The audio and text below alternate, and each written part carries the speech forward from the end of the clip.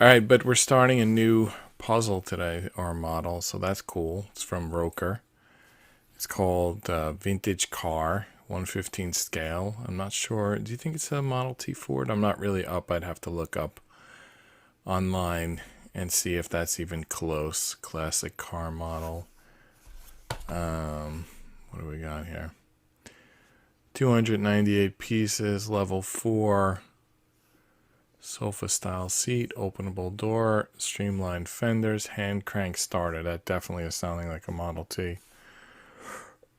Designed by Robotime, MC801, plywood 14 plus. Alright, I guess that's all MC801. I guess that's all we really have to say about this. But I do want to now check, that was yesterday's model. What did the Model T Ford look like? Did it look like this? That's a Death Star. Model T Ford. Did they just spell it model?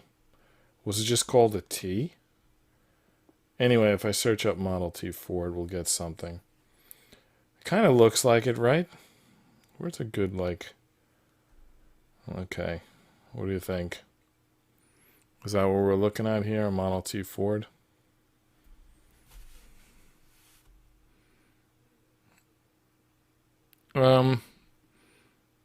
It may not be exactly it, but I think it's kind of, yeah, I guess that's why they called it a vintage car.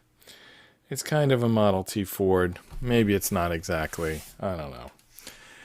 We're going to put it together, and we're going to find out what it is. We're not going to get it all done in one night.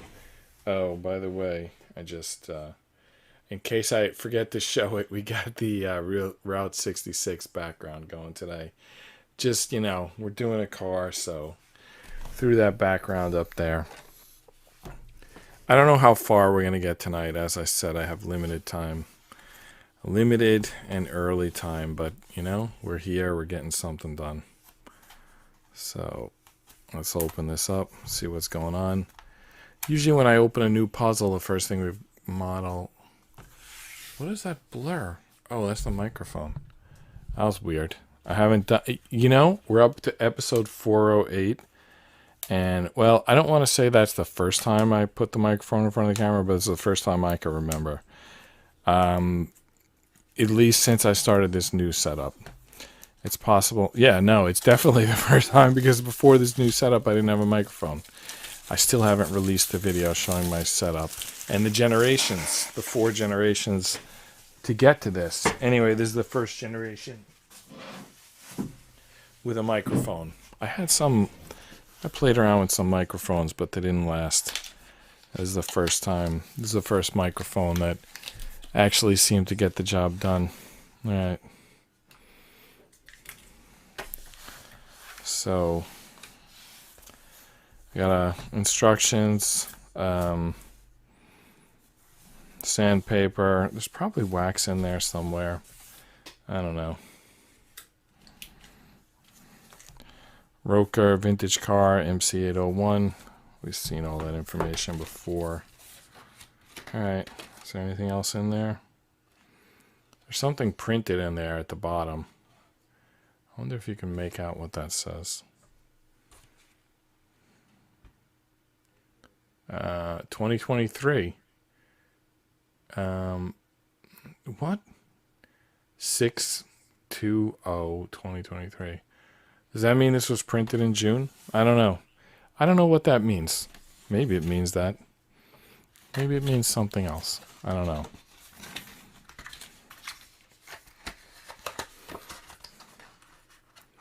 I mean, it definitely said 2023. How long have I had this? I think I've had it... Yeah, I probably had it a month or two. So, it's like they probably printed this somewhere, and then it probably got shipped somewhere, and then I guess they got it right out to me. I don't know. Anyway, I've got it now. I don't know how far we're going to get tonight.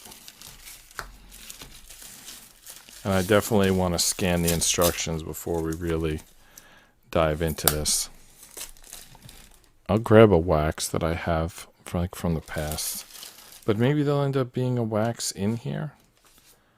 Yeah, there's something here. No, there's screws of some sort here. What do we need with these screws? 7 pieces. 7 tiny little nothing screws. Are those even screws? I can't even tell what they are. They're so tiny I really can't see them. I don't know what they are.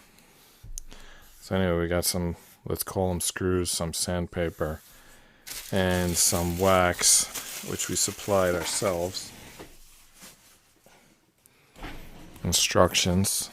Let's see what we got here. It's one piece of paper that folds out.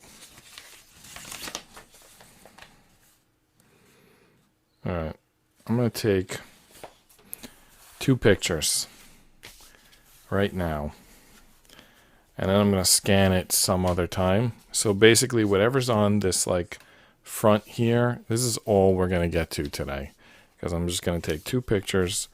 And that's, if we get any further, that's going to be some other time, not today. And hopefully we scan this, as I said. We're going to scan it and then it's going to be just great. Like, very good scan, high quality. You can see what we're doing. But for tonight, for today, we're just going to take a couple pictures. Do you think we got everything there? Let's take a look here. Alright. I actually lost the connection, so we can't look yet. I'm not sure if I pulled the plug loose or what. Okay, it's back.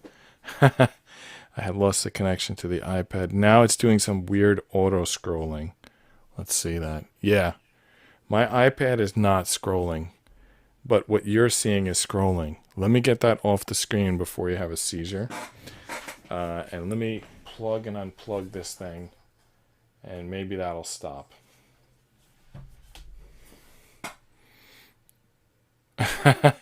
I'm just watching the replay of that scrolling. All right, I think the seizure-inducing scrolling has stopped. Hopefully nobody actually was affected by that.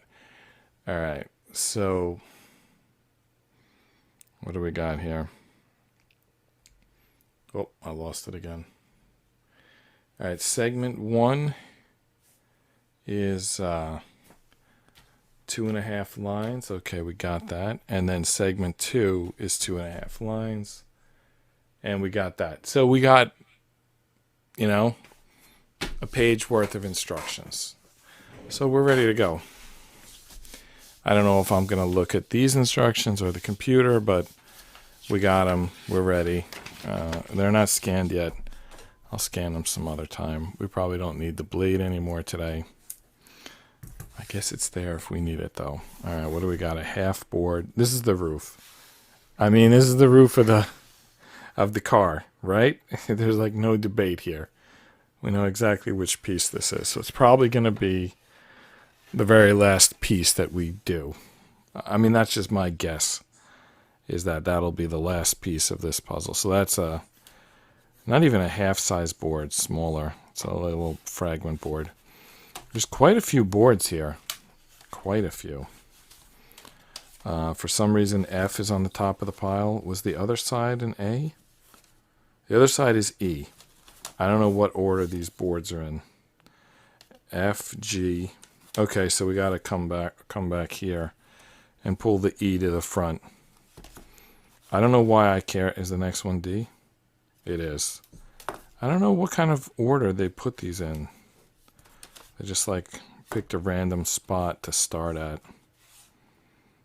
There's B. Yeah, they just cycle around. I don't know why they didn't start at A.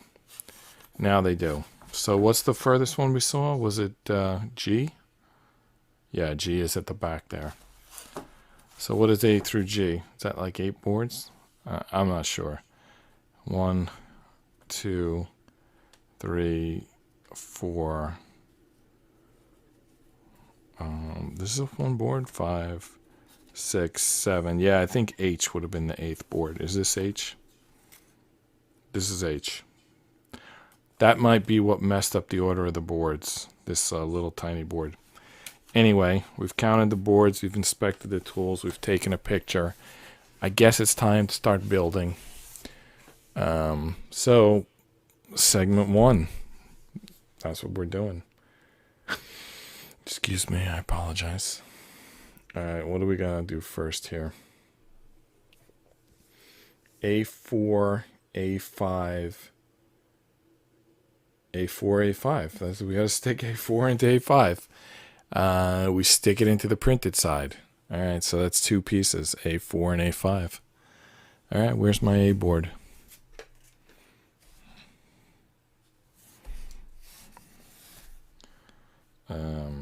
A1, A5, no, A4, A5. Actually, this is printed well. It's very easy to read. This is a well-printed board. I mean, let's hope, fingers crossed, knock on wood or whatever, that this continues this well. Let's see. By the way, they mentioned to put it through the printed side. Neither side of this is printed. There's only 2 things printed here. It's the A5 and this little hash, this little line is the only thing printed here, but that is technically the printed side, so that's what we're going to do. Alright, so A4 kind of looks like an anchor. If we take this printed side up, this middle sort of piece here, and then we take this anvil-shaped piece, and there's a little hook at the bottom, and that's going to go in here. I think something else is going to go there too, because this the pieces are not the same size. It's bigger than that, but it's smaller than this. Well, I guess it goes in there, but then if it pulls forward, now there's space open in the back. I don't know. Is this supposed to be a piece that moves? Let's see what happens. Let's see where it goes. Alright, back to the instructions. So, we're sticking with the A board. That's nice. So, A1, blank side. A14. So, A14 is going to go between the A5 and the A1. And then A25 is going to go in the front, and that kind of looks like a wishbone. I think you can see, is this A25 right here? Does that look like A25? Right down at the bottom there? Let's see what it is. So A1, A14, and A25. So 3 more pieces. We're up to 5 pieces. We're still on board A. All right, A1, A14, and the wishbone piece, A25. All right, what are we going to do with all this stuff now that we popped it out?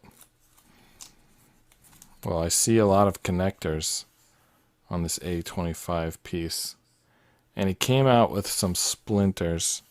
Not a great deal of splinters, but let's clean them up. I mean, I previously did a model that was so full of splinters. It was a great model. It was the Wood Trick Dragon Castle. It was a great design, but it was so full of splinters. Alright, you remember this piece we put on and we pushed forward? The pushing forward was an assumption. And now that I see that this A14 comes up next, now I want to go back and see, okay, there is an arrow in the instructions showing to push it forward. So that was a good assumption on my part. Alright, so they want the blank side of A1. So there's an arrow here. So this is the printed side. Excuse me. So to get the blank side, we flip it over.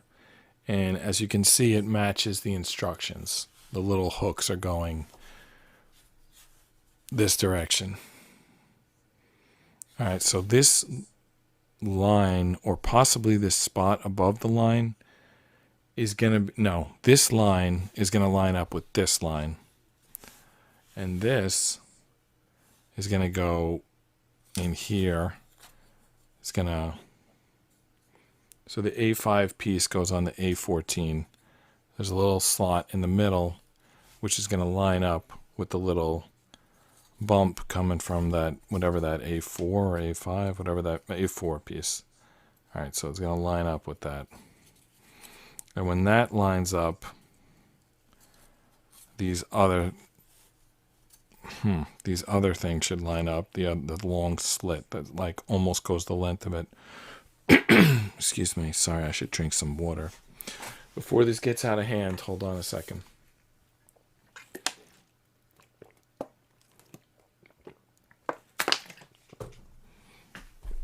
All right. Is this correct? Yeah, it's correct. I just see that like 6 of these slots are getting blocked, but 3 of them are still open. So that's encouraging. And when I look at the instructions, yeah, it looks correct. So next we line up this slot, which is already 2 pieces deep with this slot. The problem is there's no real connector until you get to the wishbone. So I guess the wishbone is the connector. Now, it's a symmetric piece. It doesn't show which side is inside out. It doesn't show which side the ink goes. We usually have a rule inside out. Though for this wishbone piece, I think it's going to be visible at the end. And I don't see the printing being out here. I don't see it saying A25. So we're actually going to break our inside out rule, which we use on every puzzle, which is we put inside out. We're not going to do that this one time. We're going to do the blank side because we can see a reference there, and that's how it looks. So let me drop this in here. And then I'll line it up with the board that goes going to go underneath it, which is the A1 board. So first, let's get the wishbone in. All right. I'm not sure if there's another car part that's officially the wishbone. I just called it that. All right. That's it. We got through the first 2 little, parts there. There's a note, and it says on the instructions, and it says, pay attention to A1's direction, and it points to the lower left corner, and it shows that in the lower left corner there's this little thing like sticking out. So a little thing sticks out here. That's like the orientation of that. This wishbone, I was totally wrong. In fact, I was idiotically wrong. It cannot be this piece in the front because look how much material there is on both sides of it. So it probably goes like in this engine or under the seat. It depends how big this thing is, which I guess we can tell by looking at this roof. All right, the roof. Yeah, this is probably the whole length of the car right here, not counting the wheels. Because if you look at the roof, it kind of lines up here. So this is probably going to go under the dashboard. So we haven't put the piece that's at the front of the car yet. Now, you see this little segment here? I wonder if we can find that if we look here at a close-up. I don't see it. If it's there, I don't see it. Anyway, let's keep building. See what we come up with.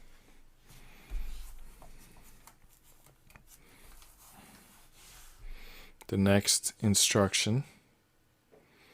Oh, there's a key here. Blank side, printed side. Oh, so, yeah, okay, yeah. We did put, according to the key, they wanted the wishbone blank side out, which is what we did.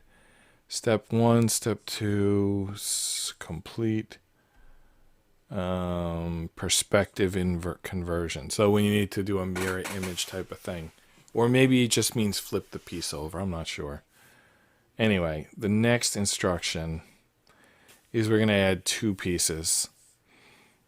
A9 and A10. Very simple. So that brings us to 7 pieces. A9 and A10. Are we going to finish the A board tonight? That would be crazy if we did. I mean, there's not that many pieces on the A board. And we're like already getting close. All right. A9 and A10. We got them out. All right, now where do we put these in? All right, so the blank side is going to head towards this piece. A9. No, that doesn't work like that. No, they're indicating that the blank side goes this way, but the way the pieces are shaped, that would mean putting A9 on this side. Excuse me, but the instructions say A9 goes here, so one of the two instructions is wrong. Either this is not the way the blank side goes, or this is not A9. Let me see how strong blank side. Okay. All right, blank side is only when they actually show the square. Coloring the piece, that doesn't mean blank side.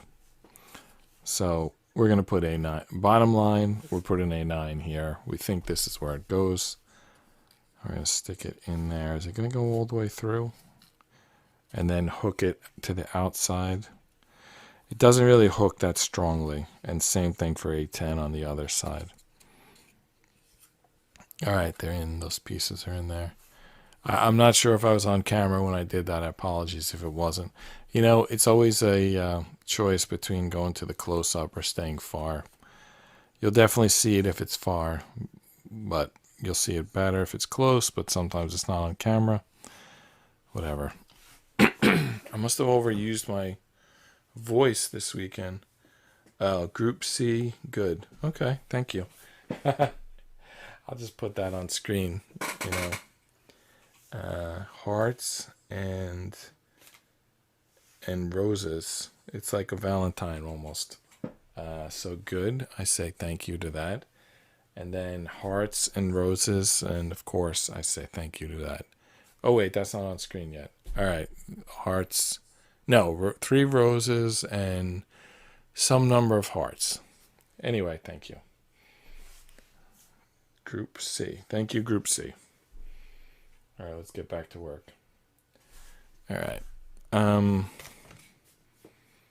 So 3 more pieces. A3, A2, A3, and A23. 1, 2, 3, 4, 5, 6, 7. So we're up to 10 pieces now.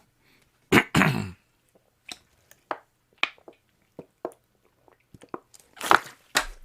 right.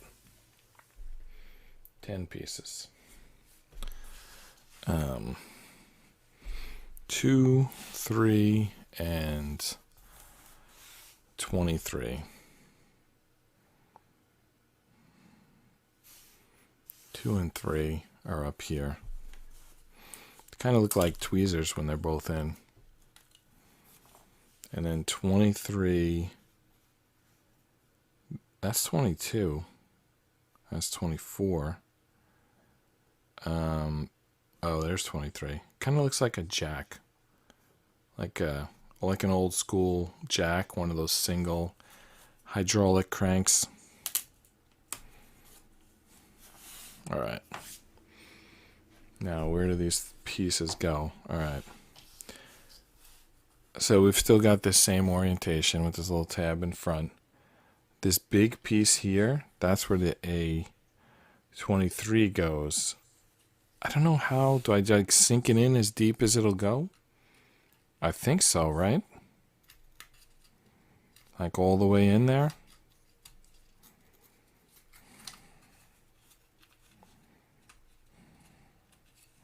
Should I push it in?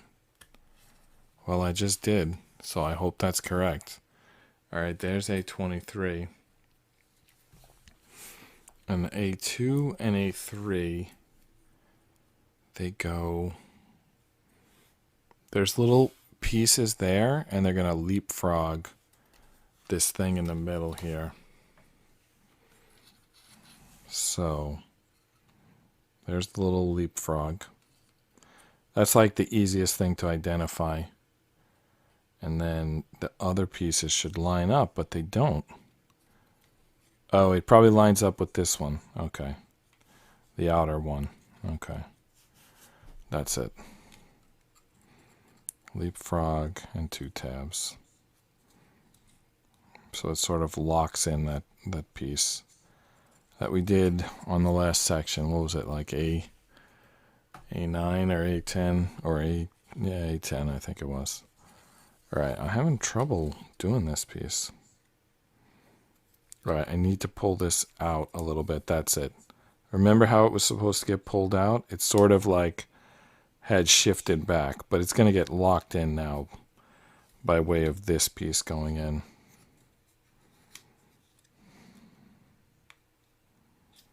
If it ever does go in. If I force it in, it's going to become loose. And then it's not going to do what it needs to do. So I need to ease it in.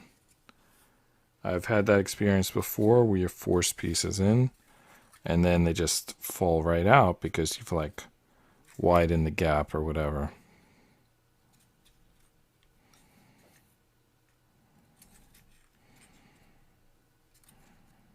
Okay, there we go.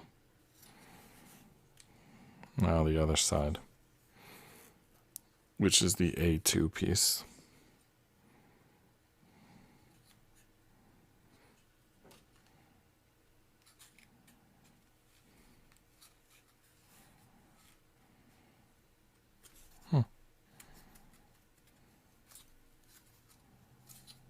Okay. 3 more pieces in.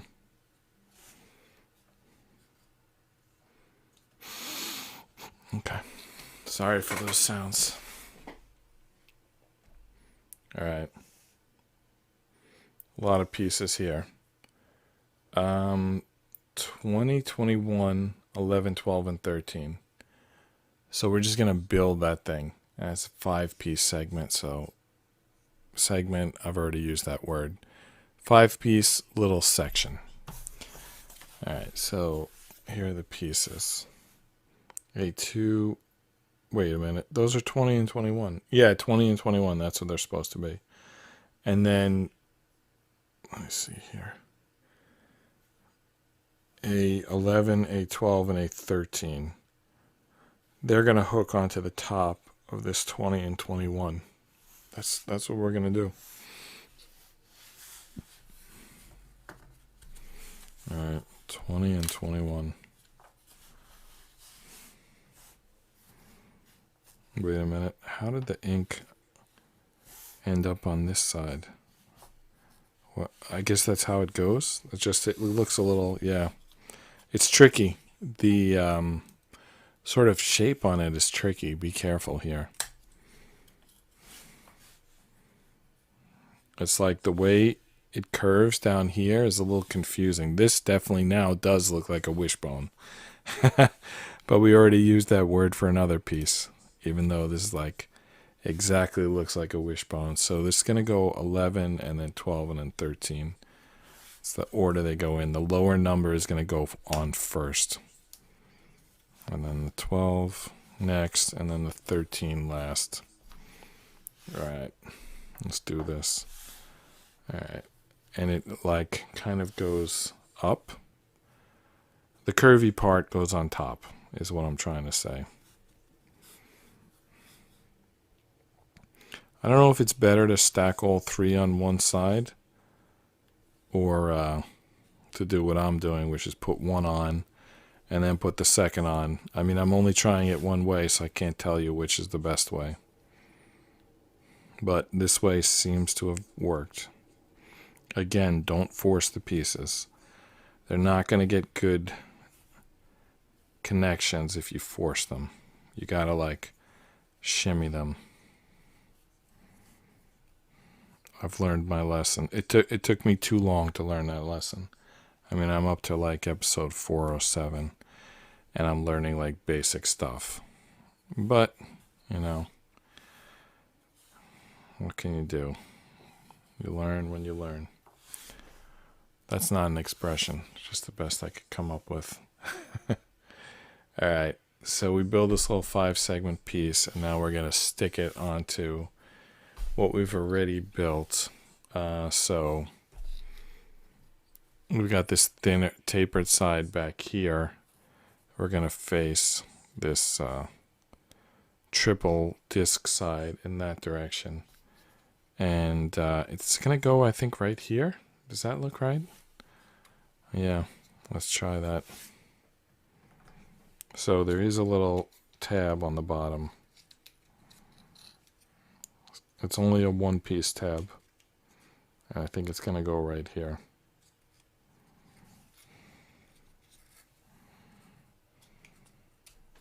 Again, we want to get it in, but we don't want to force it. We don't want to like jam it in. We want to shimmy it in.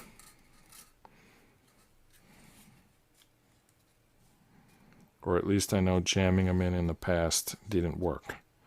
So I guess I hope that shimmying will work. We don't really know yet that it will. It's the first time I'm trying it. So far so good, I would say. The connections seem pretty good so far. A lot of these pieces with these thin boards, a lot of these models with thin boards and small pieces, they tend to come apart before you finish them. So what is this, 298 pieces? Yeah. So we're going to be futzing with this like hundreds of times. And those pieces, the earlier put on pieces, easily could become loose. But let's see how it goes, you know. All right, what do we need here? We're going to build something else, and then we're going to connect it. Do we build it first or connect it first? I think we could build it first. So it's a 4-piece. A7, and then 17, 16, and 22. So we're up to 19 pieces. Have I skipped counting any pieces? No, I think we're good. So, yep, let's build that out. 7. Let's just find A7. All right. Ooh, A7, is that the brakes or the clutch or something? That looks like something. It's inked. There's definitely something. Maybe it's going to face the bottom. Maybe it's the differential. Yeah, it might be what allows you to turn the car. Anyway, I think it's going to face the bottom. Let's see. I don't know if it's interior or exterior. Just the look at it looks like it's differential, but let's see. Anyway, it's A7, that's for sure. And then the other piece is 17, then 16, then 22. They're going to try to fool you here. They have 17, then 16, and then but they don't have 22. 22 is over here. So you got 2 of the pieces here. 17, 16, and then the 22 is here. So 7, 17, 16, and then we grab the 22 here. These pieces need a little sanding. Actually, are they calling for wax on this piece? Why would this piece need to be waxed? Let me go back and read the key.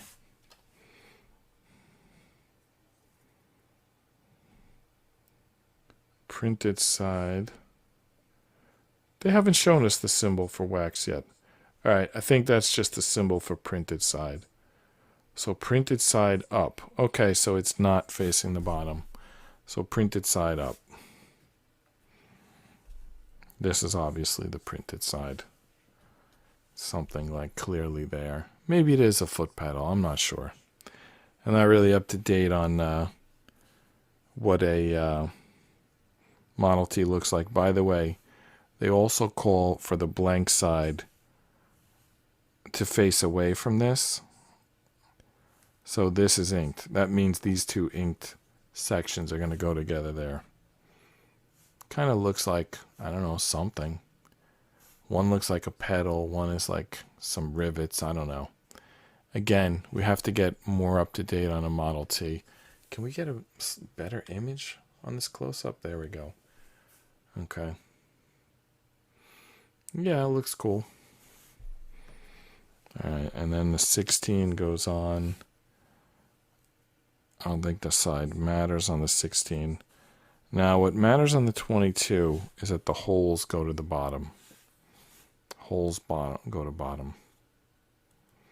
All right, now this whole piece is going to get attached to this piece. It kind of slides in. Kind of slides in like this. So there's some holes on the bottom. And those are going to go to the ends of these two pieces. And then there's like a fork here. And I think that's going to go in that like very first piece that we put on. If you remember that piece, that was like similarly forked. So that's going to go together. And then there's two holes that are going to go on this like A2 and A3 or whatever these were. Yeah, no, they were A20 and A21. I just had a flashback to a particular place where my son played a few AAU games. It was during the COVID time. I know that because they were outdoors. I got to tell you, that worked out really great. I know that COVID was like terrible, but the first year my sons played AAU, I was thinking like, this is summer ball. Like, why are they playing indoors? Like, I just thought it was insane to spend your like summer indoors. And then during COVID, they played AAU outdoors. And I was thinking like, wow, it's really hot. People could like faint. They need a lot of drinks. You know, but eventually now I'm standing on the position that summer games should be outdoor. Like, I understand that basketball is a winter sport, but if you're going to do AAU during the summer, I think it's good to do outdoor. I think it's like just cruel to have people sitting inside all day on a summer day, even if they are playing basketball. That was quite an aside. I can't even explain why that popped into my brain. All right. What just happened here? Info? All right. So A6, we're going to build something. It's not going to get attached to anything yet. A6 goes in the middle, and A18 and 19 go on the edges. If we either finish segment 1 or we use up all the A pieces, that's when the show ends. Sorry, I just left at something happening outside of my room. It's the dog did something funny. People probably don't even realize I'm streaming because it's still 17 minutes until the time when the stream would normally start. Meanwhile, we'll probably be done by that time. I probably should go at least 1 minute past then, so if anyone shows up right on time, I could just tell them, rewind it. Oh, wait, 3 more pieces. Did I count the previous pieces? I think I did. Anyway, these 3 pieces bring us to 22. Did I count the previous? Now I'm going to count all of them. 2, 5, 7, 10, 15, 19, 22. Yeah, we're up to date.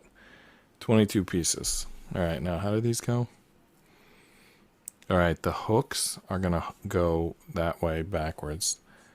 The 18 goes on this side, and the 19 on this side. Okay, let's do it. Kind of looks like Darth Vader's helmet a little bit, does it?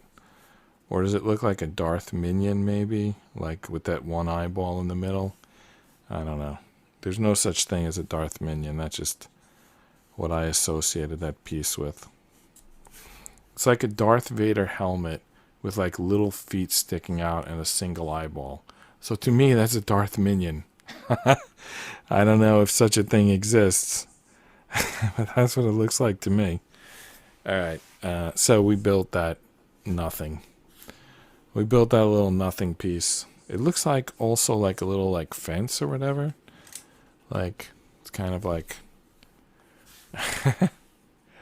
Like one of those fake fences. You ever see when they put up those fences that are just like useless? They basically look like bicycle racks, and they'll like put them up and they wouldn't stop anything. It's just like a symbolic fence, I guess. It's like there's a fence. If you go cross it, then you've crossed the fence. But the fence is actually not, wouldn't stop anyone. It's basically the honor system. It's like a velvet rope. It's like, this is a fence. Do not cross it. Of course, you could cross it and it would take zero effort, but you must not. All right, so the next segment here, we're going to attach this piece, but we're also going to add our 23rd piece, which is going to be A15, and that's this little tiny booger here. You can't even read that. I have to put that on camera to read that. I can't read that with my eyes. I can read it on the camera. It looks great on the camera, but with my eyes, I mean, maybe you can read that. Actually, I can read this on the monitor, even on camera 1, but with my eyes, no, that's not happening. All right.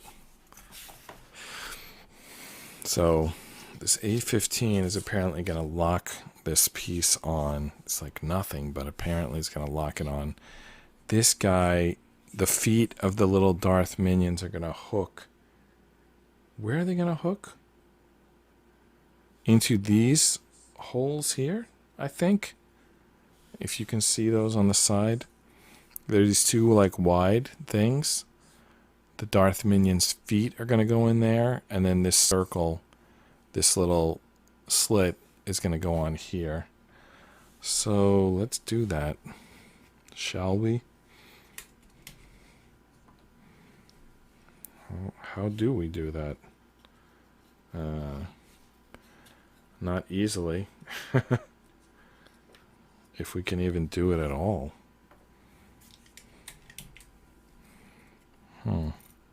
Okay, I got one of them in. Get the other one in. And I got them both in. Now I just need that little thing there. How are we gonna get that in? Let's get the minion feet completely down, both at the same time, and then start sliding them back. I'm failing so far, by the way. It's they're popping out. I get them in, and then they pop right back out. Let's try again. If at first you don't succeed, try again. Why won't you go in? All right, it's in. It's in. It's in. All three connections are made. All right. Don't know if that exciting moment was on camera or not, but it's done. All right, now this 15 is going to lock it all in. We're going to put that on this little nub in here, this little Audi. You can't even see it, can you? It's there, trust me. You can see it there, right? That's where the 15 is going to go. All right, let's do that.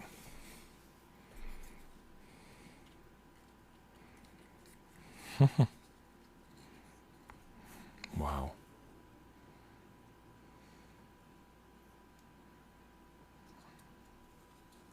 Shimmy, shimmy. Don't force. In Star Wars, they use the Force. We do not. We use the shimmy. Don't use the Force. Even when you're installing Darth Vader. That's the end of segment 1. All right. We're going to start segment 2 tomorrow. I have to go. Sorry. I got some other stuff to do. I feel like there's only 2 pieces left on this board. Are they both in the first portion of segment 1? Because segment 2. All right, let's take a look at segment 2. Because there's only 2 pieces left in the A board. If both of those pieces are in the first panel of segment 2, then we're going to do it. So the pieces left are A8 and A24. A8 and A24. They're both here. All right, so, okay, we're getting some bonus content here. We said we'd stop at the end of segment 1 or board 1, board A. We're actually going to stop one panel into segment 2 because that'll clear board A, which for some reason we want to do. All right, so these two pieces, and then B1, B2, that's it, just B1 and B2. So 4 pieces. A8, A24, B1, and B2. So that brings us to 27 pieces, and that kicks board A. Board A is done. The final piece on board A. Of course it doesn't come out. Breaks the board instead. Well, we're done with this board anyway, so it doesn't matter. It's garbage now. Alright, now B1 and B2.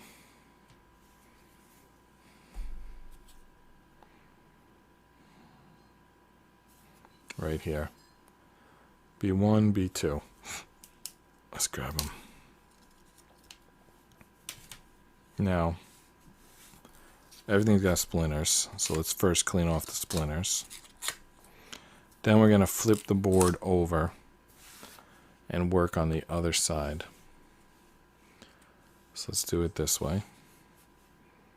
So we got this 3 pins here, one of them very long. I think the first, I'm not sure. Yeah. The first thing to do is to put this A24 on. So it's going to make connection with all, like 3 of these pieces. 1, 2, 3. So let's just drop it on there.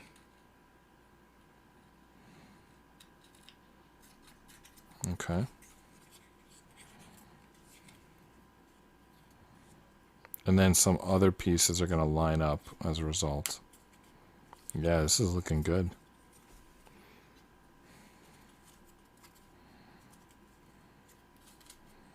Those are the feet of the Darth Minion, by the way. The connectors there. It's not going on. One of the 3 pins is not going on. Now, what are we going to do? We said we can't force it. We can't use the force. We have to use the shimmy. What happens when the shimmy doesn't work? We got it. It works. Of course it works. It has to work. You keep trying it until it works. Okay. Alright, so we put that piece on. Next we put this A8 like vertically here on the back into this little slot here. There's the little slot. The A8 goes into it. Not sure why, but that's what it does. Now, B1 and B2, which one goes on which side doesn't matter. Alright. If we're holding it like this, B1 goes up here. The angle it goes in, this long piece, goes in that middle section. That's where it goes. And everything else should line up. Remember, shimmy and shake. Don't force. It's like the first episode where I'm saying that. So, I guess the previous 407 episodes were crap. Well, some of them were Lego. But I guess all of the ones that were wood puzzles were crap. Okay, now we're done with segment 1.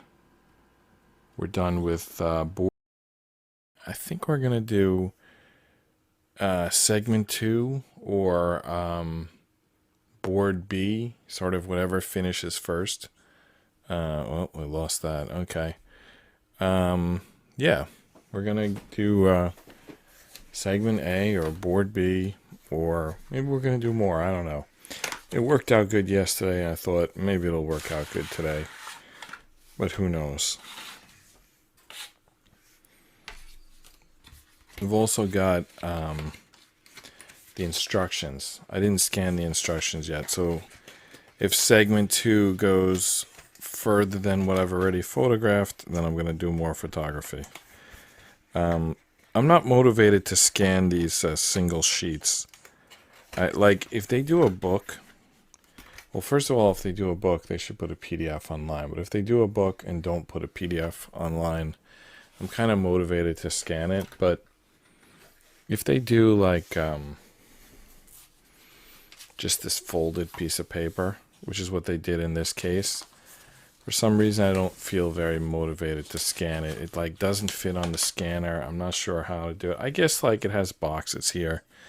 I guess that's the way I would do it. Like probably from here to here would be a page.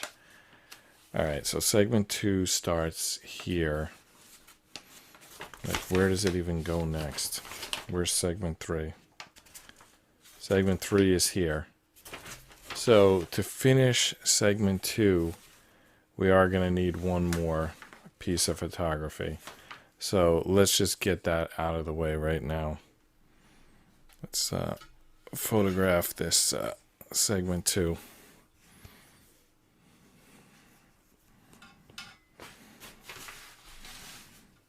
Let's see. I'll photograph up to the point where segment 3 starts. Alright. How is my... Well, it is slightly. I was going to say, how is my iPad not on camera? It was slightly. Oh, that's a weird view. Oh, because I'm still in the photography mode. Okay, so now I'm in the view mode. So I just photographed that page. And I didn't even do a good job of photographing it, but at least we got it. So, segment 2, we started yesterday. I believe we did the first panel of segment 2. Yeah, we did all of this yesterday. Everything that you see on the screen right now is already done. So we have to go to the next section. Alright. So I guess that's... Why is there space here? Is that where the screws were? Probably. There were these screws and this sandpaper. I guess that's what that opening is for. What we built yesterday, I mean, it almost looks like a pickleball paddle or something, or a snowshoe. I don't know. It doesn't look like a Model T Ford. Maybe it does. Is this the underside? I don't know. Let's see. It's going to be something, I guess. All right, here's sheet B. So yesterday we worked with, and in fact completed, sheet A. I don't think we're completing sheet B today. Maybe we are. Let's see how it goes. It looks like there's a lot going on there. Anyway, sheet B is there when we need it. Going back to the instructions. So we already dealt with B1 and B2 yesterday.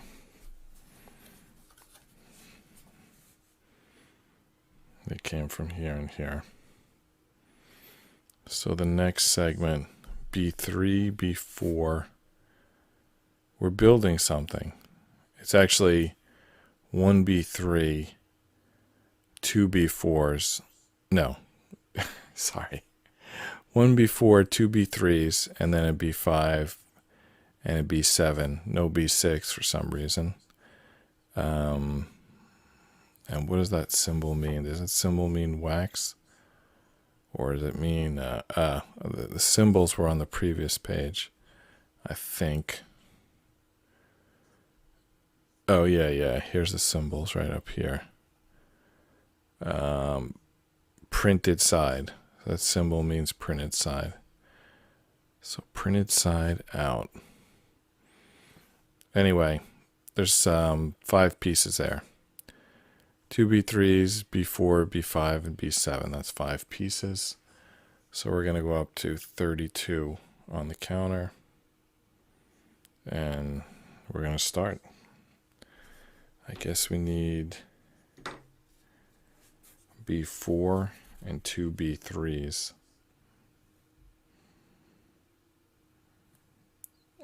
Yesterday's board was like printed better. This one is tough to see. Anyway, B4 is right up top there. Oh yeah, you definitely need to pay attention to the printed side. So printed side up, they want it. 2 B4s are going to connect into that. Are those B4s symmetric? I'm not really sure. The B4s look a little bit like the Chevy logo, but this is a Ford car. I guess they don't look that much like the Chevy logo.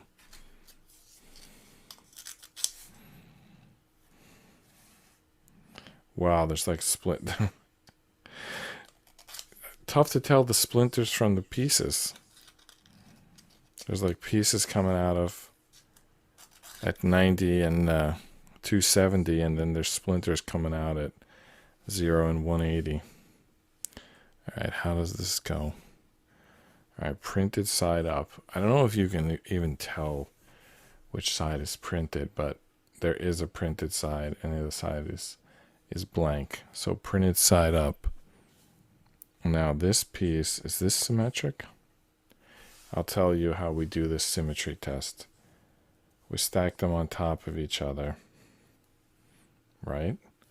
And then we spin one of them over. And then we spin it like another direction. So it's symmetric.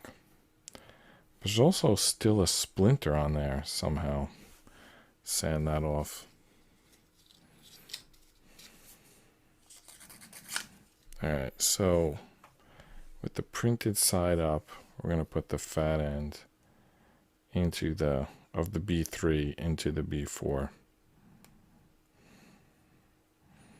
And we're going to do 2 pieces. Both B3s are going to go into the B4.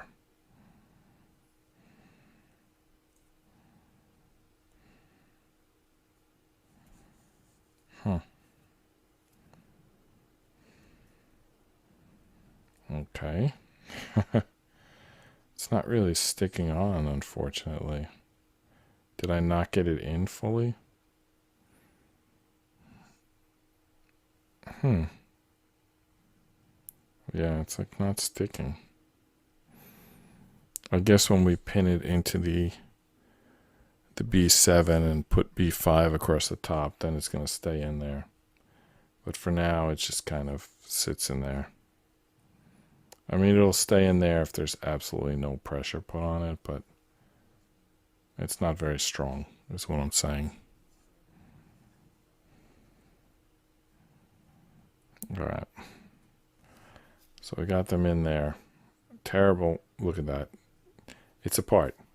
It stuck to my finger, and the amount that it stuck to my finger was stronger than the adhesion or the tension, whatever you want to call it, keeping these pieces together.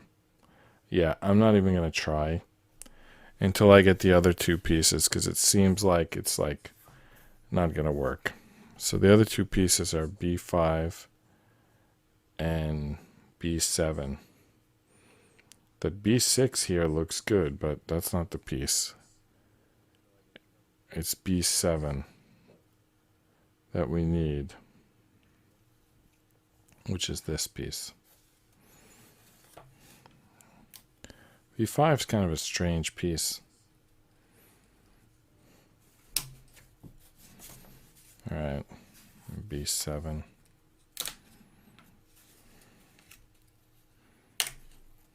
All right.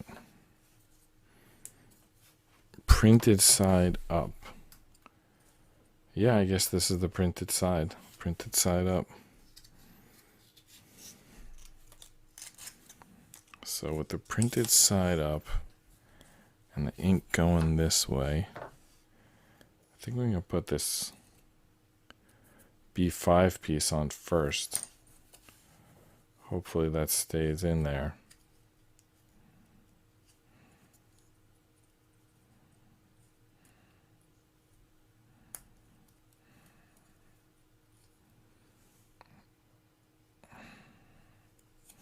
It does. All right, now these 2 pieces. Let's see if we can get them. The 2 B3s, we still didn't get those yet because they didn't have a lot of tension with B4. Hopefully they do better with B7. And then B4, I guess it's just going to sit on top. Maybe once they have the structure provided by B7, then maybe the B4 piece is going to kind of get squeezed in the middle of the two B3s, and it's going to stay there because of the tension provided by the structure that B7 gives to the two B3s. I might have used more words than necessary to describe that.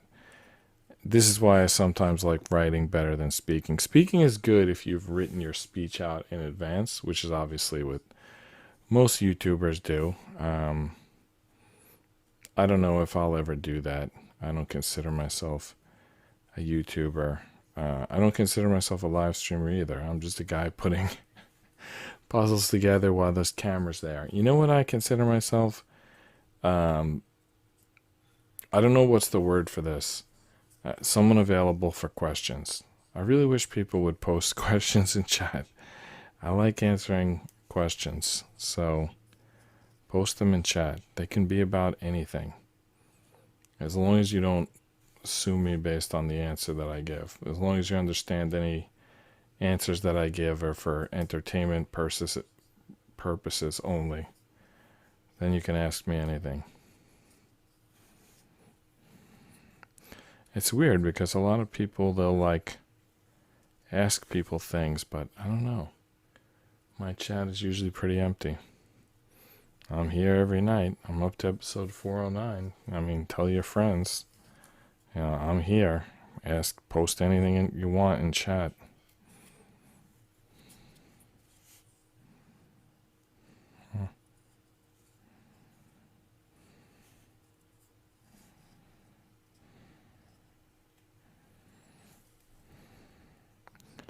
Can't get this piece in.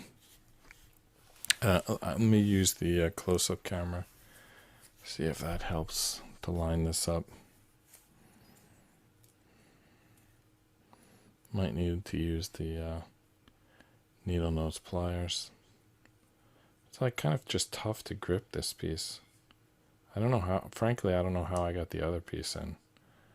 The other B3, because there's nothing to hold this by. Let's get the needle nose pliers. All right.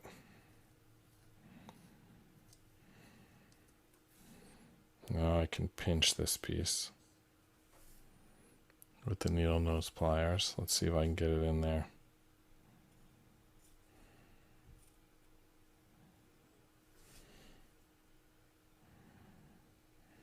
I'm not forcing it. I'm just kind of wiggling it in there. All right, that's there. Now we have to get this piece on top, which kind of has to somehow squeeze in between these other pieces. I know they suggested putting this together first, but it just wouldn't stay on that way. All right, so there it is. There's B7 with B5, two B3s, and a B4. I didn't follow the ink side up rule on the B4, so we got to redo that piece. Hopefully it doesn't get loose. It's actually probably makes more sense to not redo it so that the piece will stay in. That's probably more important than the ink being correct. Anyway, I flipped it around. All right, what's next? What is this, like? Again, another wishbone. Or is that an elite energy sword? I'm not sure. Or is it a heart? Anyway, it seems to point from one direction to the next. Although there's nothing. Here we just get to the end of the page. All right, so if we come back over here, we're going to use this piece that we already constructed, and we're going to attach B11. So I'm just going to go one segment at a time. So now we're at 33 pieces, and we need B11.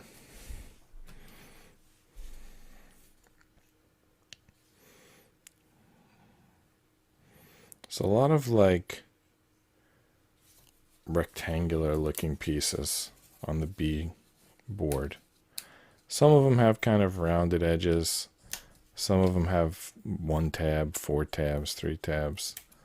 Some of them have things that look like you're going to be running a audio board, but basically it's a lot of rectangles.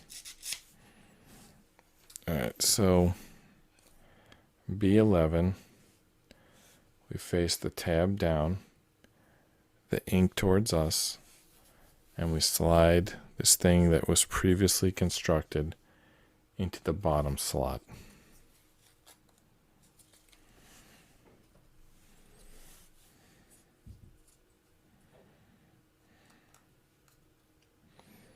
Top slot open, tab on the bottom, slid into the bottom slot. All right. Next instruction. B8 and B6. Though both of those pieces are going to connect to this thing. They're going to kind of make it's going to look a little bit like a drawer when it's done. Alright, so B6 and B8, so now we're at 35 pieces. And we need B6 and B8. B8 is here. B6 is here.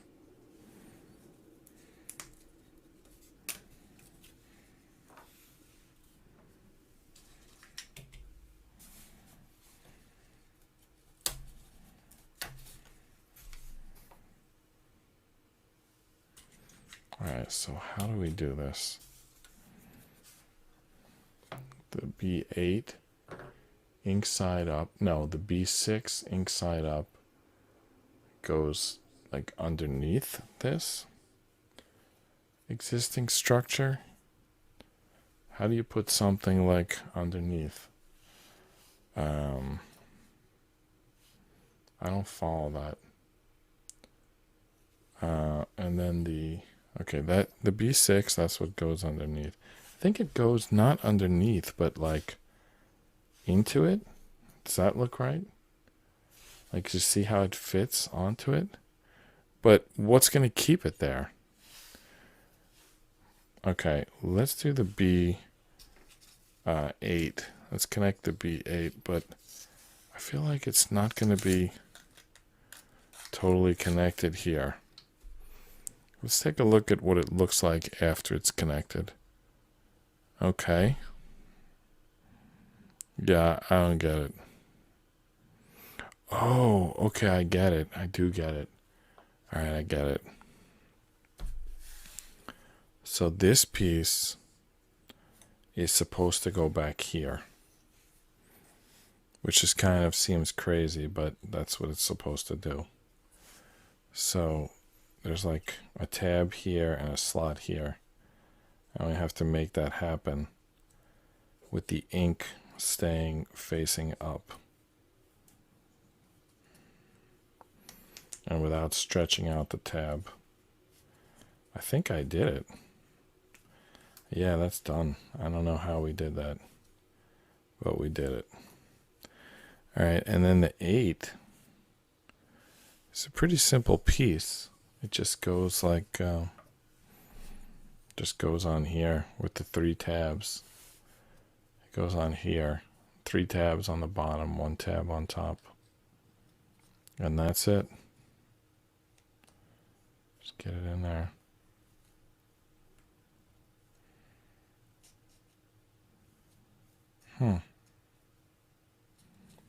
Why is it not going in? Okay.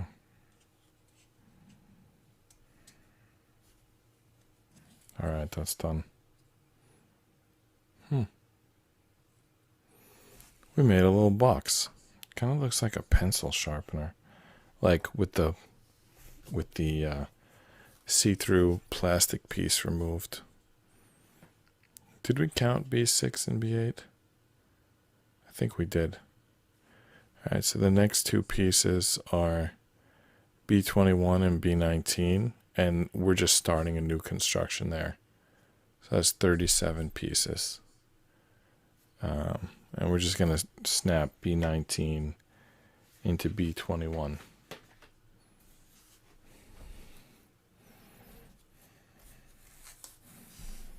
So B19, it's not much more than a tab itself. And then B21, this is B21. It's also not super big piece. It has ink, and the B19 is going to go into the inked side. It's going to stick out from the inked side, this top. I mean, obviously, it's the only piece. It's the only slot big enough for this tab.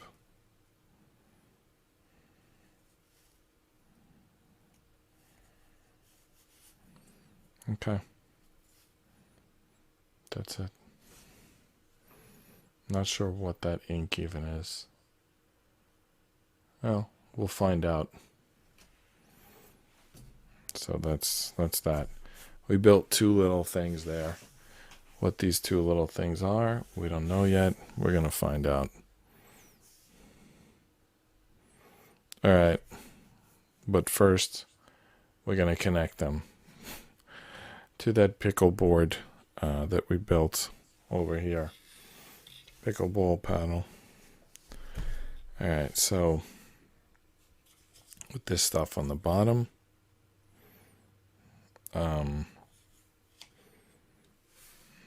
this sort of B21 piece goes in the first two slots with the ink side facing towards this end, the handle of the pickleball paddle.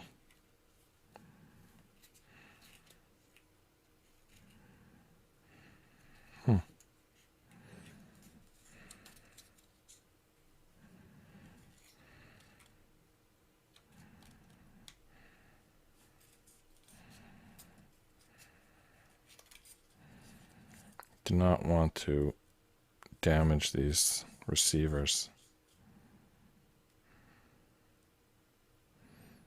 but you know, it's not so easy to get them in otherwise. Yeah, you definitely don't want to damage them because then they're gonna fall out. But they're not going in the first place. That's the problem. All right, I got it. I don't know why it suddenly worked. Okay. Then the first one we built, that like pencil sharpener piece, it's gonna go these three tabs and that tab. So the three in front, I don't know if you want to call this front, the three closer to the handle of the pickleball and the one in the back. So four pins are getting connected here.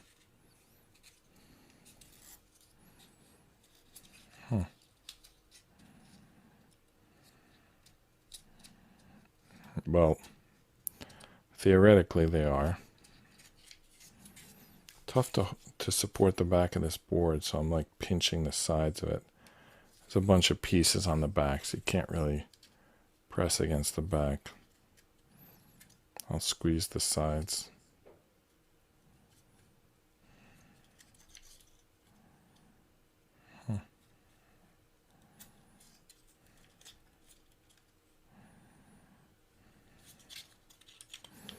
So far, nothing. Nothing is connecting. I think we have to do the three first, not the one first. The side with three connections. We should do that first. That makes sense.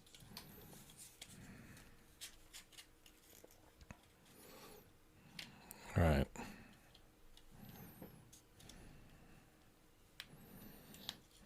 Trying to use that wiggle principle, but nothing's happening.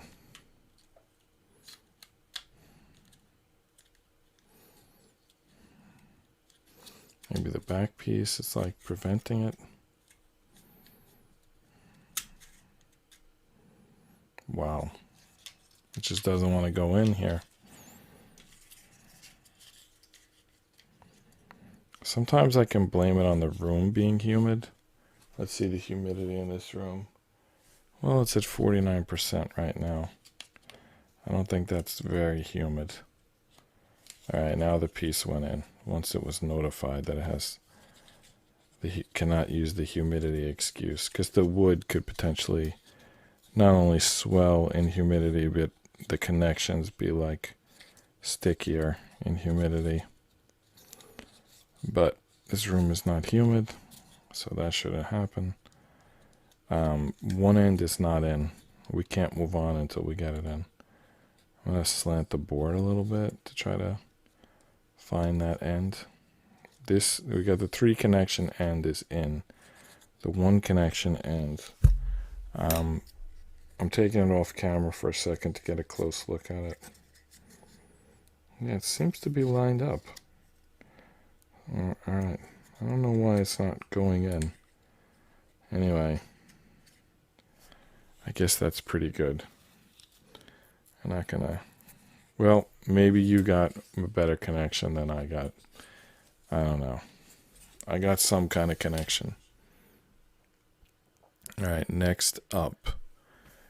How many pieces is this we're dealing with?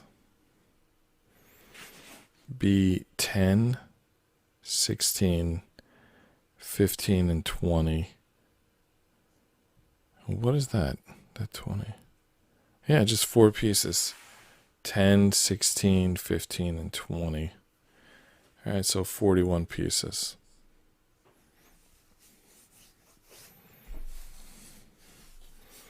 There's some ink that we got to get facing the correct direction. Alright, so I see 16. There's actually multiple. No, there isn't. There's 16, and then there's 17. They look similar, but they're different. There are multiple B10s. No, that's a B18. Okay.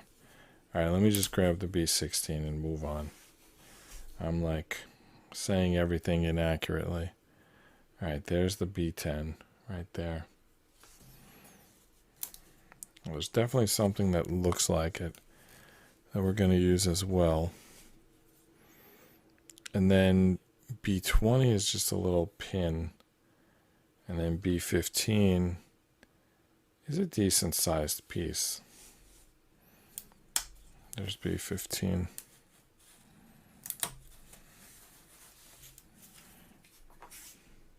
All we need left is B20, which is a little nothing tab piece. Well, it's so little and nothing I can't even find it. Alright, here it is. Actually, it's got some structure to it. Some tapering on one side. Looks a little bit like the state of Texas. Not exactly, but a little bit. Alright, so taking the 10 and looking at the ink side of it. So we got this taller side on the right, and we're looking at the ink. And we're going to take this B16 with the hook facing forward, and we're going to hook it into the larger slit. And actually, we push it all the way down. So whatever that's going to hook to, it's not right now. Sorry, I was off camera.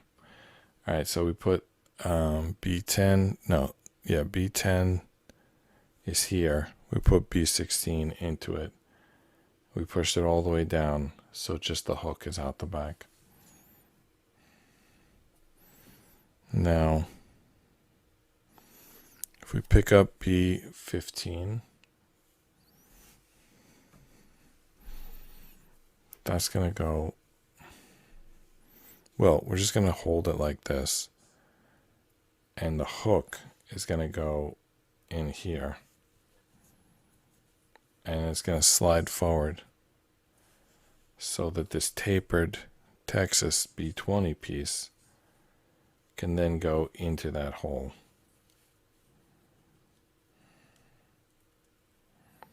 Let's see if that works.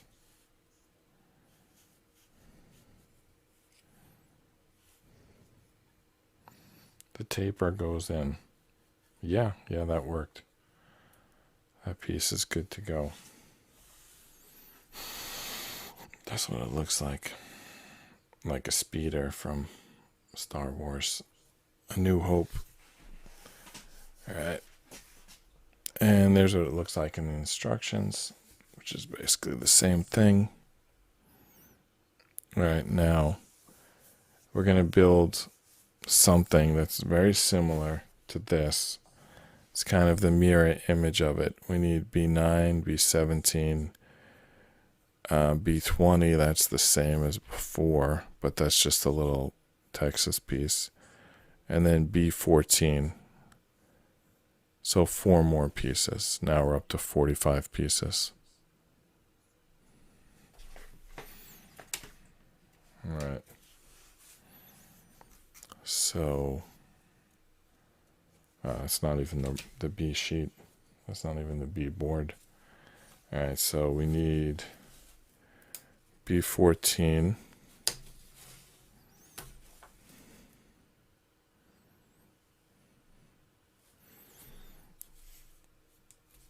Okay, B14, B9, B17, and then a second B20, which is right here. All right, now we just have to do this as a mirror image of the other one.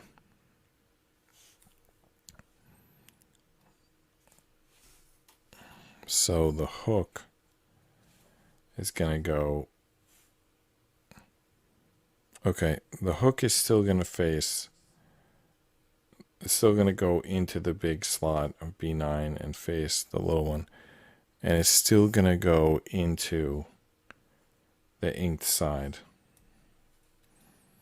It's just that when we attach it, it's going to feel like a mirror connection at some point, but not yet. For now, it kind of looks very similar to before. All right, now we're going to take this one, this B14, and we're going to connect this thing to it, and we're going to slide it forward, and we're going to stick a B20 in there.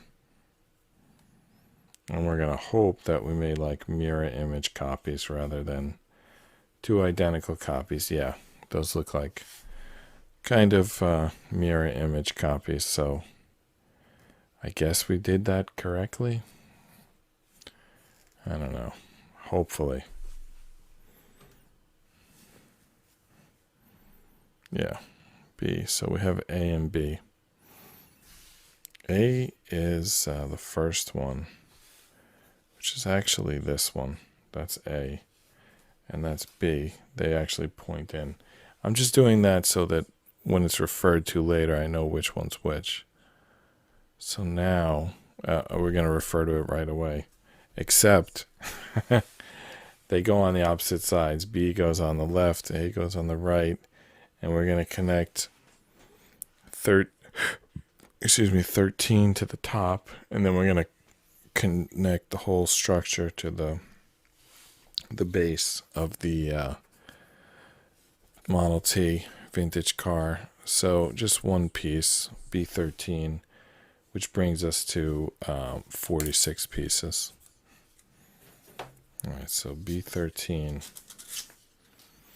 is going to go on top.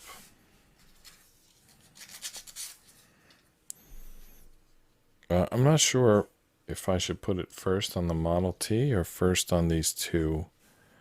Let's do these two things, these two speeders first. So they're going to connect. First of all, you got to get this the right way. And that is these little things towards the back of the speeder. Then on the edges, you've got the small slot and the big slot. And these speeders go into the big slot. On each side, sort of facing each other like mirror images. Their connectors go to the outside And the ink also goes to the outside, which that's always the case, inside out.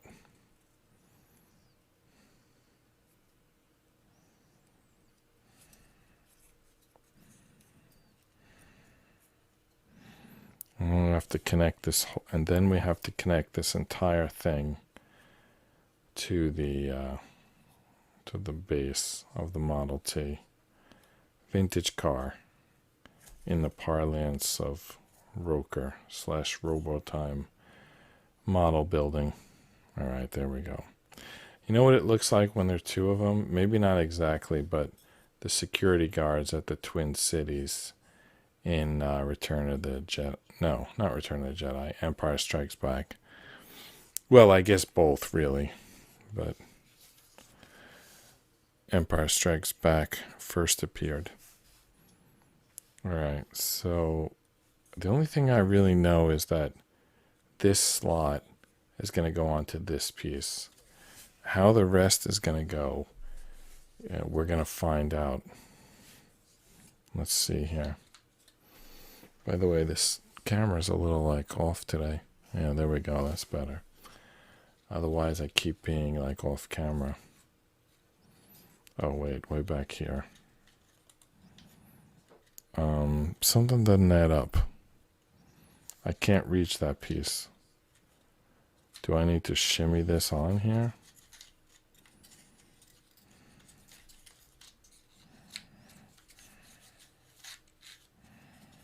Alright, let's say we line it up first. And then we figure out what else lines up. Alright, so we got that in there. Alright, that's cool. That's something happened. Something good happened. I don't know, it's like sidewalls or something.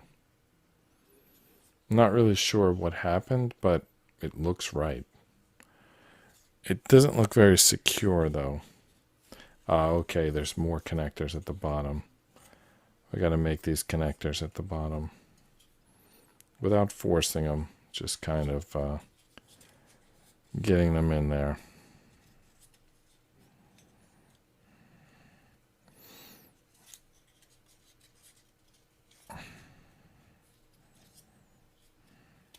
Okay. 3 more on the other side. Don't force them. Just get them in there without forcing them. Get the right angle, and they should fairly easily slide in. The right location, the right angle. All right. Okay. There we go. Well, it's partially in. Top is still out. Okay, now we're good. All right. So there's our little, I don't know what you want to call it, base to our Model T, I guess.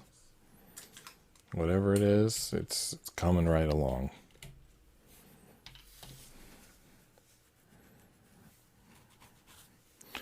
There was a caution to make sure we put this piece on correctly. We did. Should have mentioned it, though, when they did. The arrow points to the left. Yeah, the arrow is pointing to the left. So we did good. See that little arrow there? It's pointing to the left. All right. The next instruction contains 3 new pieces. B27, which is going to get bolted to the prior B13 piece using 2 B12s as bolts. So that's 3 new pieces. We're up to 49 pieces. 7 times 7. What's the square root of 49? I believe it's 7. But that's just a linguistic issue. Like, I don't know. You know what? I should put text voice recognition on my iPad and then open a tab to Wolfram Alpha so I can like run searches while I'm talking, because there's times when I need a calculator. It'll be like my onboard assistant if I get this tablet to talk back to me. I could do that. I could make the tablet like a voice controlled assistant, but is that going to be like bad for my mental health? I know that Iron Man talks to Jarvis and like that seems fine. Wait, is Jarvis the butler or the robot or both? Anyway, I know Iron Man talks to a robot that he built, but I don't know. I feel like it's something like not right about it. By the way, there's some arrows on this piece. Not really sure what those arrows are all about. Oh, that got worse. Well, that's getting worse and worse. Oh. All right, that's as good a look as I can get you with those arrows. So they point, I don't know, they point in different directions. What they have to do, according to this note, is face the arrows downward. So those little triangles on this piece, you see the triangle, that's actually going to go into where it needs to be connected. And where it needs to be connected is, if you remember this connection that we recently made, this like I-beam kind of comes out and goes to the side. So this has a slot, has a cutout in it, and it's going to slide like over this. And then those pins there, that's where those are going to go through. So slide over this, slide it forward. These pins through here are going to get those pieces. So let's do that.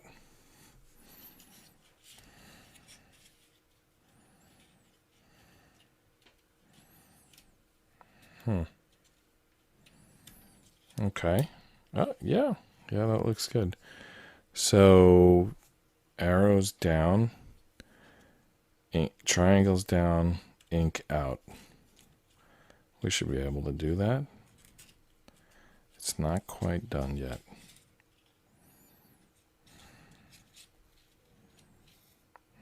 Not really sure why, but it didn't go in. It didn't go like through. All right, now it is. Now it's in there good. So see how deep that goes in, all the way down to the B12 writing. All right, we got to do the same thing on the other side. Arrow side in. B12 is going to be upside down on this side, but the same idea.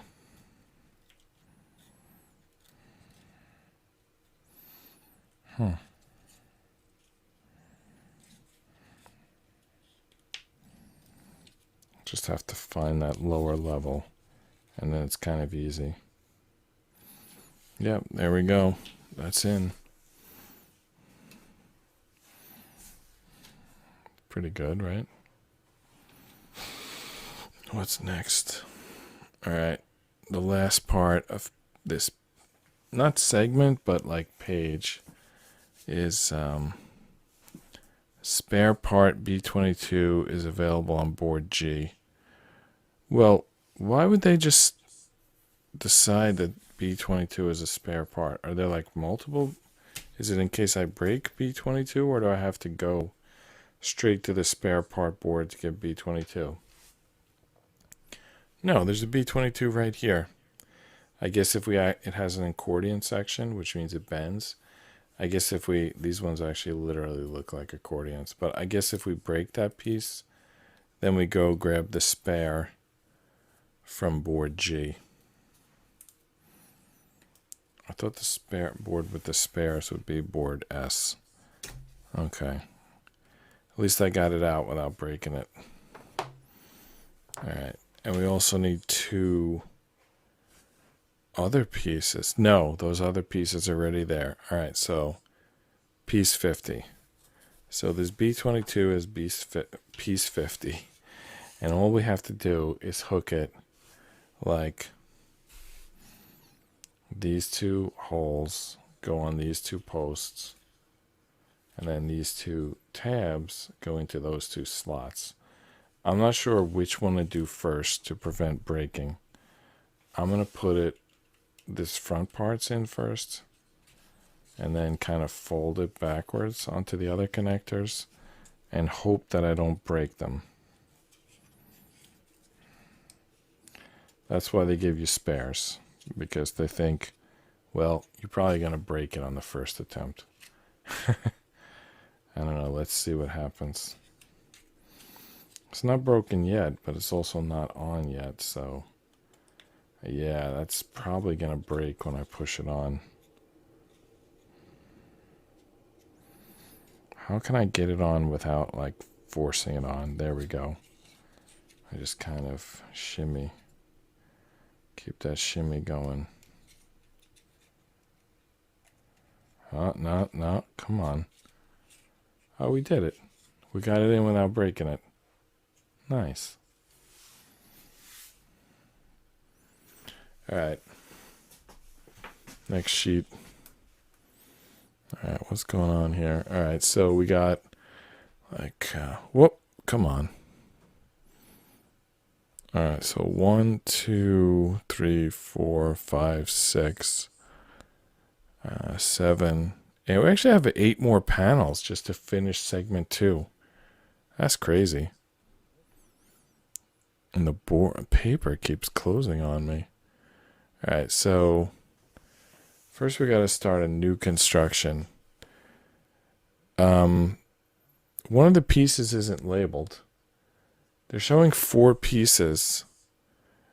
B29, B31, B40, and something else. And that something else, they're not telling us what number it is. Yeah, they're really keeping their cards close to the vest on that one.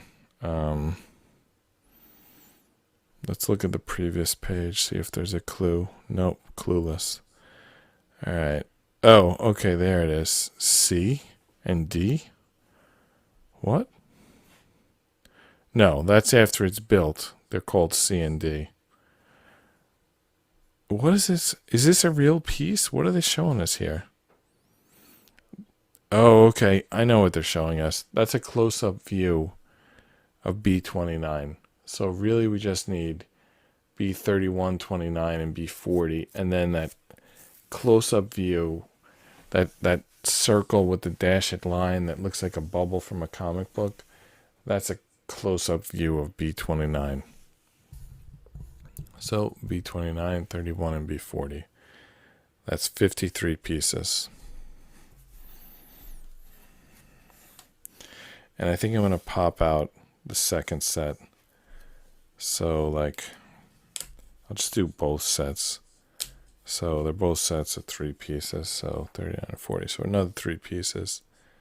56. The B29 piece is the same for both sets. So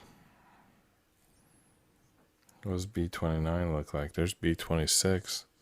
That doesn't count. We need B29. Okay, here's B29. And then 30 and 31. Yeah, 30 and 31. No, 40 and 31. What's going on here? Oh, okay. I know what's going on here. These 2 pieces don't actually go together. They go like one on each side. And then the 30s. Okay. So I put these 2 pieces, which were 39 and 40. They're going to be separate groups. And then 30 and 31 are also going to be separate groups.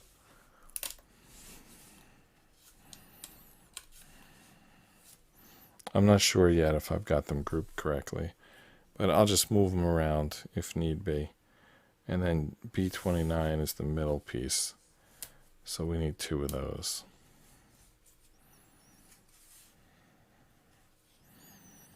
All right, now to figure out if we've got these the right way, you have to get them both inside out. So if these 2 pieces go together, then they should be able to attach like this and both be inside out. And they are. And there's a door hinge, so this is definitely a door. Now the B29 piece gets sort of, this is why they give you a close-up, to tell you that that's the orientation that it's going to go on with. So let's do that. Oh, that's the door handle. That little thing there, that's the door handle, because this is the door. I don't know, I guess the inside of the door? And then the other side is going to be the handle from the outside of the door. So really it's like a handle on each side.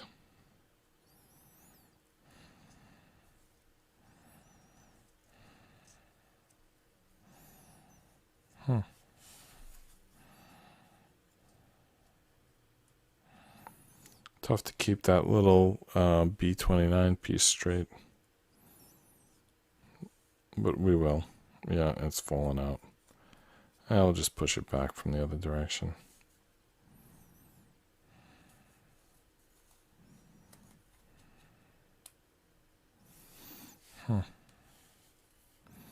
Create a little door. Well, we're not really creating anything, but we're assembling a little door. Putting a handle on each side, and each side being inside out. But it's not going in for some reason.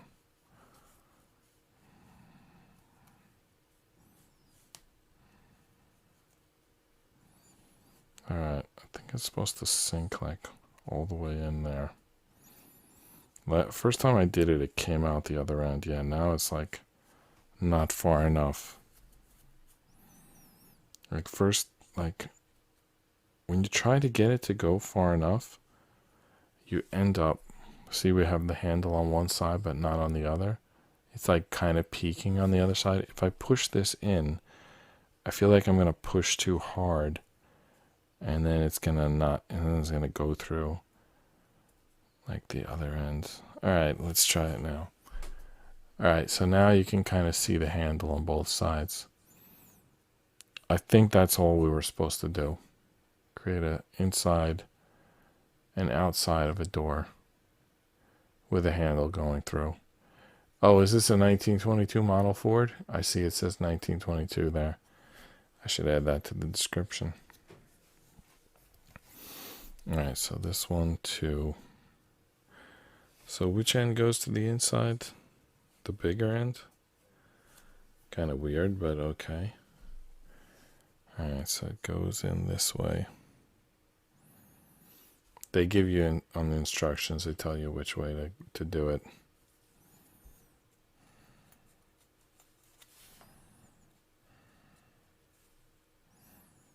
Yeah, if the other side isn't on yet, then it pushes too far through.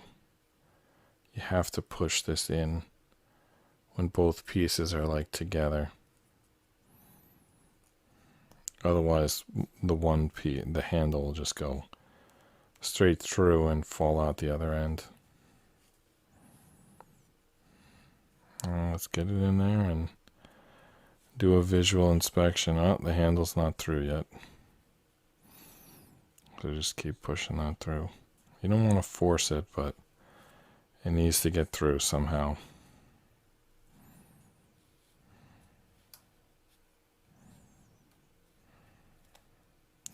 I just know that if I force it, it's going to pop out the other end, and it will be wrong because it'll be in one end and out the other.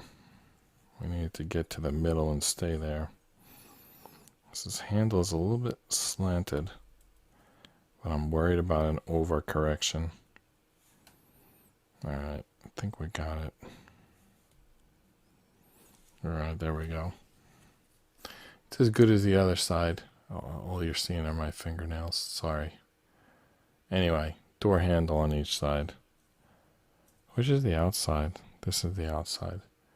Where it says 1922. That's the outside. So that's the size of the door, I believe. Let's keep building and see. All right, so those are C and D. We're just going to kind of leave them there for now. Next, 3 more pieces. Pay attention to the directions, spare parts available. So B24 is the main piece, and it's going to get 2 B38s attached to it, so 59 pieces. All right, so what is B38? No, B38 is a little thing, a little nothing thing. There's B38. And then B24 is this piece. So this is B24. Those are the B38s. B52s is a musical act from the late 80s, I believe.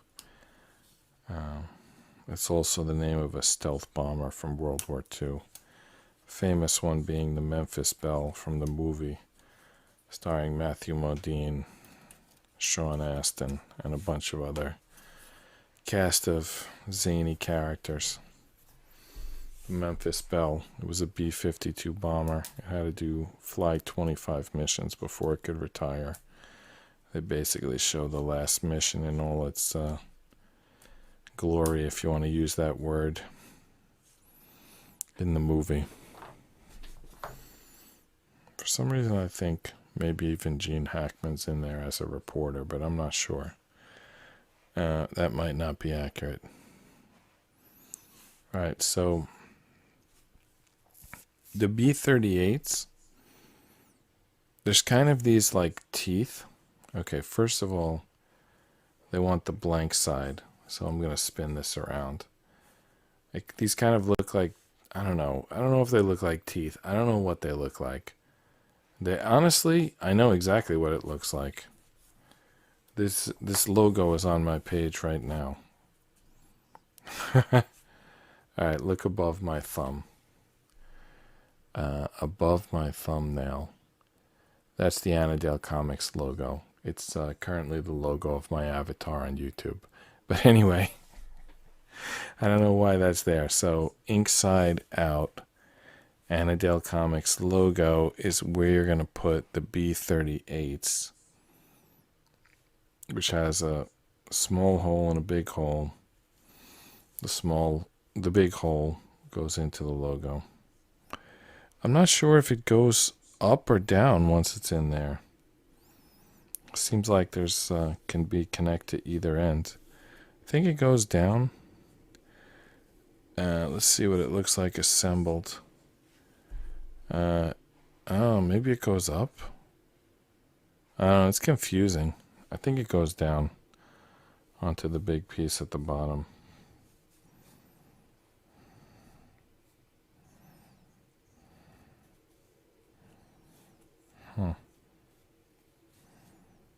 Okay. There we go. That's on.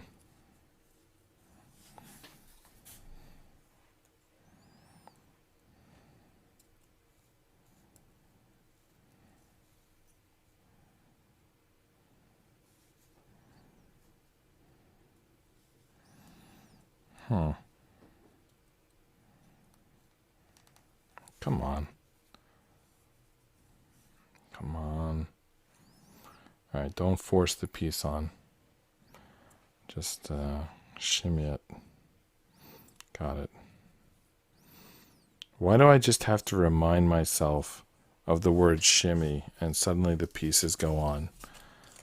I don't know why that works. All right. Now we're going to attach the doors that we just built. So we're still looking at the blank side. We're going to attach the doors.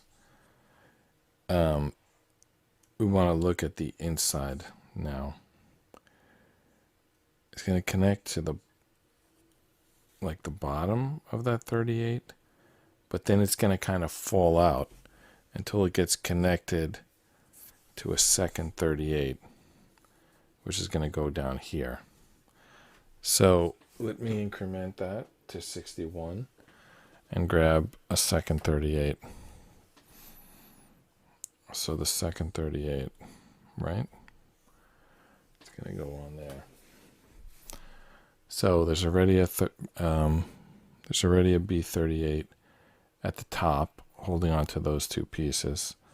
And then we're going to put another one at the bottom holding on to the same two pieces. And I guess that's going to like kind of pinch the door in place.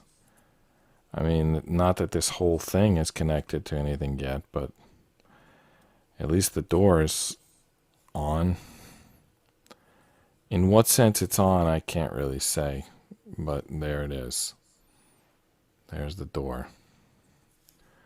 All 1922 of it. I know that makes no sense. Okay. All right. So the buckles, yeah. One thing that bothers me about this show is that when I was a kid, someone who was described as crazy was someone who sat in their room at night talking to themselves, which is what I'm doing right now. Like, I need people to show up and chat, because if they don't, then I'm just talking to myself. I mean, I know that every YouTuber does it. They record video before it goes out to the world, and they're basically talking to themselves. I don't know. Were those people when I was young referring to a 1970s phenomena of crazy people talking to themselves? Or was it a warning to the future? Or was it a false intimidation? Like, you know, maybe they're just trying to keep those YouTube subscribers to themselves. Why are we like building this thing without attaching it anywhere? But anyway, that's what we're doing. Oh no, we're kind of, what are we doing? We're attached, like, which do we do first? We attach the B23 or we attach all that other crap? All right, let's do the B23 first. So B23 is going to attach to the front of this thing we already built. So just one more piece, 62. 62nd piece. And that piece is B23. Oh, you can kind of see the shape. Yeah, that's going to work out. This looks like the seating in the Model T, 1922 Model T Ford. I guess that's what it is. We probably should run a search to confirm, but ooh, I almost broke the accordion. Basically, this looks like the leather on the seat. The ink on it looks like seat leather. I don't know. Did the Model T have leather seats? I don't know. Was the Model T? Is that why they're LT now when you buy a car? Leather trim, luxury trim. I don't know what it stands for. This looks like a little caterpillar, like made out of pixels, that's going to eat somebody. But it's a two-headed one. It's got a head at each end. It's a conjoined caterpillar. He's schizophrenic, but he thinks he's schizophrenic, but really he's conjoined. I don't know why I'm making an entire story for what a piece of wood looks like. It's kind of like that game you play when you look at clouds and you decide what they look like, and they probably change before you even figure out what they look like, or determine what they look like. Figure out makes it seem like they actually look like something. Really, it's your game, and the cloud looks like whatever you decide that it looks like. Have you ever done the experiment where you look at a cloud and then it obeys your commands? Like the cloud starts looking like whatever you did. I was reading in the book, I forget the name of that Japanese guy who wrote the book about water consciousness, but I was like reading the book on the Staten Island ferry, looking at the clouds, and it suggested an experiment to control the clouds. And it was like, look at the cloud, pick one, imagine it's going to disappear. And then I did that, and it disappeared. Now, if you look at clouds, they're constantly like forming and reforming and disappearing. It doesn't really mean anything other than that apparently you don't notice it unless you think about it.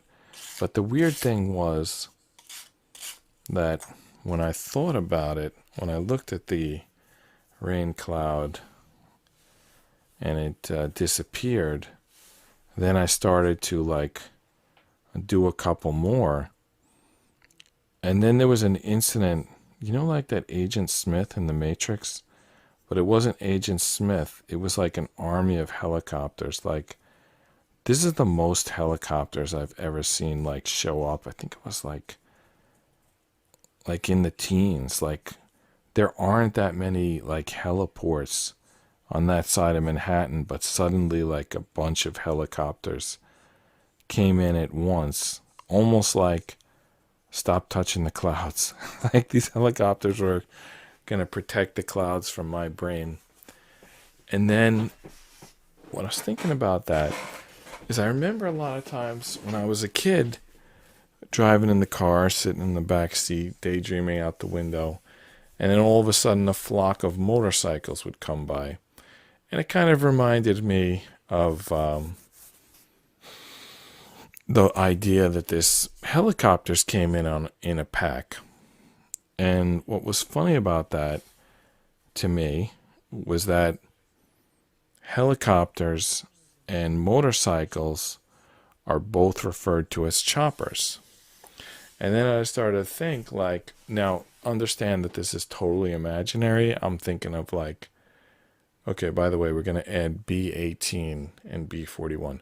So I'm thinking up, like, the plot for a comic book. So don't think that I'm saying that this exists in reality.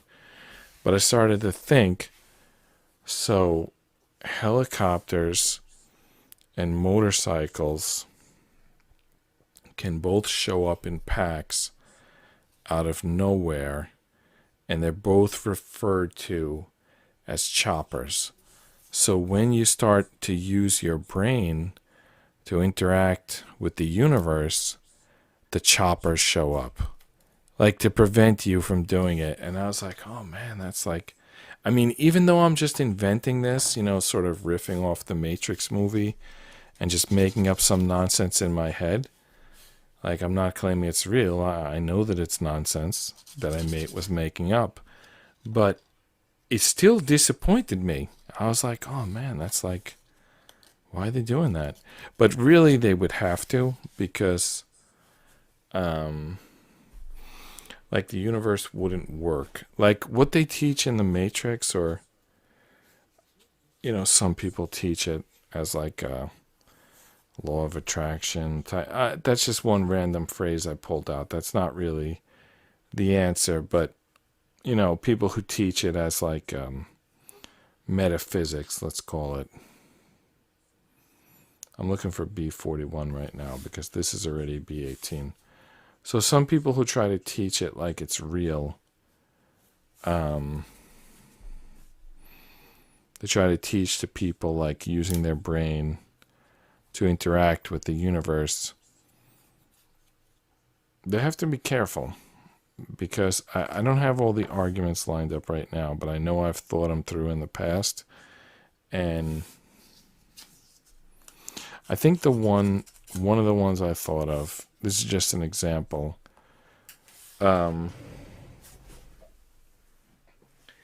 is lie detectors. Even if you knew every time that another person was lying to you, you wouldn't be able to call them on it, because there wouldn't be any way to interact with people if you called them on their lies every single time. Again, it's another thing that I thought about that I don't have all the examples prepared. I probably shouldn't. When I think of something like this, I should wait a day before I present it in the on the podcast, so that I've then have prepared my examples. So I don't have my examples ready. I just know that I thought of it once, which could have been years ago. And when I thought of it, I thought that you can't stop lies. People can't use their innate lie detectors. They have to pretend that they don't work, because nothing would work if everyone like knew everyone else's business. They basically have to pretend that they don't, even if they do. It's like the world won't work unless they do that. There's a close-up here of what we're supposed to do. But the close-up doesn't really help.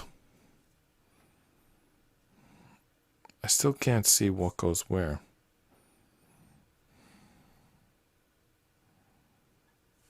Which one goes higher and which one goes lower? That would be nice to know. Let's see the assembly. Do they show it assembled? Yeah. No, they don't. They show the other side going in, but they don't show either one, but they don't show the first one as being assembled. The reason I want to see, okay, here we can see it assembled. I just want to see what goes on, which one goes on top and which one goes on bottom. Okay, the 18 goes on top and the 41 or whatever it is goes on bottom. All right.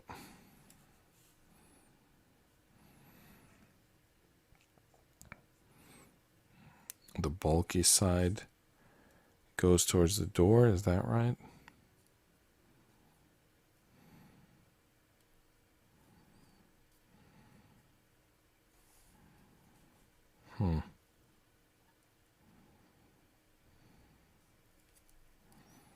Oh, by the way, I need to increase the counter 2 more pieces because we're doing both sides.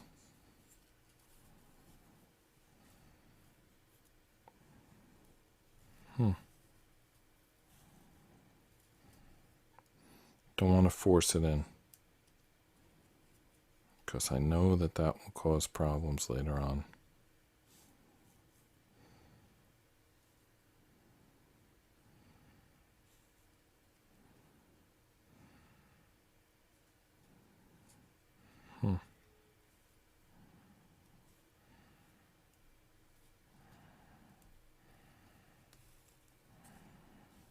Okay. Got it. And then the 18 goes above that. That should be easier. I don't know that it is. I'm not sure why I think it should be easier. It's conceptually easier. You push it all the way through. There's holes on the other side. That doesn't mean it will go in easier. It just means that I know what needs to happen.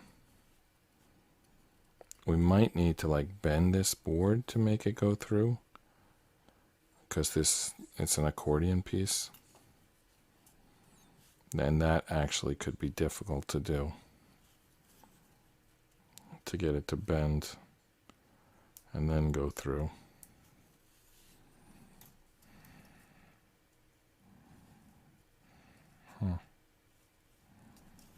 Yep.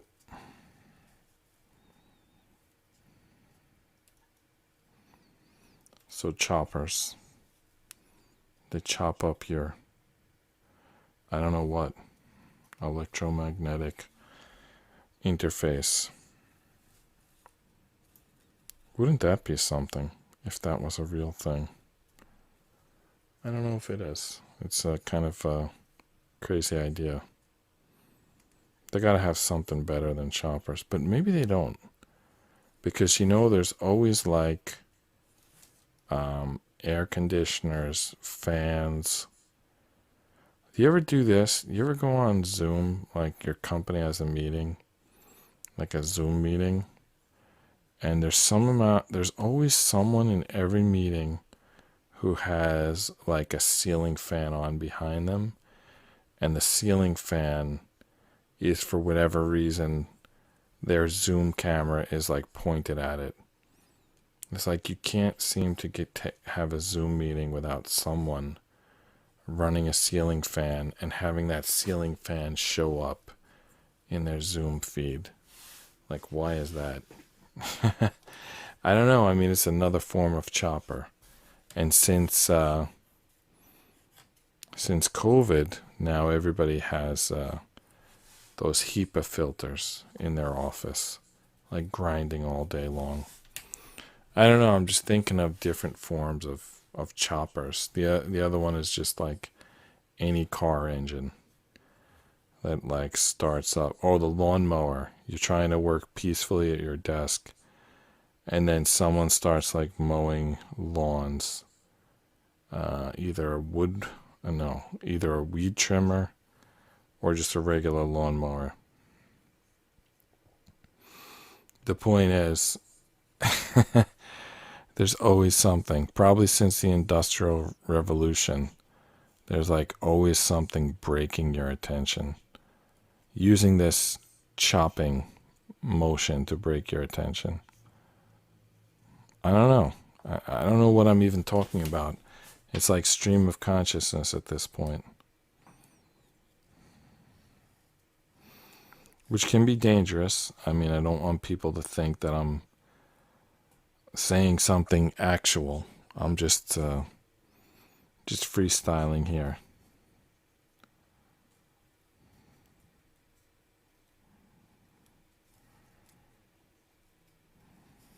I'm just like filling the air while I try to get these pieces attached, which I've almost got them attached. Look at this. This is way off. This last piece, this 18, it has to go a long way to connect to the other side. So that's why you have to curve, I think. Yeah, you have to like curve this piece to make it fit. Okay. It needs to curve in. Otherwise, it's not going to fit.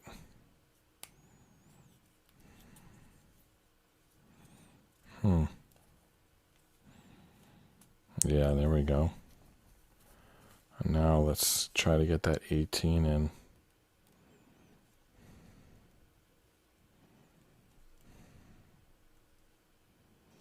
It's like riding up, which is blocking the holes. I'll get it back.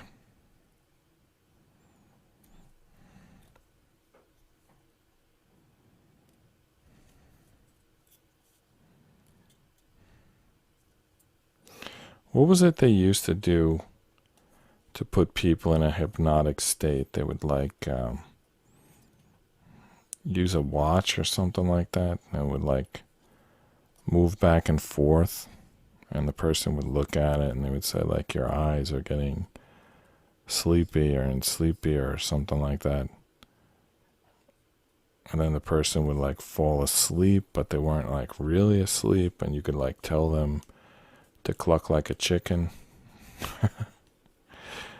I don't know why that was the thing that needed to be done by hypnotists, but apparently I get, maybe it's something that no one would do normally.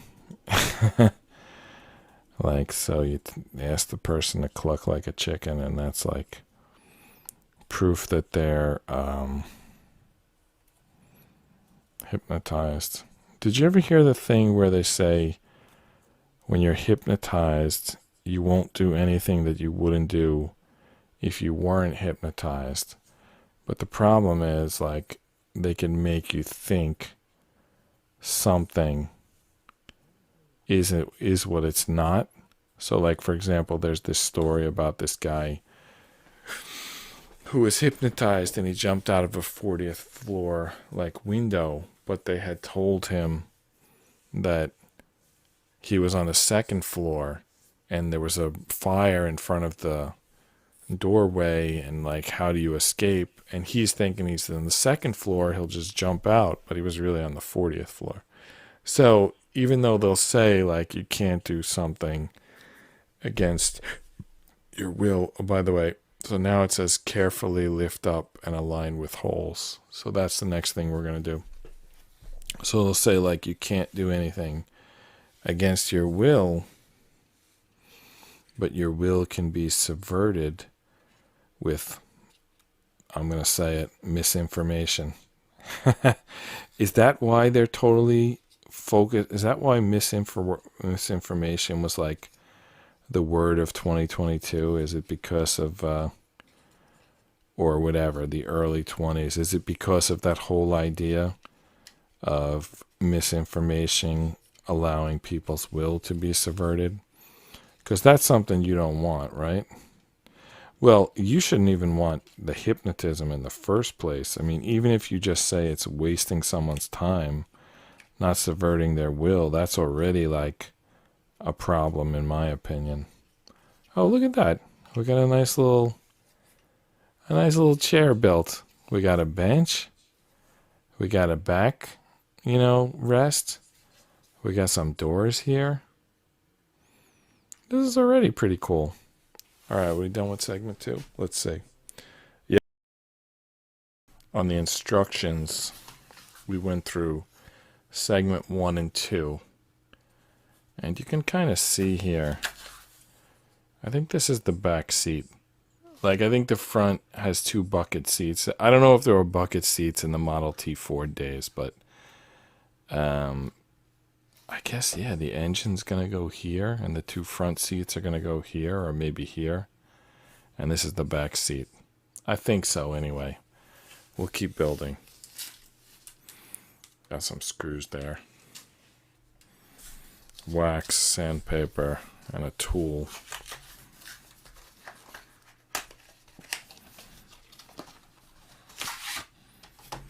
So, on the instructions, we got through, on day 1, we did segment 1. On day 2, we did segment 2. So I think for day 3, we want to at least get through segment 3. Maybe more if we can, but at least segment 3. So segment 1, we did on day 1. Segment 2, we did on day 2.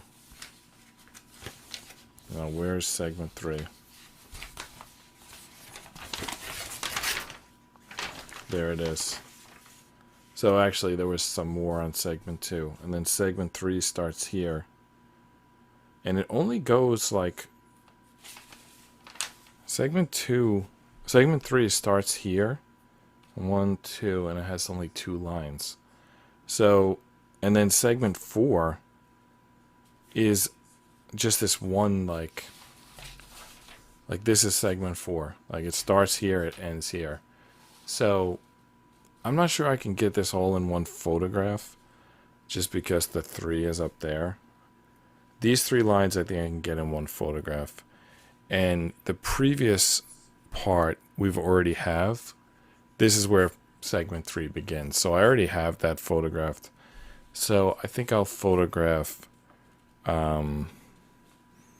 these 3 lines. And I think we should do 3 and 4 today. I think we should get them both done. Alright, so let's take the picture real quick. Should be easy thing to do. Let's line it up and snap the photo. So 3 lines, right? I think we got 3 lines there. You're not really seeing it. I should have given you a different camera angle, but... And I'm not even sure I did that correct. Let me do it one more time. Alright. So you were seeing like a close-up. Actually, I had it picture-in-picture, so you probably were seeing it like from 2 different angles. I think that picture looks good. And for some reason, I took it another version. I don't know. But we're going to start here. Segment 3. So let's see there. Okay, the scoreboard says segment 3. That's good. How many pieces are... What's going on there? Is that the dashboard? No, is that where the foot pedals go? I don't know what I'm looking at here. There's 3... It could be like gas, brake, and clutch, but I don't really know everything about the Model T Ford. I don't know if that's what they would look like. They look like 3 egg-shaped... They could be foot pedals. Or it could be the dashboard, and they could be like speedometer, odometer, and RPMs or something like that. I'm not really sure what we're looking at here. But they all come from the B sheet. So 2 B25s, a B26, 3 B37s, and a B32. So that's, I believe, 7 pieces. Is that what we're looking at there? All right, so it's going to go from 66 to 73. The piece counter. piece counter goes from 66 to 73.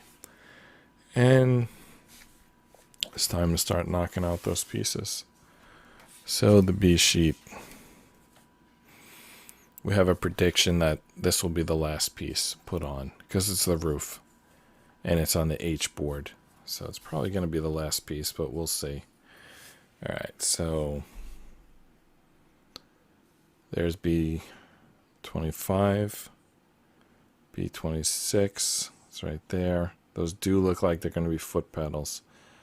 B37, you can see the ink on them. Can I get kind of far away? Yeah, that's good. There's some ink on the B37s. They're looking more and more like foot pedals. B32 is this plate.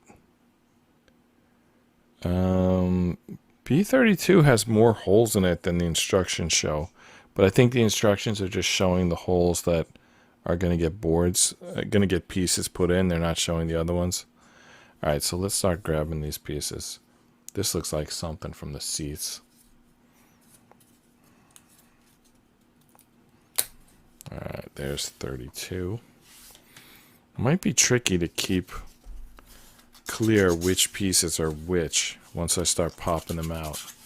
I'm going to try to arrange them in exactly the same order that we see them on the instructions. All right, so B37, those, all three of those are the same. Oh man, I knocked out all 6 B37s, and we don't need them all 6. It's possible that 3 of them are extras. But anyway, so kind of line those up here. All right, so we need 3 more pieces. 2 B25s and a B26. The B26 is going to go to the middle. There's 1, 2, 3, 4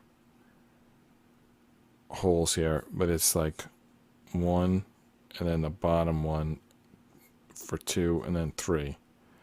All right, so the one that's different, the B26, that goes in the middle, the bottom there. B26 goes here. The 2 B25s go there and there. I'm saying this like for myself to remember as much as anything else. All right, middle one. I think I'll put the middle one on the bottom, and that'll be my way to remember that. And then 2 B25s. There's like a different shape to the B26 piece. I have to make sure it's put in correctly. All right, so do we attach these to the pedals first? Or, look at these splinters. You don't see them. Huge splinters. Should we attach them to the pedals? I assume they're pedals. Should we attach them to the sticks first? Or do we put the sticks into the board? I think we want to attach them to the pedals first. So, this B26, how is that going to go? I think it's hard to even see this piece. It's so tiny. But there is a bend to it.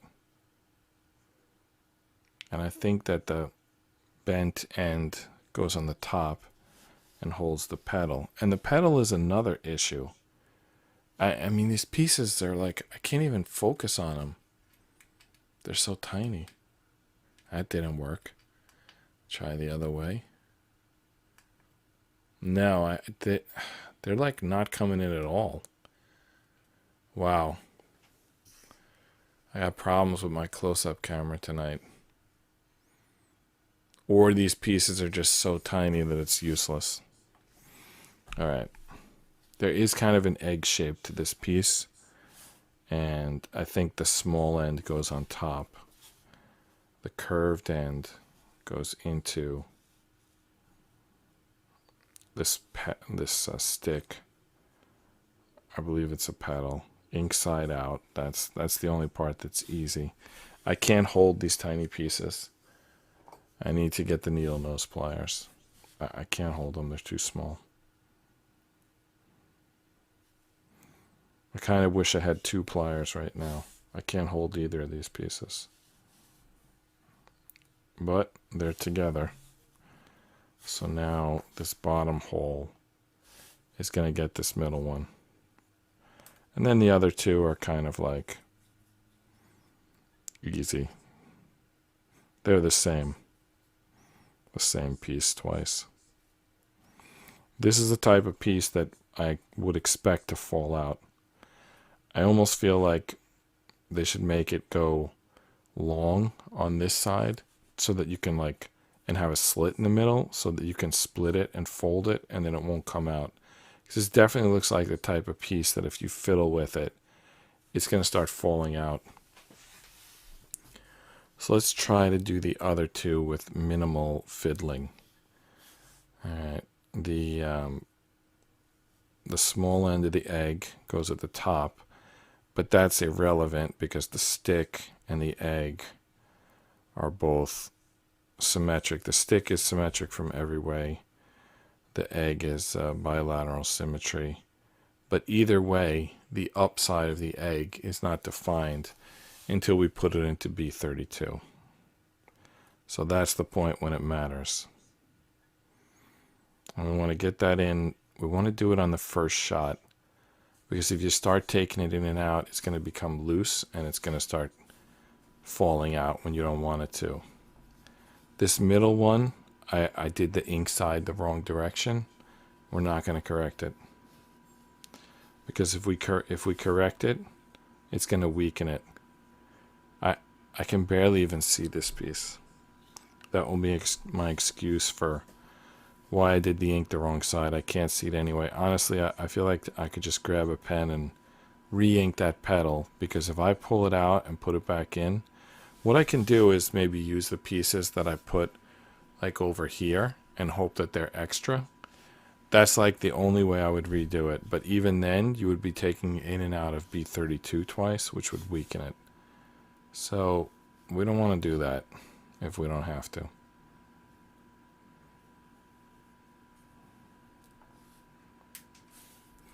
Just drop the piece on the floor. Or I should say I dropped it on the desk and it rolled to the floor, but I got it. Didn't bounce very far. Let's try this again. They're tiny pieces.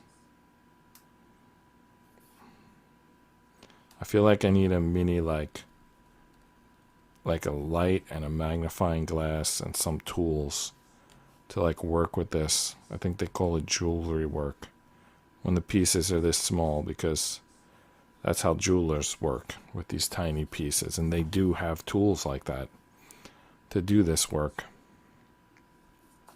All right, third and final one. Let's get it in on the first try so that it has the best possible tension adhesion. All right, we got it. Nope. Nope, we don't. Now we got it. All right, now, what do we do with this? I would guess, my guess will be that those 2 holes hook onto some other pieces. I'm looking here, I don't see those pieces yet. We probably have to build what they hook onto. So there's the finished, what it looks like finished there. So that looks good, I think. It shows the bottom petal a little slanted. Yeah, I mean, I think ours is like that. It's a little slanted. Oh man, that camera is garbage tonight. It's getting worse and worse. Wow. Close-up cam's useless tonight. Another thing I can do is I can bring it here and I could turn this. And then you can maybe see it. So yeah, it's not as dramatic as it looks in their picture, but it is a little different. I wonder if I didn't completely put this bottom piece on. Yeah, there we go. All right, now it's looks more similar to theirs. Okay. We got our pedals. Go on to the next page.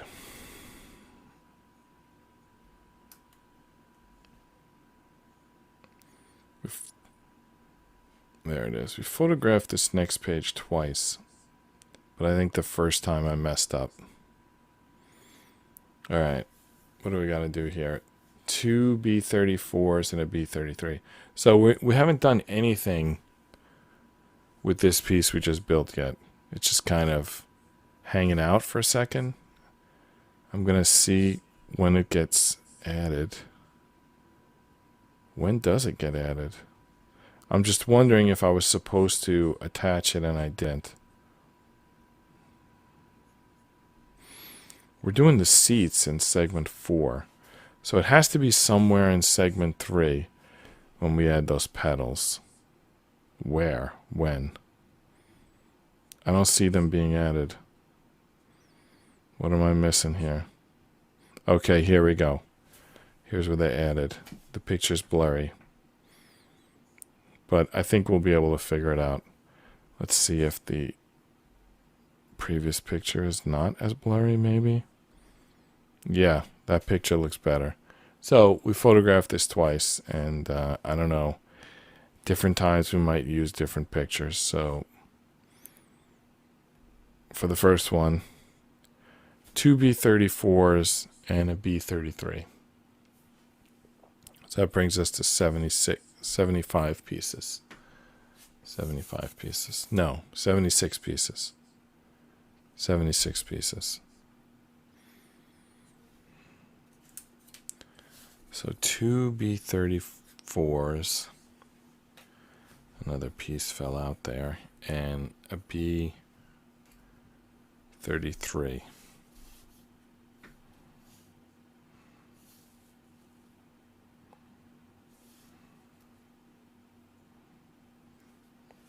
Is this even good for this? Okay, at least the close-up cam can do this. So where are the 34s? I see 35, 33. Oh, there's the 34s. All right. And then 33 is this 33? Yeah, it is 33. So 33 is like a big piece.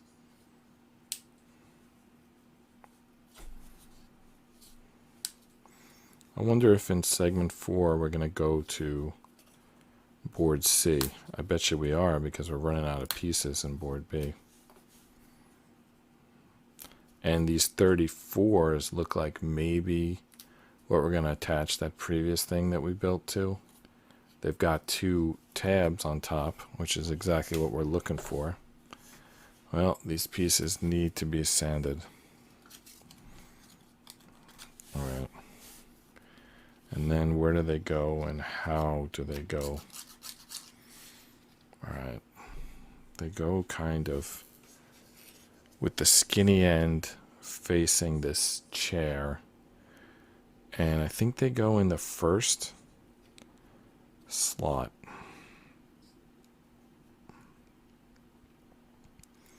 Remember, you gotta gently get them in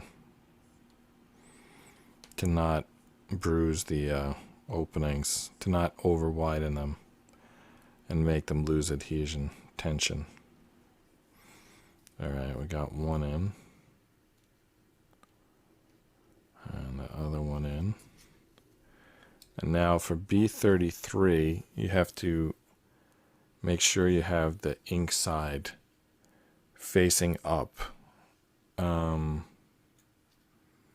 not sure how this attaches. Does it attach way back here? There's 2 slits here. Yeah, I think that's where it... So these are like floor mats. These, this B33 piece is basically floor mats. And I think it's going to hook right into this B21. You can still read that it says B21 there. Let's see if we can get that in.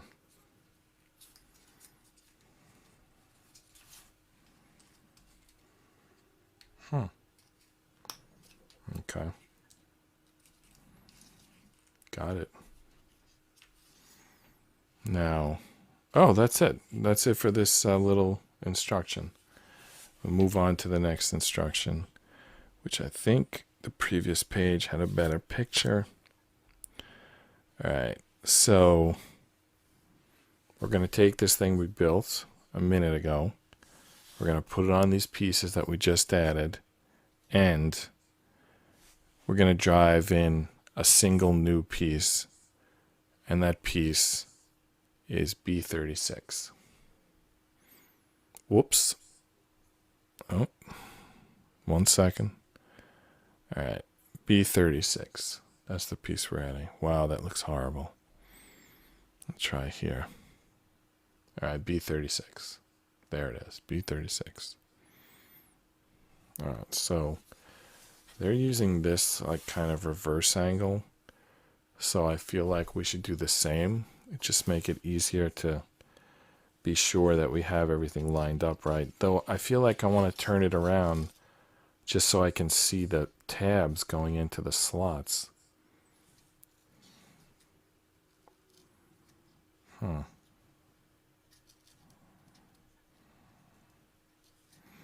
It's tough to do the wiggle because the slots are like far away from each other. And they're not really, that's not really the problem. It's not the distance. It's that they're independent. And you got to get it onto both of them. Well, usually that means you got to get one started and then get the other started and then drive them both home. I thought I had this one started, but apparently I didn't. So I'm not sure what's happening now. Okay, yeah. A little wiggle, a little pinch, and we're good. We did it. Alright, so that's what it looks like, but we need to drop in to this last piece here. That new piece, the 77th piece, counting the piece counter, which is B36.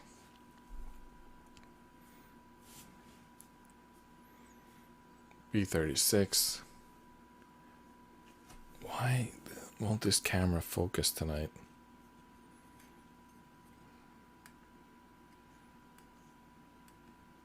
Okay. I'm not going to mess with it anymore. That's like the best we're going to do. There's the piece. Actually, this is the best view of this piece. With your eyes, you're not going to see it. I mean, obviously my thumb is not actually that big.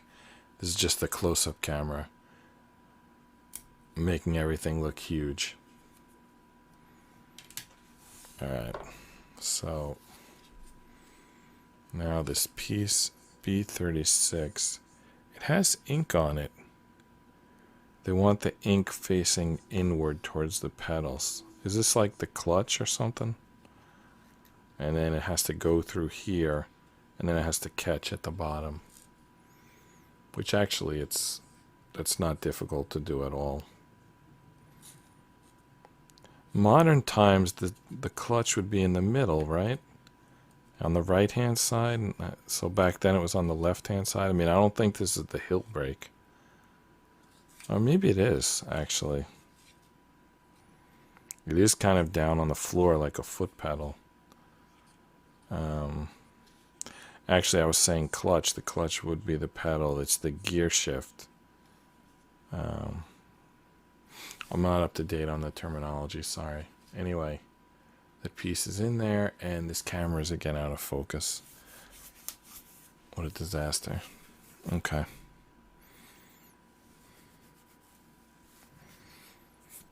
What's going on here now?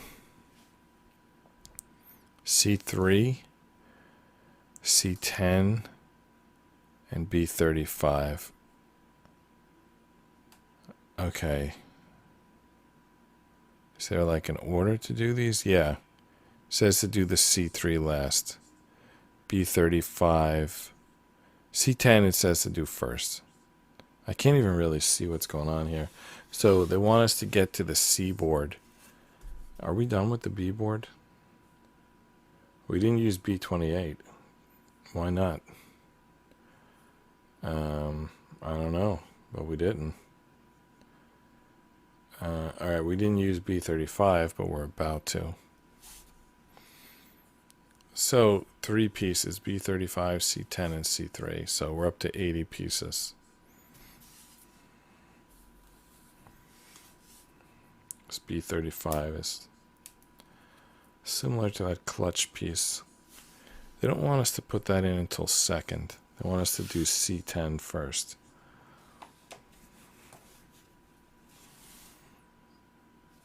Alright, that's the C board. So there's C3.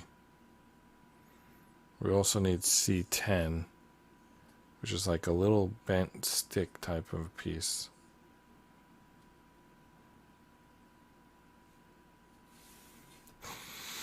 This is C3. Let's grab that. Oh, there's the dashboard. C2 is clearly the dashboard. I don't see C10, the bent stick. C14, C12, C9. Oh, C10. It's not bent. Oh, it bends. The piece bends. You see it has a little accordion section there? I call them accordion sections. They're bendable sections. Okay. So C10 bends. And that's the first piece they want us to do. That seems like it's going to be tricky. Yeah, that's not a good picture. Let's try this picture. It's not much better. I feel like I'm just guessing.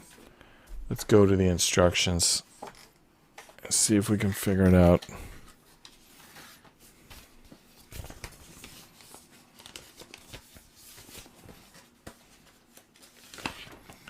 Alright, what does C10 have to do?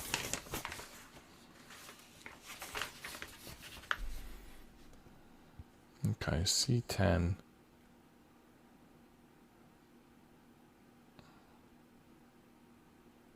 I still can't really see what's supposed to happen there. It looks like it's way down on the floorboards. Yeah. I can't tell. Let's see if it's assembled in the next segment. Okay. Alright, I got it. Yes. Now I understand what it has to do. You can see it in the next section, the next panel. When it shows it, it basically just sits on the floor. In fact, both those pieces sit on the floor. The C35 and the C10, or the B35 and the C10, they both just sit on the floor. So, here's the floor. Oh, do they go through each other? Oh my goodness, they do. So, the C10 piece is going to go back into that hole, and then it has a hole that goes through it, and that's where that B35 is going to go. And then the accordion just follows the slope. It's kind of crazy piece.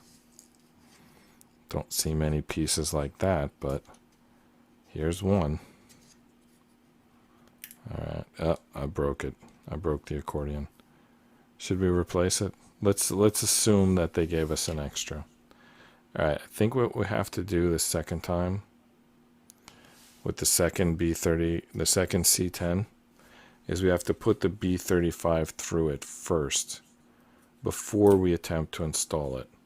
And the weird thing is that accordion doesn't even need to bend much. It just needs to go like in there. It just has a little tiny slope. What do you think? Can we get this in?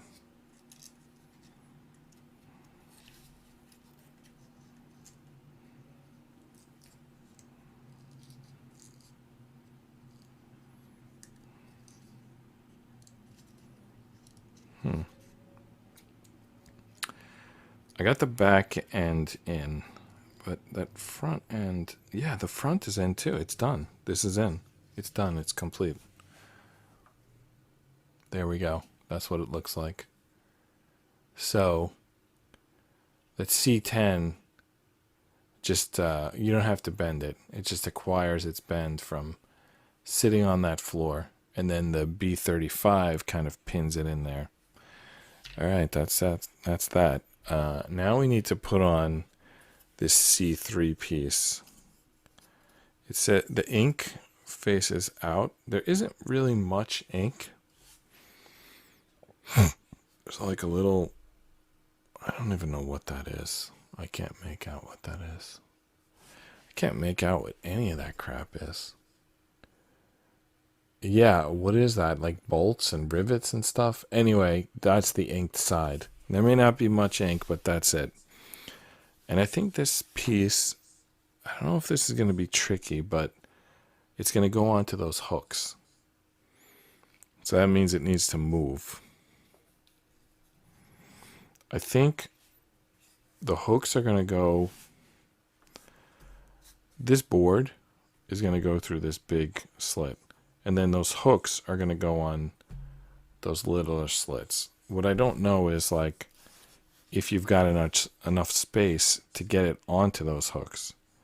Like how wide is this? I guess we're going to find out.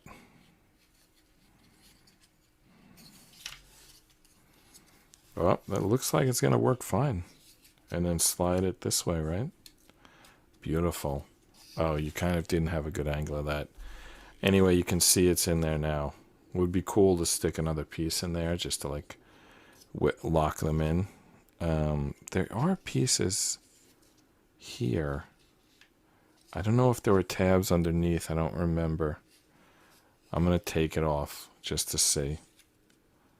I know I'm kind of playing with fire there, but I don't remember. No, there were no tabs sticking out. Anyway, so it's on. It's on. Okay. The next panel is the dashboard. So those two B28s, which were the only pieces still on the B board, we're going to use those right now. And then C2 is the actual dash. So 83 pieces now. We're not even a third of the way in. What's that, like 298 pieces? All right, so there's the two B28s. They're going to hold up the dashboard. So this board is probably done with. Now, that's got to be C2 because that's clearly the dashboard. I think let's try to attach the B28s first and then attach the whole thing second. So the B28s, they've got like a fat tab and a skinny tab. And they've got a fat end and a skinny end. So, and then they've got a right angle side and a slanted side. There's a lot going on here. Anyway, the skinny end, the skinny slanted end goes into the back of the dashboard. There's like 2 holes there. I think that's correct. We're going to find out when we actually do it. If we're wrong, then we'll be loosening these pieces for no reason. The skinny part goes at top. I think we're right. I'm not sure that we could have the skinny end, the skinny tab into the dashboard and the skinny end on top and be wrong. Like we've already know that we're matching 2 factors, and I don't think it's possible to still be wrong after matching those 2 factors. But I guess we're going to find out when we attempt to attach this piece, which we're going to do right now. So it's going to attach to this C2, and it's going to attach down here.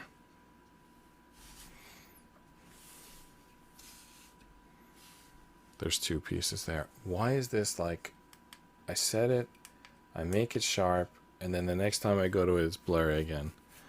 I'm gonna have to at some point replace that camera. It's been tried in every other position and failed at it, and that's how it ended up the close-up camera, because it's no good at anything else, and it's gonna fail at that too. And if you could believe it, it's the most expensive camera.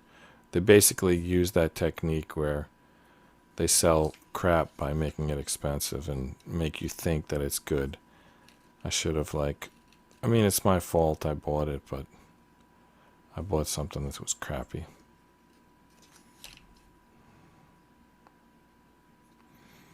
This angle doesn't look good.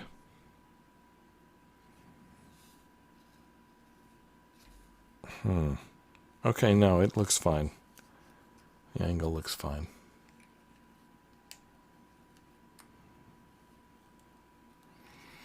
Just got to get it in there.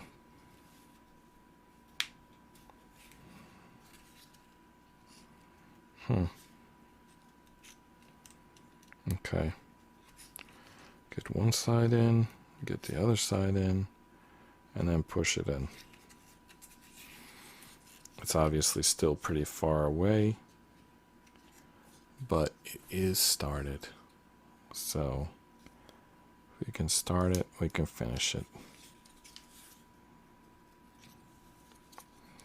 When I was pushing the other side in, this side fell out. So we gotta line it back up again. Got it. Oh, I just gotta push it in. There we go. Okay. The dashboard is on. I think it maybe could be pinned a little bit tighter. Yeah. There we go. A little bit tighter. Indeed. Okay, dashboard is in place. The dashboard is really close to those pedals. Have we done something wrong?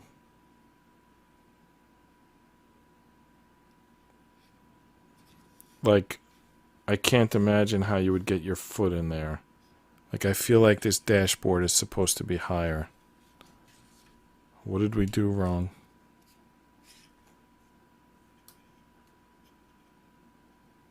Did we install the dashboard upside down? No, because the curve is on top. Wow, it really looks low. Let's look at the next picture and see if we still think it looks low. The next picture is the reverse angle. Reverse angle. We need to see it from the front. Reverse, reverse. Oh man, we cannot seem to get a picture of the dashboard. Alright, so the dashboard looks way low to me. Just looking at it, it doesn't look right.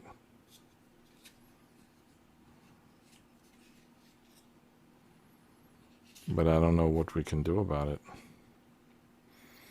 I think that's what they gave us. I don't think there's anything we can do, really. Except go on to the next piece. Alright. The next piece is the next panel is a single piece, C7. It says there's a spare copy of C7 on the D board, by the way. But there's instructions 1 and 2. I'm not sure what that's about, because there's only one piece, but there's like 2 instructions. Alright, so it's the 84 on the piece counter. And the piece is labeled C7. Yeah, here it is. It's a big piece. And they gave us a spare, which means it's a possibility we're going to break this piece in the process of installing it. So it's going to curve. It's going to connect. Wow. What should we do first? Connect to the top or the bottom? Let's connect to the top first. So it's going to connect above the dashboard. Maybe Model T Fords had low-hanging dashboards. I don't know. I mean, they must have done this way for a reason, right?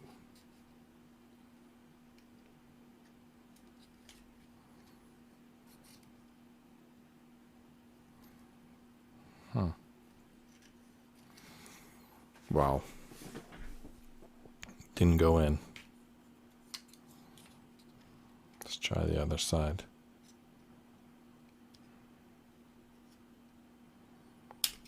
I completely broke the piece. All right. New plan. On the spare version, we're going to connect the bottoms first, even though the instructions clearly say to connect the top first. So we're going to try the top first again. The instructions say to do the top first, so we're going to do that again, even though we broke it. The only thing I'm going to do different is I'm going to take my glasses off, and I'm going to do this off camera, so you're not going to see it, but I hopefully will see it.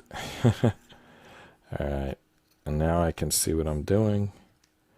Going for the first piece. I'm going for the both pieces at the same time, actually. Alright, we've got one of them lined up for sure. Let's get the other one lined up. Got to do it a little bit curved. You can't really push on these pieces because they'll break if you do. Alright. As you saw, the previous one broke. I didn't even really push on it. It somehow still broke. My face is right next to camera 1. And yeah, he was doing some crazy focusing. I could hear the motor in it going crazy. Alright, let me give you a different camera angle. Even though it's not going to tell you anything, at least it won't be... you won't see my hand in super close-up. Alright. Trying to get that in. Okay. It's not going in at all. And like I'm not having any better luck now that I can get a good look. The look is not helping my luck. It's just still not going in. And you know that you cannot push it in, because you're going to break the accordion piece, and you're not going to have this dashboard. So I'm thinking maybe this B28 needs to be sanded or something. It needs to be pushed down a little bit. I kind of wish I'd sanded the B28 beforehand. It's kind of too late to do it now, but I'm going to try it anyway. So the B28s that are holding in the dashboard, I'm just going to sand them so that I can get a piece close, tight above it. I feel like they're blocking where I have to put the next piece. So I'm trying to sand them down a little bit. I don't know if that's going to make a difference or not, but that's what I'm trying. I got to try something, right? All right, glasses off. Inspecting piece closely. It definitely looks more encouraging sanded down. I feel like I can see the piece going in.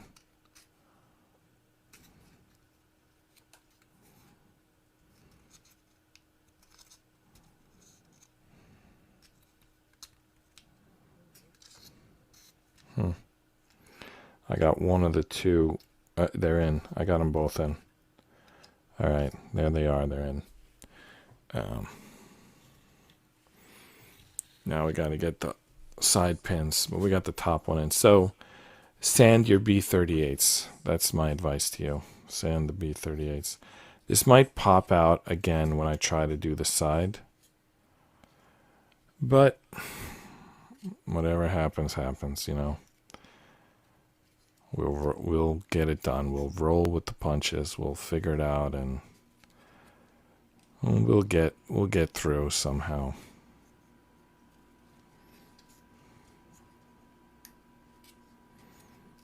Okay, I got something there. Nice.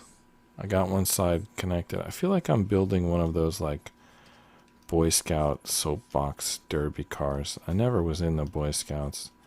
I never entered a soapbox derby, but somehow I feel like that. Like that's what I'm doing right now. But I guess I don't know if I feel that way because, as I said, I never did it. Just kind of looks, I don't know, something like visually kind of looks like one of those cars. All right, we did it. We got that piece on. How did we pull that off? All right, that not only did we get it on, it looks good. I like it. Very nice. All right. Now we're building something new. All right, so we're putting this aside momentarily, and we're building something new. Actually, it's very lame what we're doing. We're just grabbing a D4 and sticking it into a D8. All right, so let's do that, I guess. Grab a D4, stick it into a D8. I think they're small pieces. Here's the D8.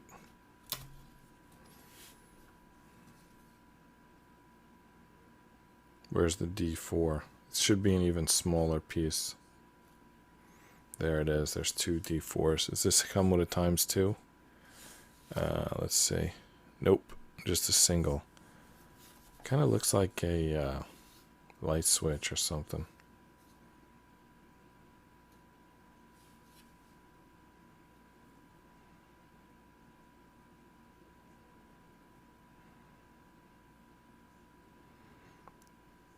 I had started lining up that D4. I was about to push it out. Oh, my thumb was covering it. I knew it was there somewhere. Alright. I accidentally knocked them both out. So there's now a D4 on the table over there. It's a symmetric piece, so we just stick it into this D8. So that sanding is important. I mean, you saw on the previous section, it couldn't be done without sanding, so probably should be more diligent about the sanding. Anyway, that's done. Did I count those two pieces? I'm going to rewind.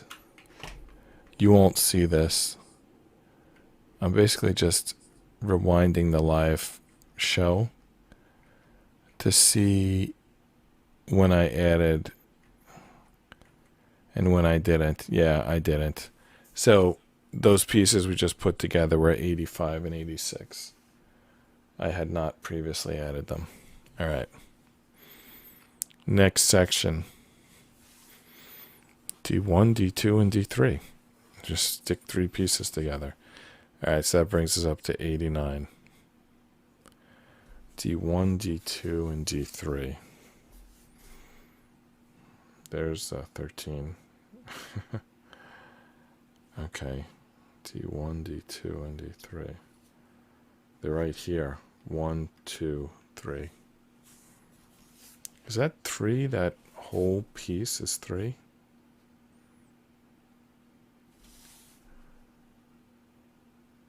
I think so, right? Okay, D1, D2, and D3. This D3 is kind of a weird piece. Alright. I guess it is that whole piece. The way it fell out, it must be, right? Alright. For a second there, I thought I broke a piece. They're such small pieces. Alright. D1, D2, and D3.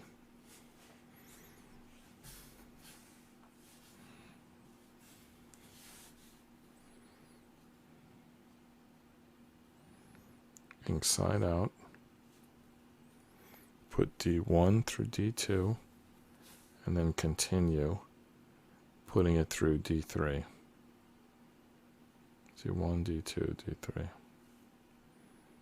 All of them with ink facing the same direction.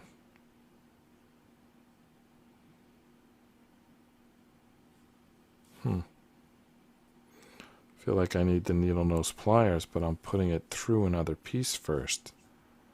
Alright, I got it on. Hopefully it stays on. It's such a tiny, like, nothing piece, you know?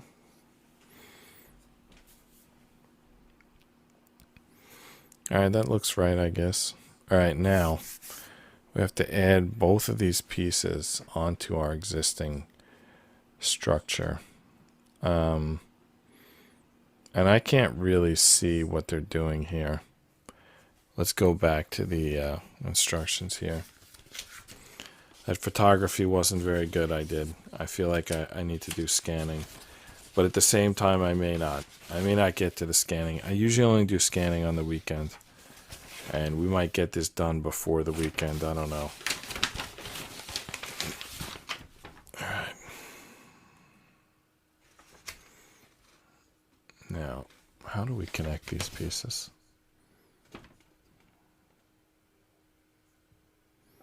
I still can't really see. Alright, I see where the 1, 2, 3 goes. And I can't really see that other piece.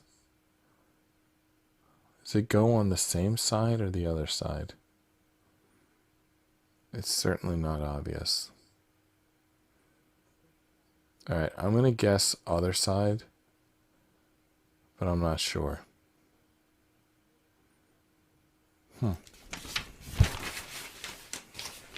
Alright.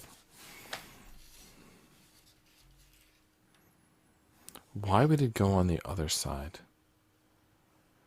Like, why would one go on one side and one go on the other side?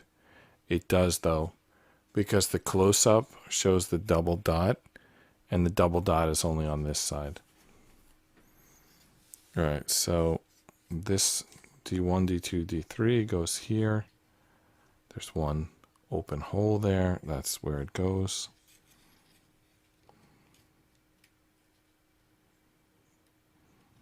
Okay. Can't force it or it'll fall out. Have to wiggle it. Did we get that in? I can't even tell. I'm going to assume it's in because if I force it, as you said, it'll break. Is that like a jack, like attached to the side of the car? Do they jack this thing so often that the jack is like attached there? Now, this other side, do they want it? They want it in one of these two holes. Do they want it in the front or the back? It's hard to tell because I don't know if they're reversing around that image or not. And even if they are, I still can't tell. I'm going to put it in the back. Maybe I'm right, maybe I'm not. But that's what I think. It lines up with a seam. I don't know why that makes me feel like it's more likely place that it goes.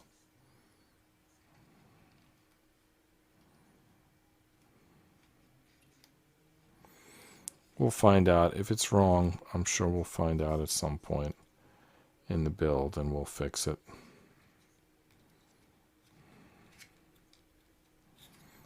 Alright, that's in. I'll tell you, it looks good. It looks like it's in the right place. Alright, that's the end of segment 3. So we said we'd do segment 4. So let's do it. Segment 4 is 1, 2, it's only 4 panels. And I think we're just building like seats or something. Alright, the first panel is 2 C9s, 4 C1s, and a C8. And we're building like the front seat cushions, I think. Alright, so that's what, 7 pieces? So that's going to bring us from 89 to 96. We're still not quite a third of the way done yet. Out of 298 pieces, I guess until we get to 99, we're not a third of the way done. We're at 96. So at most, this should take 9 days. Probably take less than that. So 4 C1s. Why am I looking at D's? Oh, because I had to go to the D sheet to get that spare part. Alright, so the biggest piece is the C8. It's kind of the base.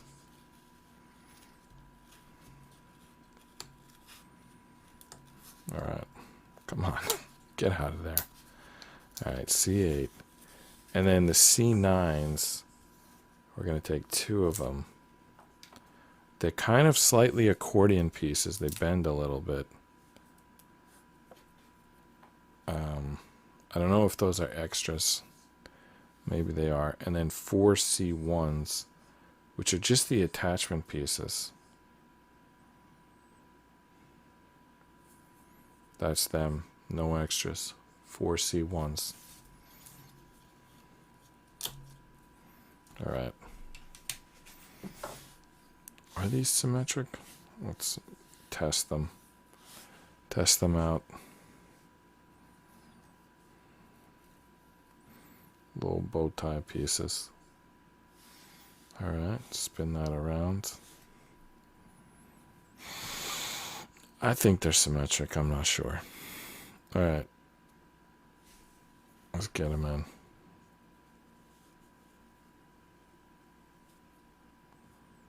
Don't force them.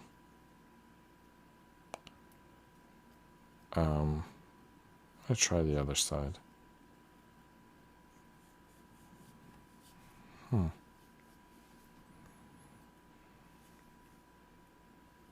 Okay. So put 2 in each seat cushion. And then, do we bend them down first, or do we pin them on first? I'm not sure. And then which way do they go? Oh, they have to go to the front, because that's where the long slits are. Alright, I think I'm going to put them in first. No, that's bad. I'm going to put the 2 C1s in first, and then I'm going to bend it down.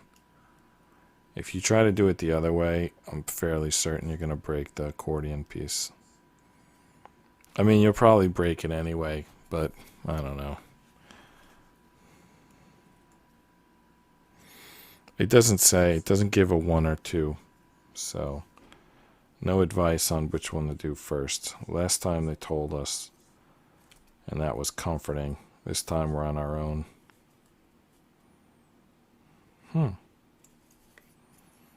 Not in there yet.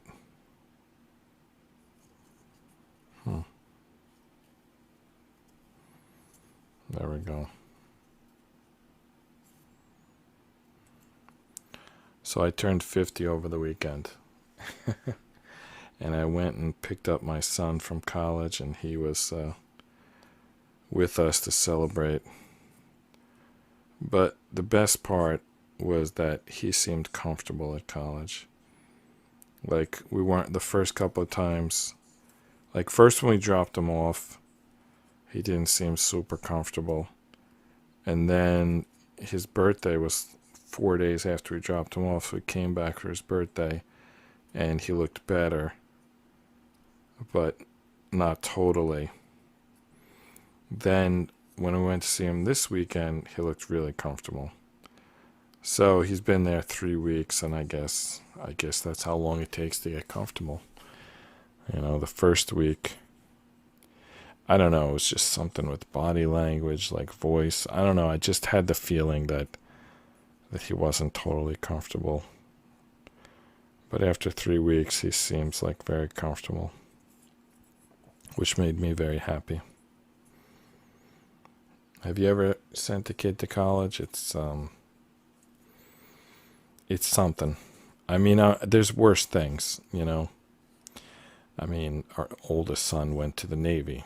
So, I mean, the Navy's not that bad. I guess my brother, his oldest son went to the Marines. I mean, they both, in both cases, they both came back fine. Actually, if you can believe it, my son came back with disability, and my brother's son who went to the Marines didn't. But it's not like a terrible disability. I think he tore his MCL or something like that. So it's like technically it's a problem because, nobody wants to tear their ACL, but it's not like he can live a complete life, It's not like he didn't have it. I don't even want to say the worst things that can happen, but they weren't the worst things. There's worse things that could happen. And thank God it wasn't any of those things. All right. So this piece is in. Let's do the other one.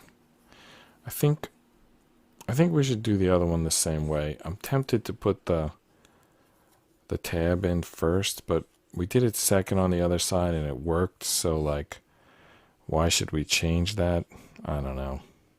If we change it and then it breaks, we're going to feel like idiots. So let's just do it the same way. The older son, for some reason, I mean, everyone is different, but he seemed like always fine. Like, whether it was college or Navy or moving to California, seemed like nothing fazed him. I'm curious how it will go with the younger son. Let's see. I think with the middle son, he kind of surprised us all. We didn't realize, I guess how much he liked living here. He had said it, but over the years, but I always thought he was joking, It wasn't until it was time to go to college that I realized that, oh yeah, I guess he really was comfortable at home. Well, now he's comfortable at college. But I remember the first time he went to the bathroom in the dorm, I actually was going at the same time. And he said something like, I shouldn't give his personal information online, so I'll just tell this one story. He walked in and said, I can't believe I have to be here for a year. And the reason I can say that laughing is I remember my freshman first semester at college, living in the dorms, having the exact same thought. The first time I went to the bathroom, because, normally, not normally, but like, you get used to it, but like, I remember when I was in high school and grammar school, like, I didn't want to use the bathroom there. I was like, I'll wait till I get home if I can. Like, I didn't feel like using the bathroom at high school. At work, I got used to it. I'm now at my job 29 years. I guess I've gotten used to using the bathroom at work. But at college, when I was like dropped off there, I remember having that feeling like, well, I don't really have a choice. This is where I'm going to bathroom for the next 4 years. I don't really, there's not really much I can do about it. Really, though, I was thinking like next 4 years. My son was right, next year, because you do change dorms every year, or if sometimes every semester, or, you change your living situation over the course of the time you're there. You don't always stay in that like one place. So he was kind of right to say 1 year. Not that it matters. The point, even if it was 1 month or 1 year or whatever, it just, the point is you're kind of, you're not exactly moving out, because I've done the math and the calendar. You're actually, when you go away to college, unless you're like staying there extra to play sports or go to summer school, you're basically there 27 weeks and you're home 25 weeks. I mean, can you believe that? That's like seemingly the minimum the college can get away with. And it's not just my son's college, it's every college. You feel like you're going away to college, but you're actually only going away 50% of the time. There's like a month off in winter, 3 months off in summer, and then there's several breaks and long weekends along the way. All right, so we did the first panel of segment 4. It was this little seat cushions, whatever you want to call them. Okay, so now C5, 2 C4s, And what are these numbers all over here? Like 1, 2, 3, 4, 5, 6. That's the order we're supposed to do these things. So is it just 3 pieces? A C5 and 2 C4s? All right, so 3 pieces. All right, we're at a third of the way through. That's 99 pieces. We're now at a third of the way through. So we're just going to grab 2 C4s, C5, and we're just going to snap them onto the seat thing that we built a minute ago. And they're accordion pieces, and they're big accordion pieces, so it's entirely possible that we break one or more of these pieces. But, we're just going to try our best, fingers crossed, hope that we don't. Accordion pieces, they're so like flimsy and fragile. They sometimes break before you even just getting them out of this board, the C board. Like, you might break it. There's spares of these pieces. ROKR usually gives you spares of accordion pieces and pieces with a high potential of being broken, but it's kind of deflating. You feel like, we did it, obviously, just moments ago. We broke an accordion piece. So it happens, so don't feel bad. But if it happens twice, your model's going to be incomplete. But, is what it is. All right, so let's get the first C4 on there. Let's see if we can do that. It's a little bit of something on there. I can't even see where this is supposed to connect. Like, oh, does the middle go like together? Like 2 in one slot? That's ridiculous. There's one slot in the middle, and it's going to connect both C4s. And then the outside piece, like, which is it? There's 2 slots out here. Is it the close one or the far one? Come on. Looks like it's got to be the close one, right? But that's assuming that it fits in the close one. The interior one, because what if it doesn't? Oh, yeah, it's got to be the interior one because the C5 piece is going to go into the exterior slot. Wow, this might be one of the trickiest panels we've done. This might be one of the trickiest panels on this build. I don't know. We got 2 pieces going in the same slot. Every piece is an accordion piece. All right, let's do it. Let's get the second one in there. Okay, we got it. This piece. Oh, are we actually going to do this? Like, no problem? That's amazing. Oh, I don't know if you saw everything I had on the close-up camera, which means you probably only saw my fingers. Well, it was very exciting. I'll describe it for you. I pushed the pieces and they went in. As you can see, they're in now. They don't fall out. They're not broken. And now we do the last piece, which has 4 connectors. It's also got some splinters. Get those off. Okay, why are they not coming off? Okay. Alright, it's symmetric, right? Yeah, okay. So it's going to connect, obviously, those 2 in the back. And then on the sides. So they want us to do one side, then the back, then the other side. It actually only shows 1 connection in the back, but there's clearly 2. On the instructions, it only shows 1. But there are clearly 2.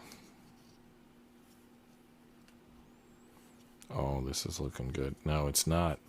It's not looking good. This seat is blocking the second pin. All right, let's just get 1 pin in and build from that. Okay. Almost getting it in. Oh, you know what was cool about my son being home for the weekend? Besides being there for my 50th birthday, we saw Expendables at an AMC dine-in. That's what we did for my 50th birthday. But what was cool about him being here, apart from that, was that the workouts that we do, he it's like a 4 day, it's really an 8 day cycle, but it's kind of like a 3 day cycle, like back and by one day, chest, shoulder, try the next, and leg day the third day. Then we get a day off, and then we do it again. And the reason it's an 8 day cycle is we have one rep day and one max day, or one rep cycle and one max cycle. One you're going for as many reps, the other one you're going for as much weight. But here's the point. He was home. I picked him up on Friday, drove him home to our home, and I drove him back Monday morning. So Friday, Saturday, and Sunday, we did a cycle in order. We did like back and by Friday, we did chest, shoulder, try Saturday, and then we did leg day on Sunday, and then I drove him back Monday morning. So that's like kind of a little mini ritual in the house. It's me, my middle son, and my youngest son. We go to the garage gym each day, or 3 out of 4 days on the cycle, and we do the workout together. So I had been texting him workouts. I mean, he's welcome to make his own workout, but he was asking me, so I was texting him workouts when he was at college, and then when he was home, we did the workout together, and we got a full cycle in, or at least a half cycle, a full set of I don't know how to call it, a full, we went through the 3 days. So that was really cool. It doesn't sound like much. It's not even like you had to be there. It's more like you have to imagine what in your life would be similar. It's kind of like in baseball, they have that old timers day. And the guys who don't play baseball anymore, they play a game of baseball. So it's 27 weeks he'll be here, but for a while he'd been working out on his own, and we were working out without him. And then we went and did the full cycle together. And that was really cool. Now, of course, he's going to be home for Christmas, and we're going to do a month's worth of workouts together. But for now, for this weekend, it was great. It was the best possible 50th birthday present for me, was to do those workouts with my 2 sons.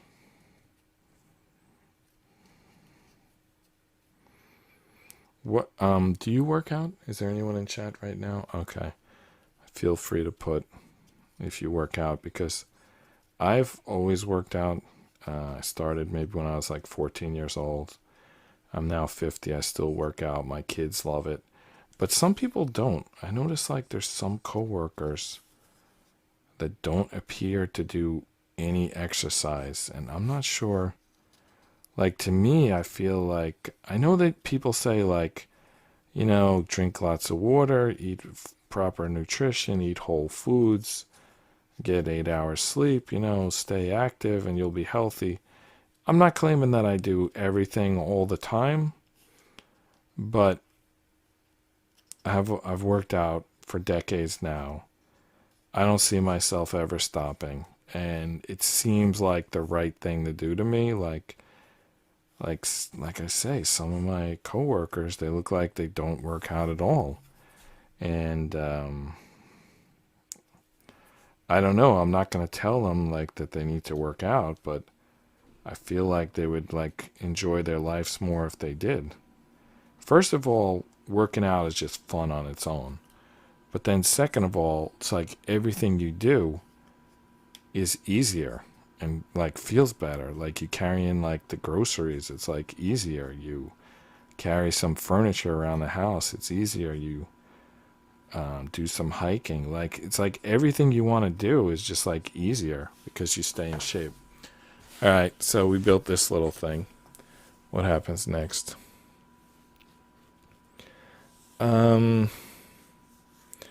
We stick some pieces into it. 2 C16s and a C6. So 3 more pieces. We're up to 102 pieces. Good. We're in the triple digits. 2 C16s and a C6. This is the C6. All right. Where's the C16s?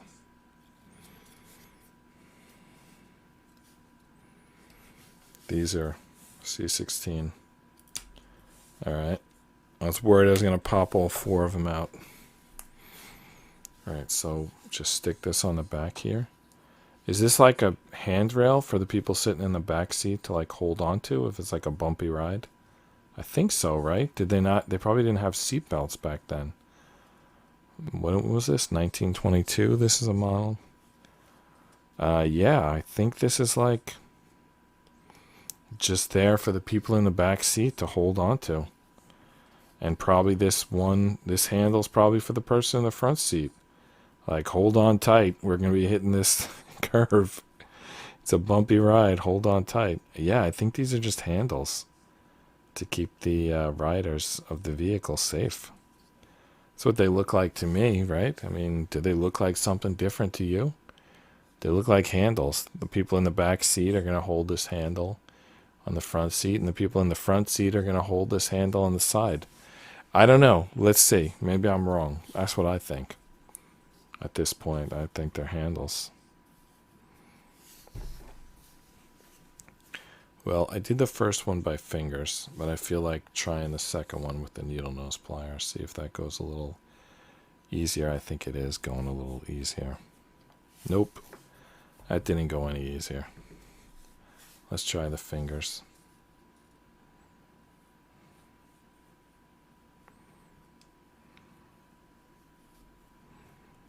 Just generally not an easy connection to make. All right, are these 2 pieces going to be how we connect this to the rest of the vehicle? I see 2 open slots there. Is that 2 more open slots there? No, those are used. It's got to be these 2. Let's see. There's 3. Oh, okay, yeah, this one too. So 1, 2, 3. Those are 3 connectors. The pins should already be there. Right here. 1, 2, 3. Is that where we're going with this? Looks like it, yeah. Okay, let's do this. I just dropped it. Alright, let's try here. Try without dropping it.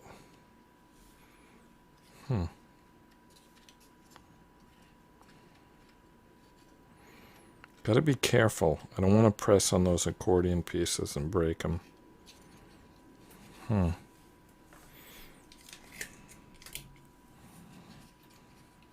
Okay. Okay. In the process of getting this side on, the other side came off. You can't see it, but I felt it. The other side came off. Now when I get this side on, probably the other side's going to fall off. I'm going to try to keep it a little bit pinned with my fingers. Alright, the back. Is the back on? It's impossible to tell if the back is on. I'm just going to kind of push here and hope that the back is on.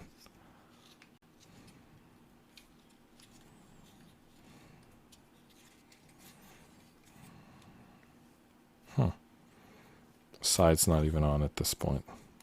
It's off. Alright, now it's on. This side's off. How do I get both sides to be on at the same time? Maybe get the middle first. While one side's off, I can line up the middle.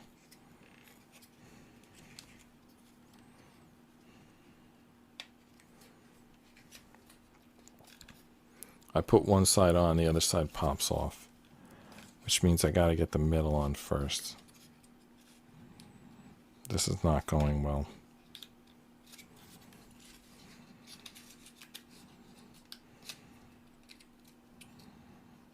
I'm just trying to shake it side to side a little bit. Trying to get that middle to go on. I feel like that's the key. Without that middle on, nothing else is going to stay on.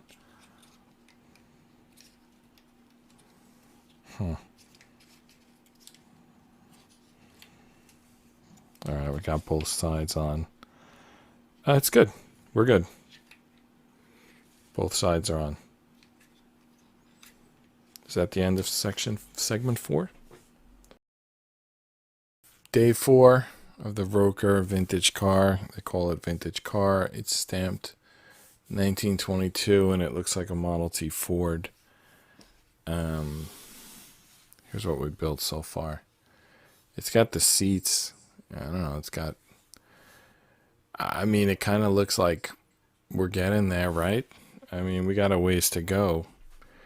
Based on the instructions, we have a long way to go. But based on looking at this, I mean, it looks like we've gotten quite a bit done. But let's see. Let's see what we got left to do. I think we've finished like a couple boards. There's some pieces that fell out yesterday. We're about to start segment 5, which I think I need to do some photography on the instructions to get started on segment 5. Whoops. My keyboard is like falling over. Sorry. If you're wondering why that my left hand froze, it's because I was focused on what I was doing with my right, which is no excuse. But the next thing up for my left hand was a two-handed job.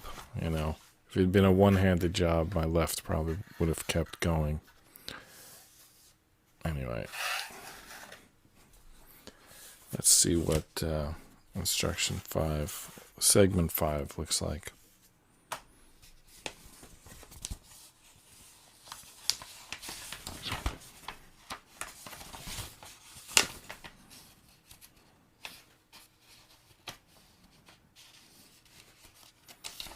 There's what the vehicle is going to look like when it's done.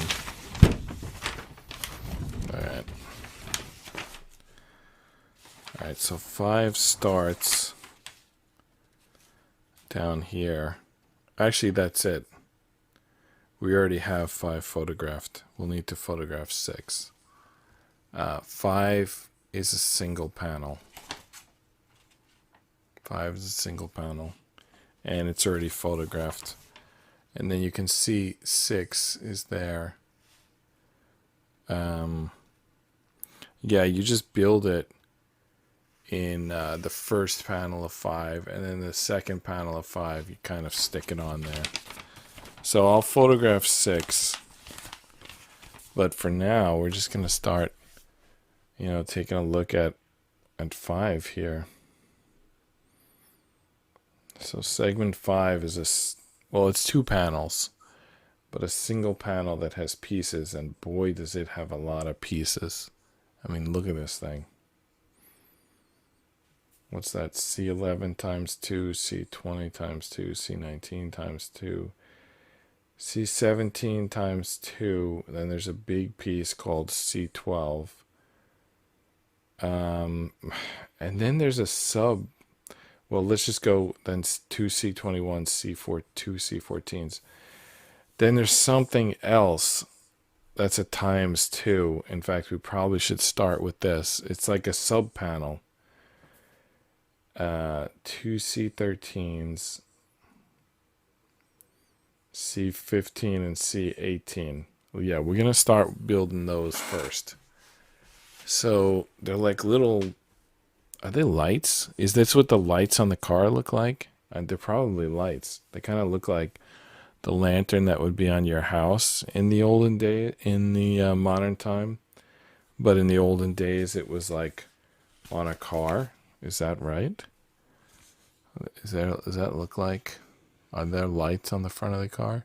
No, there aren't. I don't know what we're building, but it's not lights. It's whatever this is here. Maybe it is lights. I don't know. Something. Anyway, it's going to be 8 pieces. It takes 4 pieces to build it. Two C13s, a C15, and a C6. Is that a 16 or an 18? We'll see. We'll take a look. And we need 2 sets. So that's 8 pieces. That brings us from 102 to 110. And let's build those 2 boxes.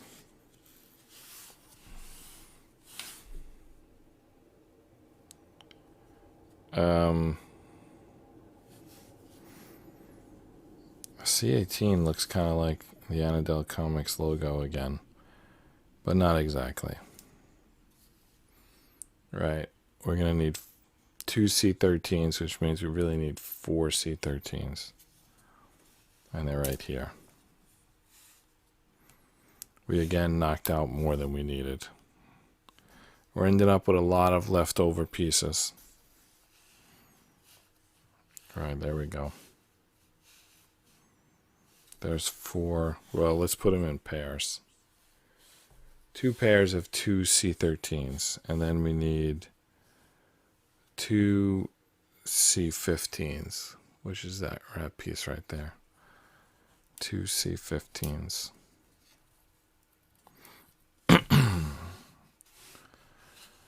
And then the big question is that C16 or C18. Is it C? It could be C18. Especially considering I don't even see C16 on this, like, anywhere. Eventually we're going to need this C12. Yeah, I think it's C18. Based on the fact that I don't even see C16 on this board anywhere. Did we already put it in place? Was it another piece we used?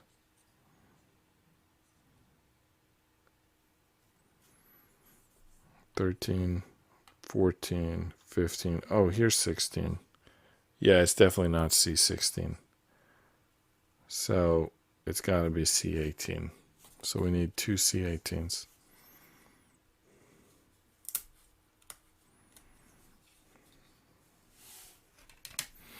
Now, how do we do these things? We have to know what pins they go in. There's several holes in this C18 piece. There's like 4. So, which ones do they go in?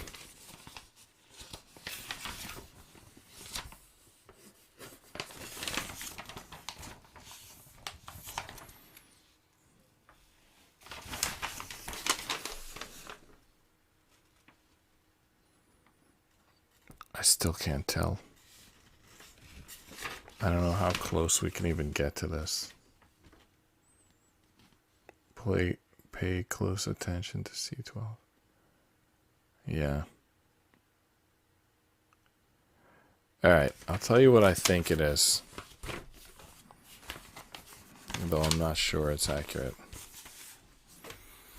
This piece, the C18, it's got a big slot in the middle and then 3 circles.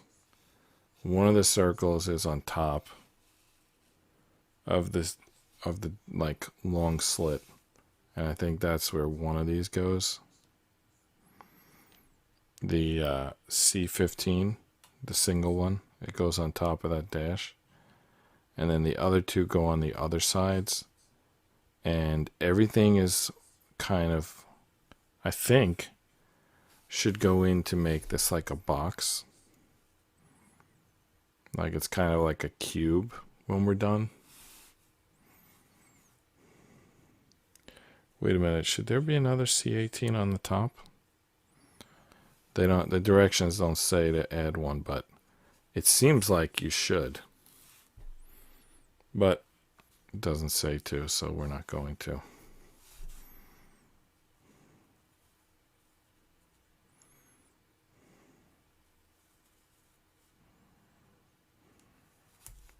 Let's try that again.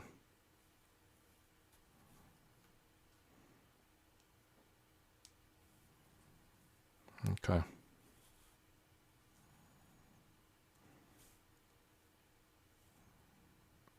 I don't know. Is this what we're building? It looks like garbage. I don't know. Does that look like anything to you? Looks so stupid. Alright. We're going to build another one of those. Regardless of how stupid it looks. There's just like... I don't know. There's nothing else you can do with these pieces. It's a stupid little thing. What can I tell you? Maybe when we put something on the top, it's going to redeem it. This might be just like half of the structure.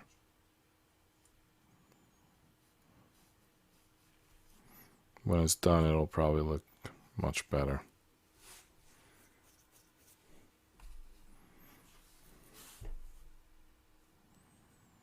Right. Once I get this in, we've built 2 of them. There we go. 2 meaningless, stupid looking boxes. There they are. I don't know. Maybe they're going to mean something at some point. Anyway, we did it. Alright, now, for the rest of this, how many pieces? 2, 4, 6, 8, 10, 11, counting the C12. So let's grab those all in order.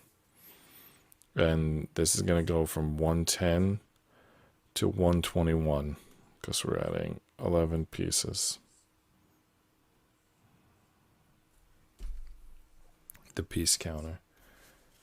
So at top, I just knocked out a C15. Let's keep these in order.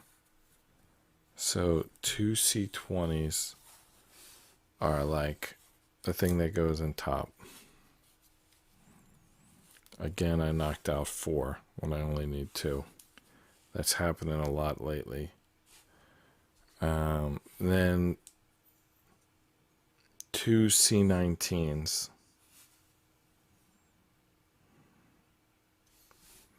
There's the C19s. Is it again going to punch 4 out? Of course it is. Okay, 2 of them stuck to the wood, but that didn't help matters. Alright, 2 C17s. I'm calling it right now. There's going to be 4 and they're all going to pop out. Alright, C17.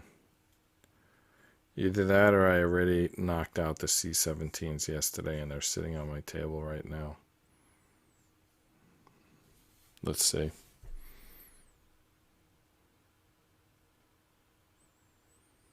No, I don't think so. So where are these C17s?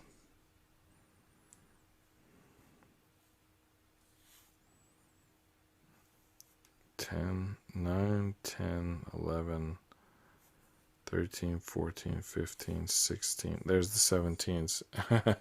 I don't know how I missed them. They're like, couldn't be more obvious. Wow. Again, this time I knocked out a totally different piece. Not even the C17. Alright, then the C12. That's the big one. We're going to build it with the ink facing us. That's the way we're supposed to do it. Alright, the 4 pieces on the bottom, 2 C21s and 2 C14s. C14s are here. Alright, I got 2 out without knocking 4 out. And the C21s, they look like those egg pieces that we put on yesterday. Were those C21s? Let's look back in the instructions.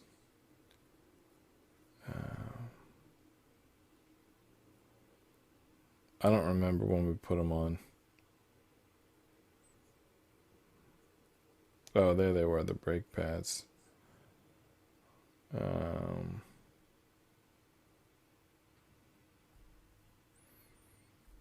Previous page.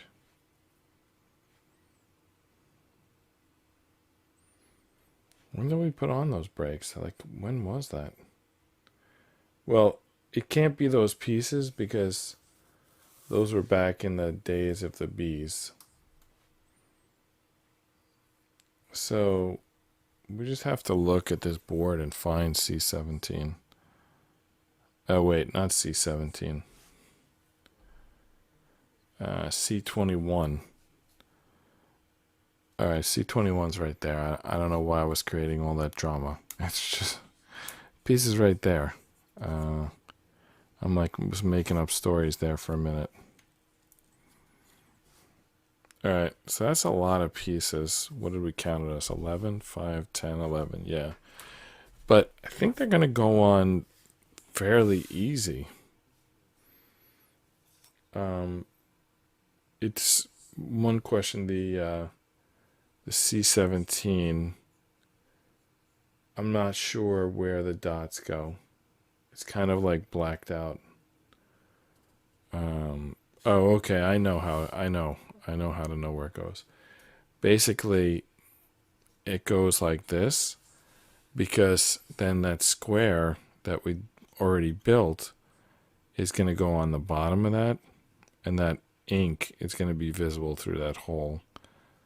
So it has to line up. Okay.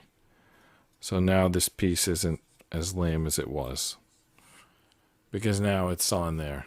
It's like 3D and stuff. It's pretty cool, actually. All right, so let's do that with the other one as well. All right, so we just had to be a little bit patient. And then that piece went from lame to cool.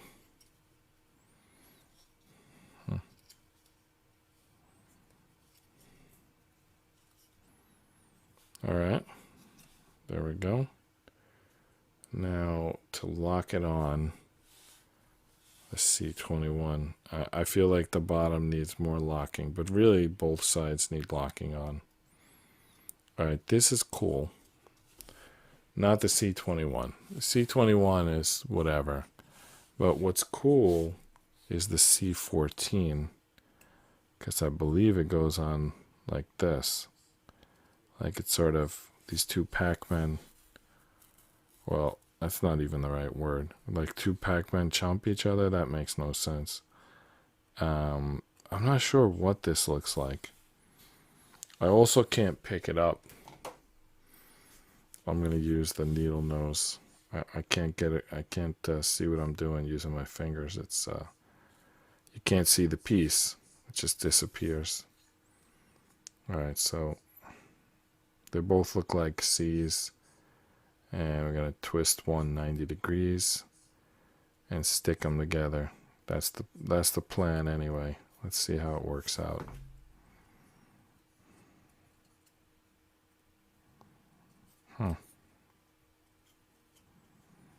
Is it lined up or not? Honestly, I can't tell if that went on or not.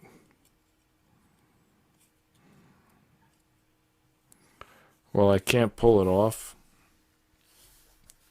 so I guess it went on. I lost one of the C's, by the way. Either that or it's still like sticking to the back of the board, which happens sometimes. No, I don't see anything back there. And I don't see anything on the floor. I don't know what happened to that C, but I'll just grab another one. It's actually a C14, but it looks like a C. All right, it's now only one left. I'm going to try to get a close look and see if this interlocks or not. Last time I don't know. I didn't get a good look and I wasn't sure.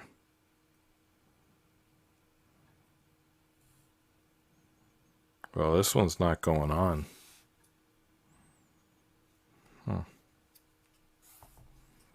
That's definitely not on.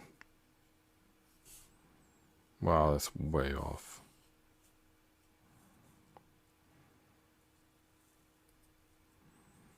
I think I fixed it, but it exposes this one as not being on. Just seeing how well the other one fits. All right, there we go. I think it's on. Now on the top, okay, we already did the C17. So then it's just 19 and 20, which are pretty easy, really. You just drop them like straight on there. They don't stay on very well. That's the only problem, I think. Maybe is there one more piece that goes on top? There is. C11. So I'm going to advance this to 123. And we need to add C11 to the top. And that's going to lock everything in.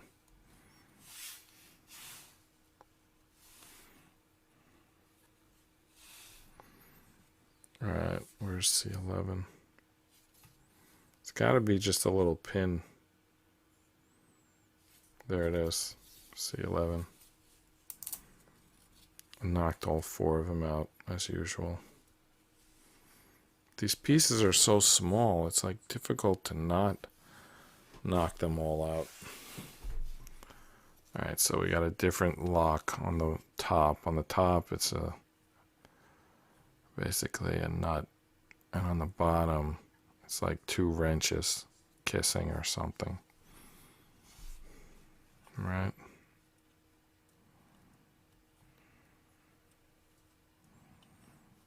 There we go. That's on. Oh, so that was all of segment 5. Now we move on to segment 6. What if we only do one segment tonight? No, then it'll be a 21-minute episode. All right, I guess we have to continue on with segment 6. That was like the shortest segment 5. All right, so segment 6 is 1 full line and 2 half lines. Not really that much, but let's do it. Let's see if I could get a decent photo. How do I make the light turn on? Is there a way to do that? Like to force this thing to use its brightness?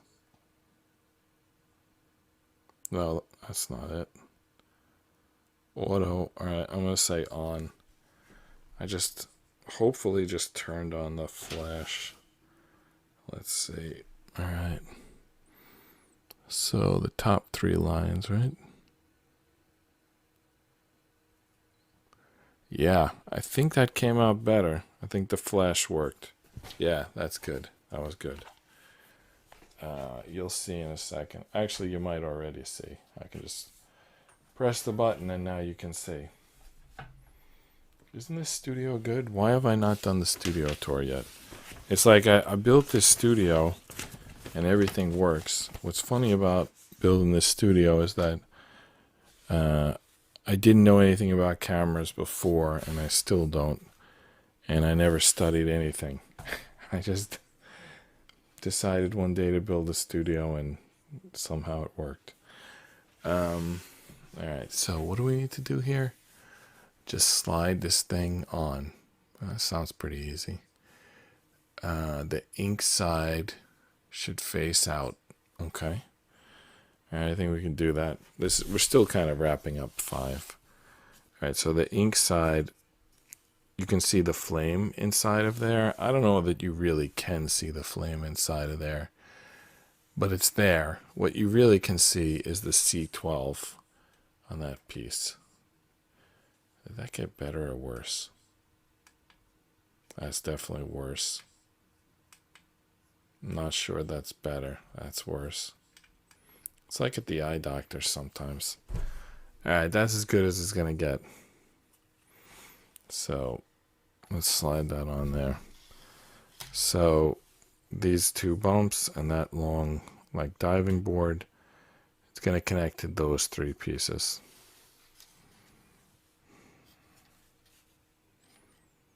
So I can see from the back.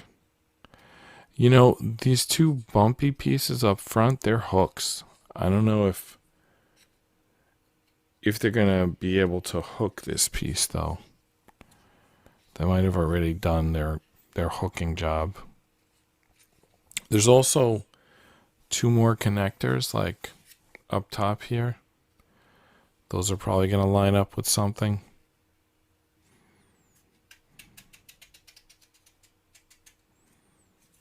Okay. So far nothing's lined up but the diving board. Okay, now I got 1 of the pieces at the bottom. Okay, 2. Still need the top. I think we got it. Yeah, 5 is done. Just connecting that board. That was 5. All right, what does 6 need to do? Oh, we're building the whole front of the car. That's nice. Let's see how that goes. So here's the first section of building that car. So what does that look like? There's a lot going on there. Oh, first piece is D32. It's going to hook together the pieces we were just working on. Then we're going to build something using D11, 12, and 14. And there's little numbers there that show you what goes first, second, and third. So first is you hook the pieces together, the pieces from 5. Second, you hook on the 2, like, I don't know, side vent pieces. And then third, you drop on top of those other 2 pieces you just did, the D14. So we need from D sheet 11, 12, 14, and 32.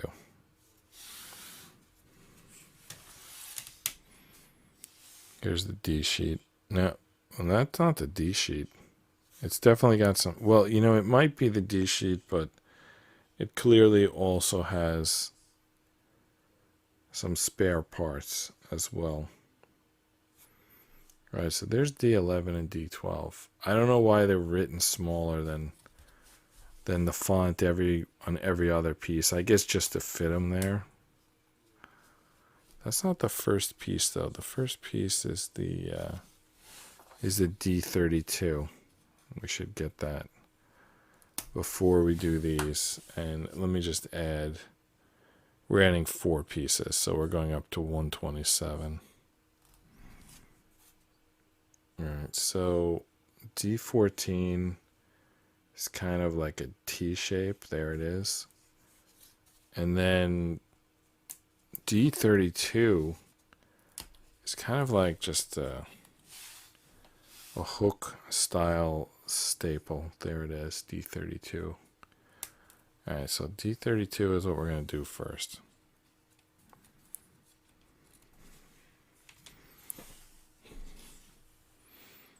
So yeah, that slit right there. It's supposed to go in there, and then you push it down, and that kind of holds those pieces together that we already did. It's not sliding down. That's a problem. All right, it slid down a little bit.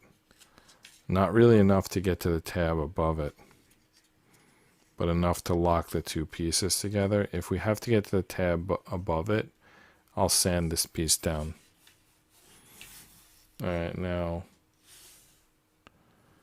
the 12 goes on the right side, and the 11 goes on the other side. They both get connected inside out, and they're going to connect a slider down here and a pin right there. So drop it in, slide it both as a sliding connector and to slide this pin in. Dual function. Wow, that engine compartment's like really skinny. Maybe there's more to it than this? Doesn't seem like it. It seems like it's just a skinny little nothing. Let's see here.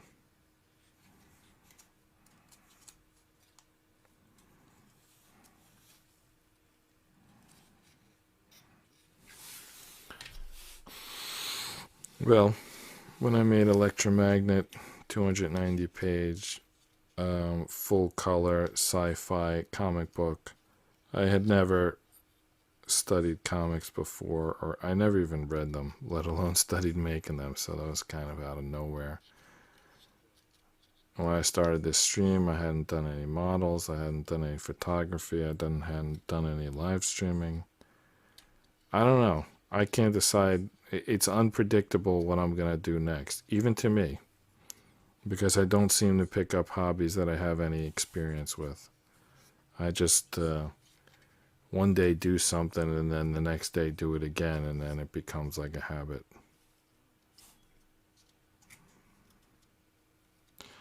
All right, there we go. I'm not sure what this is yet. I know it's not complete. It's kind of like the understructure to something, like the engine, I guess. Sorry, that was off camera. And I was like bragging how I'm doing this, but I have no experience. Yeah, that's why I'm doing it badly. I mean, it's nothing to be proud of. Just because I'm doing it every day doesn't mean I'm doing it good. Okay. Next segment. Looks like we put this away and we start something new. The base of it is D22, and then we add 2 D20s, then D6 on one side and D7 on the other side. So that's 5 more pieces. So we're up to 132. I feel like we're going to be halfway soon. What is it, 298? So halfway is like, what, 149? I mean, we're not that far from halfway. Anyway, D22. Where is the D22? I don't see any big... Oh, this is D22? Oh, is it all one piece? So that's like the engine, really. You don't even see what I'm looking at. This thing here. This is all one piece, and that one piece is D22.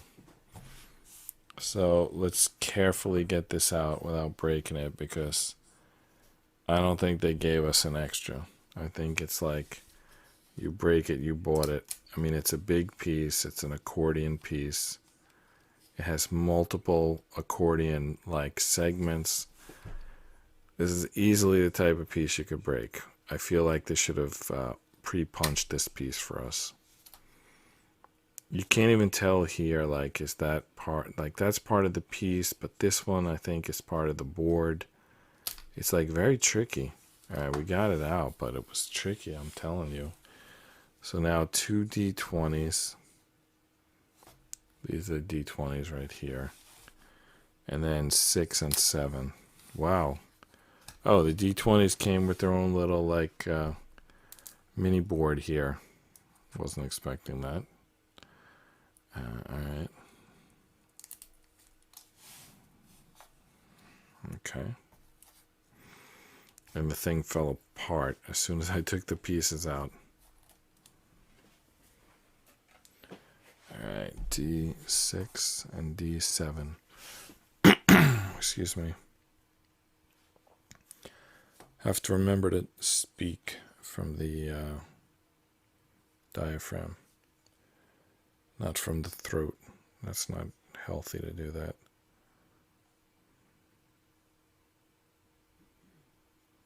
Alright, 6 and 7. Why don't I see them? I see 13, 15, 16. All I'm looking for... Oh, here we go. D6 and D7. Okay. 6 goes on the right, 7 goes on the left. But those only make sense once we know the orientation of this piece, which we're going to need a minute to figure this out. All right, I think we flip it over. And are we looking at the inked side? I think so, right? All right, so right. We're looking at the inked side.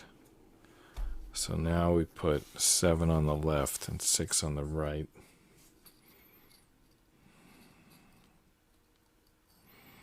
Without breaking these pieces. Can we do that?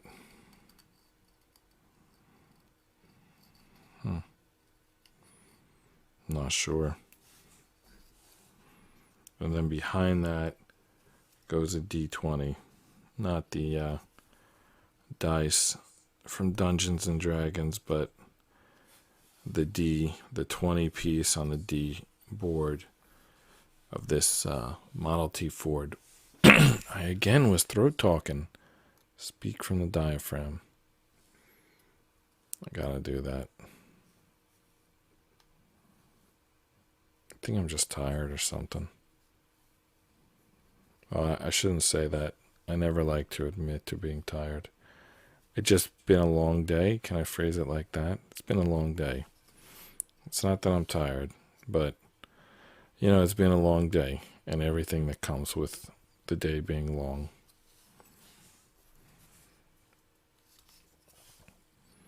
Some people refer to it as tired. I call it the results of a long day, the consequences of a long day. All right, so now we made this piece. It kind of looks like how it looks in the instructions. And now we just kind of ignore this piece and move on to another 3-piece segment, which involves a D13 and then D18 and D26. I think we're building the grill. So 135. All right, 26. There's 26. There's even a hood ornament. Like a Jaguar has a hood ornament. I guess a Model T had one as well. All right, D26. D18. And they're held together by the pin known as D13, which is right here.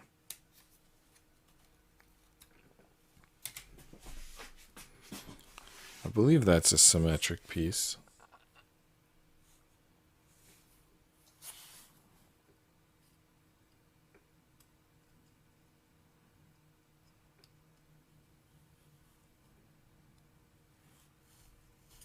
Okay.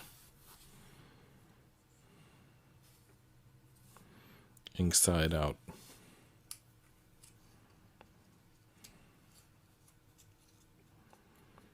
Shimmy it on. Good. There's another tab there for something, which makes sense because, by the way, can you see what that ink is? It's the R, like from ROKR. It's the R from ROKR. That's what that ink is. There's a tab sticking out the front, and these pieces are blank, other than the ROKR symbol. So something else is going to go here.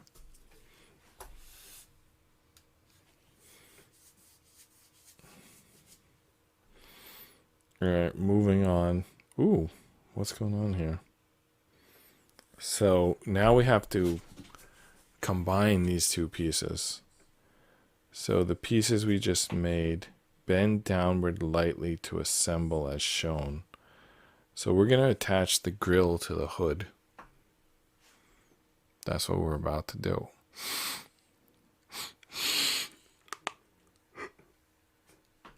There's some instructions saying 1, 2, 3, 4. The 1 is like clipping in the size. The 2 is putting in the tabs. I can't really tell what 3 and 4 are, but they'll be whatever's left.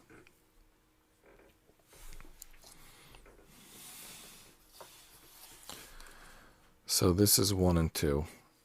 Well, this is 1, and then the other side is 2. Or is it both sides are 1? Yeah, both sides are 1, and then the middle is 2. The top middle is 2. All right, I chopped prepped all the pieces. Alright, let's try that again. Alright.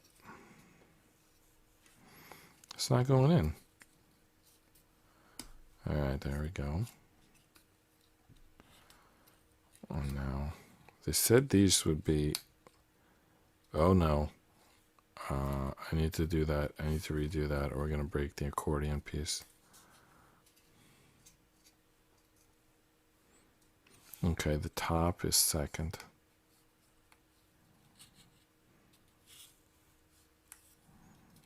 Okay. This definitely feels like it's going to break. How can I avoid that? I pinch this on. Slide the top in. Shimmy, whatever you want to call it. It needs to be in before I go on to the other side.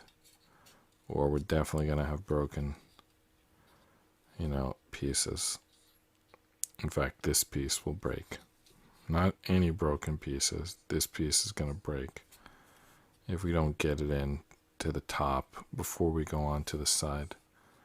Alright, top is in. We still might break it. It's like no guarantee that we're going to get it right. Alright, I think we got it. Alright, we got it, but now we need to connect it to a new piece, which is D5. I should have had that piece prepped. So that's the 136th piece. Alright, here's the D5.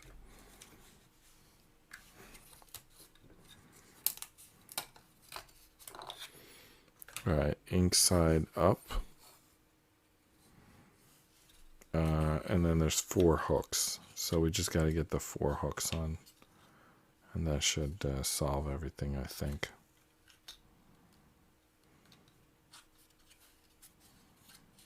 Come on. Alright. Okay. Got the 4 hooks on. How do we slide them back? Are they already slid back? There we go. Alright, then these wings are probably going to need to fold up somehow. Or fold down? I don't know. It's got wings. The Model T Ford doesn't have wings. It's not a flying car. So what do we do with those wings? Nothing yet. 2 attachment points, top and bottom. That's how we're going to attach it to the main body. From 1 attachment point at the top and 1 at the bottom. There's the top one. The bottom one, okay. Oh, there's like a slit. We gotta slide it in. Okay. Now, remember that top piece we were saying we needed to shave down the piece below it? Well, the time has come to do that. It's not going to fit otherwise. Let's see if this works. I'm going to shave this piece down. Otherwise, this engine's not going to clip in. So I have learned. I mean, it's taken me 411 episodes. But I have learned some things about assembling these models. I need to finish Venduti. That's my current comic series. And I haven't released an issue since I started this live stream. I need to finish it. Not for any reason other than I started it. I think that needs to be filed down a little bit more still.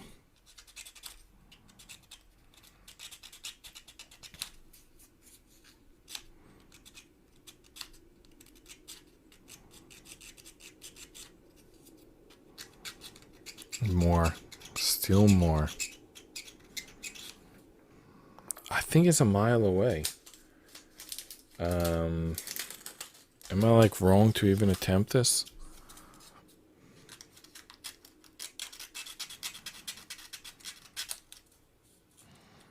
Like maybe it's not the answer to try to file down a piece.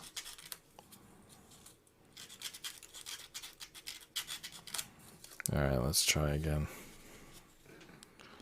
Let the bottom slide in. And let's get the connector at the top. Still not gonna go. This thing is in the way. Yeah.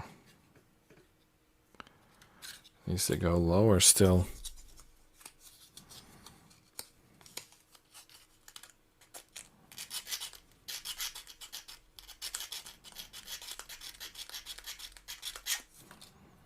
Try to push it down too as well.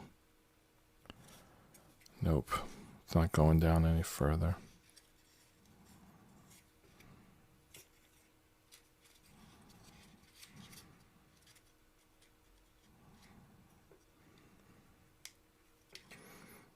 The thing is, if it doesn't go down, or either by pushing it down or sanding it down, we can't get the hood to connect. Almost there.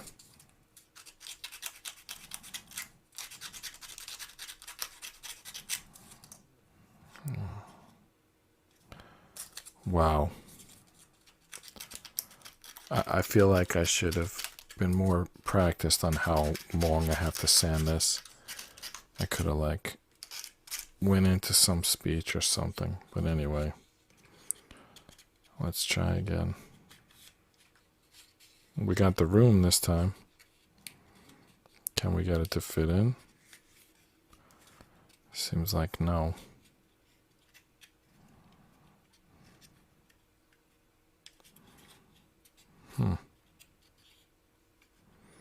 I got it over that top piece, but still not in.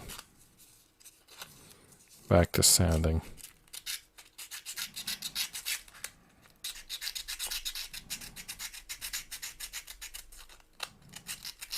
Trying to get really close to that opening. Wow, you're watching me sand this thing. I feel like that's not good content.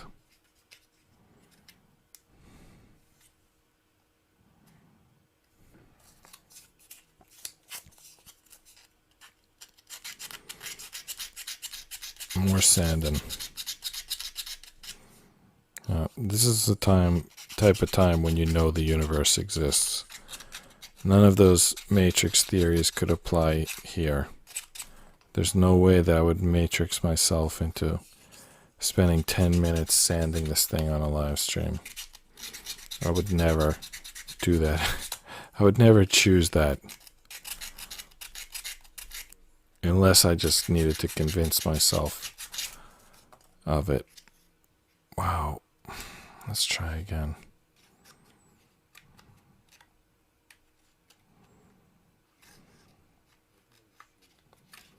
Okay, these hooks came off. Let's do it, I think. Put them back on. Okay, good. Now, let's try sliding it in there again. What is this, like the fourth attempt?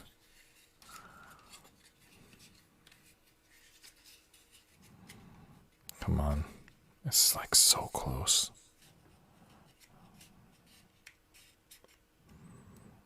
It's lined up.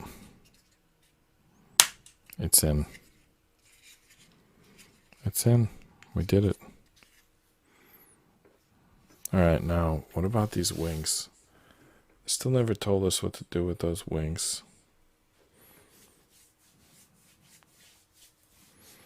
I don't know what's going on here.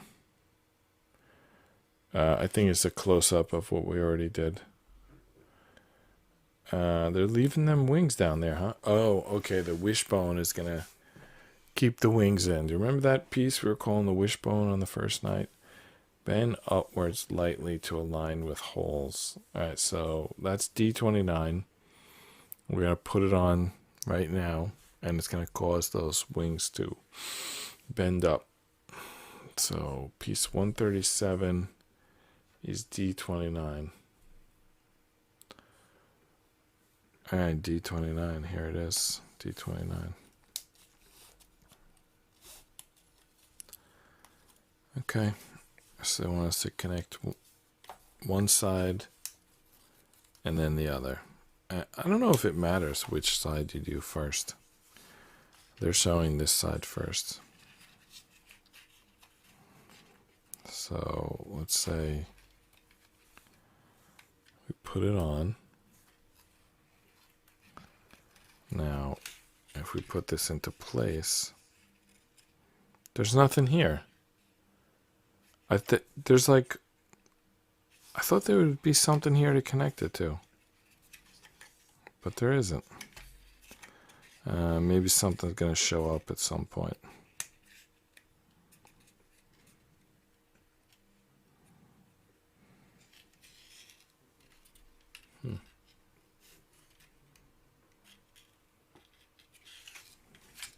Okay. Since I have history of telling you about the flashbacks, I'll tell you about the one I just had. It actually was kind of weird. Like a year and a half ago, the wheel bearings on our car were busted, but we didn't know what wheel bearings were. And we were driving back from my parents from Jersey, and they were like, the wheel bearings were acting up, and we were considering not driving any further. And we were like, well, let's like pull over here and test it out. So we pulled over. It was some hotel that turned out like wasn't active, and we drove around the block, and some old lady like followed us around this hotel. And when we parked to discuss like what are we gonna do, she like pulled in next to us. Like, this is brave. This was like 80-year-old woman, or at least 70, and we were like 4 able-bodied people. And she like gets out of her car and asks us like what's going on? Is our car working? Do we need any help? It was like such a nice thing. Like this, like, how was this lady like prowling the streets for like people to help? It was crazy. And we just said, no, we think it's fine. And then we drove home, and then we got the car fixed after we got it home. And then the next day, the car, like, we couldn't even drive it around the block. That's like, that's how bad it was. Anyway, now it works perfectly, but we had to replace the wheel bearings. By the way, the fuel efficiency went up a lot after we replaced the wheel bearings. Oh, by the way, this was D19. I forgot to mention. Did I increment the counter? I'm rewinding the live feed to see if I did. I'm pretty sure I didn't. How about the previous piece? All right, previous piece I did. So we're up to 139 now. So we're still not halfway yet. That's a shame. I kind of was hoping we'd get halfway because, yeah, we're up to segment 7. This is what we built so far. It kind of, I mean, I guess it kind of looks already like a Model T Ford. Maybe it looks like a bobsled a little bit, but because it doesn't have the tires on and the roof on yet. What do you think? Does that look like a bobsled? I don't know. Something about it, registered to me as bobsled. I saw this picture on the internet today, and it was just, it was like a house in a mountain with bushes growing all around it, but like me and everyone else who replied to the post, like saw Donkey Kong, like old school, like 8-bit Donkey, like arcade 1980s Donkey Kong. Or is it 1970s? I think 1980s. Anyway, the person who posted this was expecting people to see Donkey Kong, but I don't know if everybody did. It was like, I don't know, it's just was there. It's like you recognize it. This like house and the windows in it and the bushes look like the arm, and I don't know, the roof looked like the mouth. It just, everything on it looked like Donkey Kong. So anyway, when I picked this up and said, does it look like Model T Ford? In my head, I was thinking it looks like a bobsled. I don't know. It looks a little bit like a bobsled. So this is what it's going to look like when it's actually complete. They just call it vintage car. They don't say Model T Ford. But there are some panels, like on that door. If I can get that to focus, it says 1922. There's the crank in front. You see the crank there? That's like a Model T Ford would have a crank. Has the window that like folds down like on those MASH Jeeps. The old TV show MASH. Which was, you know, I guess what, like 40? No, not 4, maybe 30 years after the Model T or something like that. But I guess still pretty old. So we're up to 7. There's a lot more to go here beyond 7. Okay, 7 starts here. Where does it end? It ends on the next page. But 8 and 9 are like short. They're kind of in one section. I think let me take 2 photos right now. Because if you look here, the instructions, we already have the start of 7, that like first panel. But the rest of 7 we don't have. And then on the back of the page, it's 8 and 9. So let's take a minute to take a couple photographs and then I'll get started. And I'm going to try to remember to speak for my diaphragm. It's funny that it took until like 400 episodes. But at some point, basically I don't want to ruin my throat or my voice. So I need to learn how to speak properly. Like most stuff, I don't feel the need to learn the official way to do it. You know, like I shoot a basketball however I shoot it. I program computers however I program them. But I feel like with this speaking, I'm going to have to learn how to speak. Because if I'm going to speak an hour a night for the rest of my life, and I do it incorrectly, I could injure myself. So I don't want to do that. So I got to learn how to speak. I turned 50 last week, but this week I'm going to learn how to speak. You would think I would have learned sooner, but it is what it is. All right, let's see if we can get a clean picture here of the rest of 7. All right. Something just died, by the way. I think the cable came out. All right, it's back. All right, did we get a good picture there? Oh, we have to bring the picture up to know if we got a good picture. How's that look? That's page 8. I don't think we got a completely good picture, but and it wasn't page 8. It was the rest of 7. Now we're going to do 8 and 9, and we need to turn the page to do that. All right, let's photograph 8 and 9 next. All right.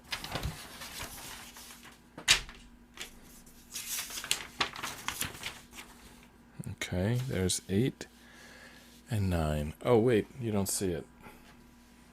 Okay. There's 8. Is 8 a single panel? 8 is a single panel.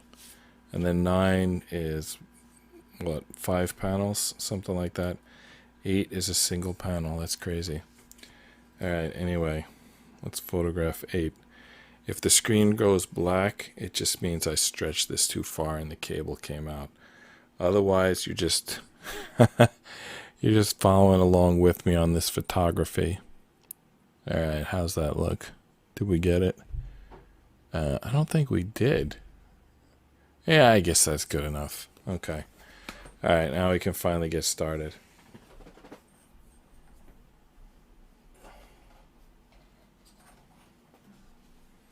Okay. All right, that's still there. Go here. Go back to where it says 7. that first panel of 7. You know what? It looked better yesterday.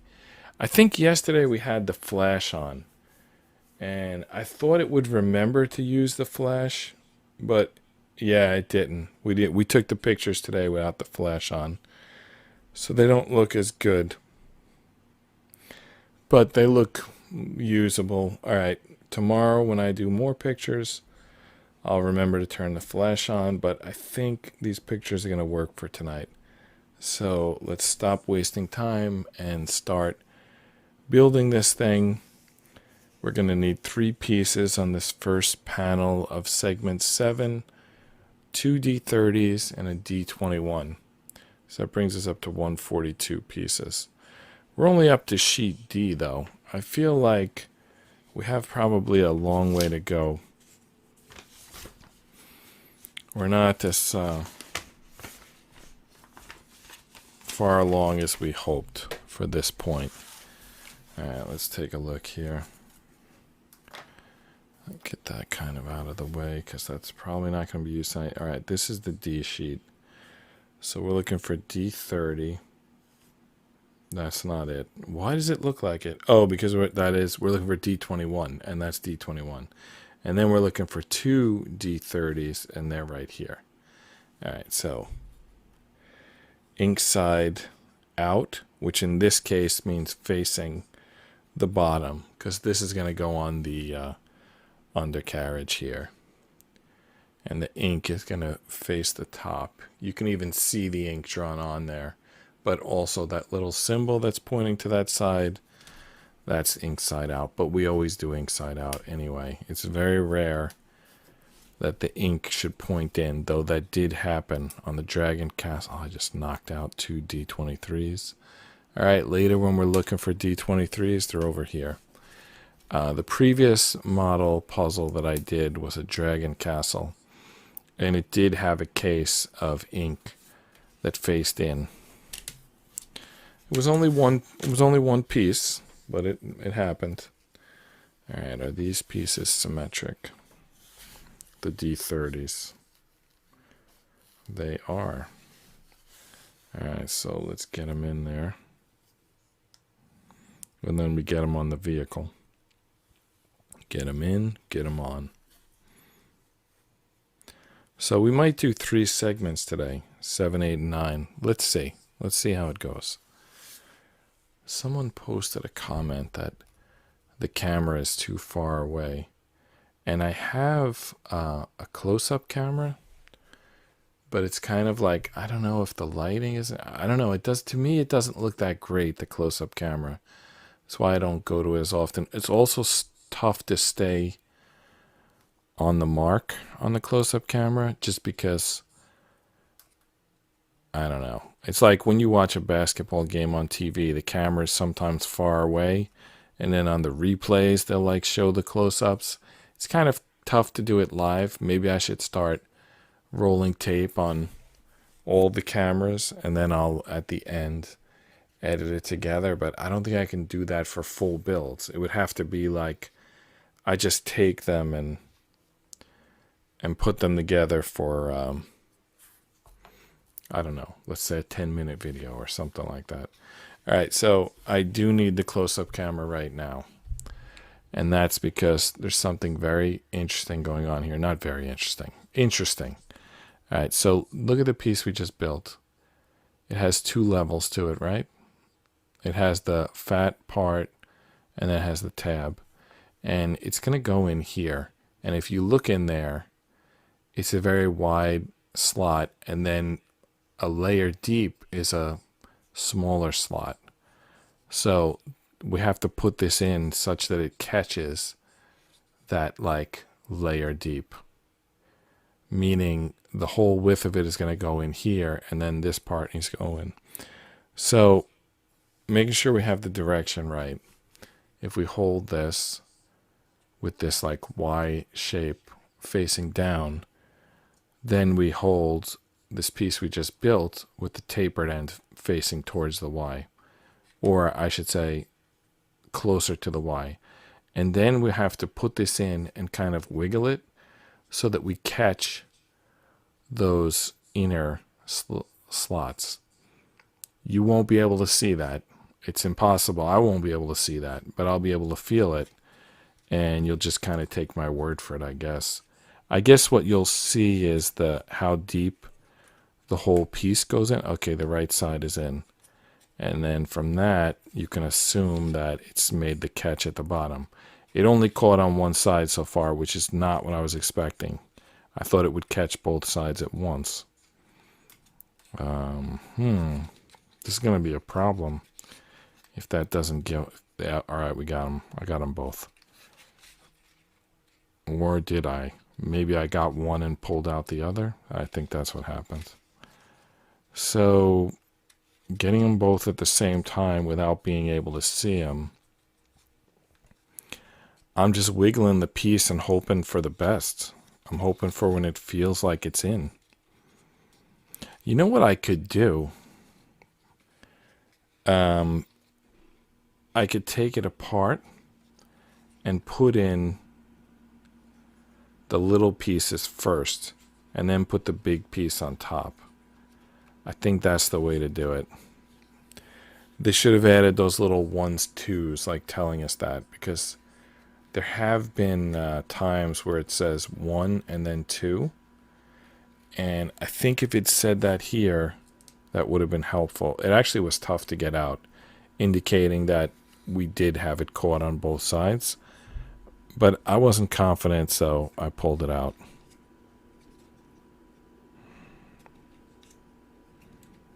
All right, that's definitely on one side, but still needs to go in. It's just not easy. I bet, yeah, I'm sure that I didn't have it because I can't get it even just now.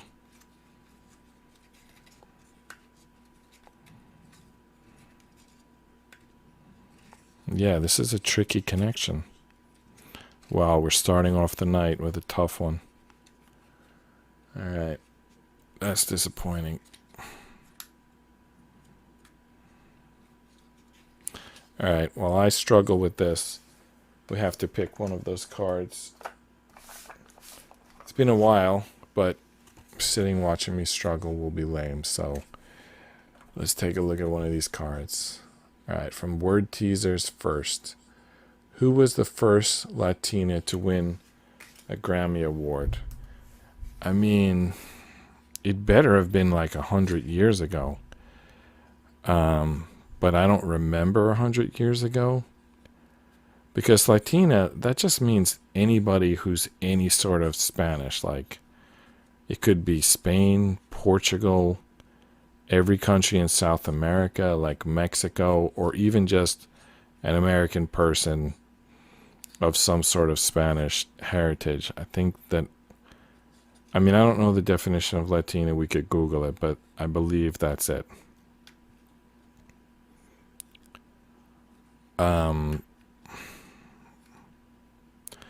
Who was that one that, I know it was before that.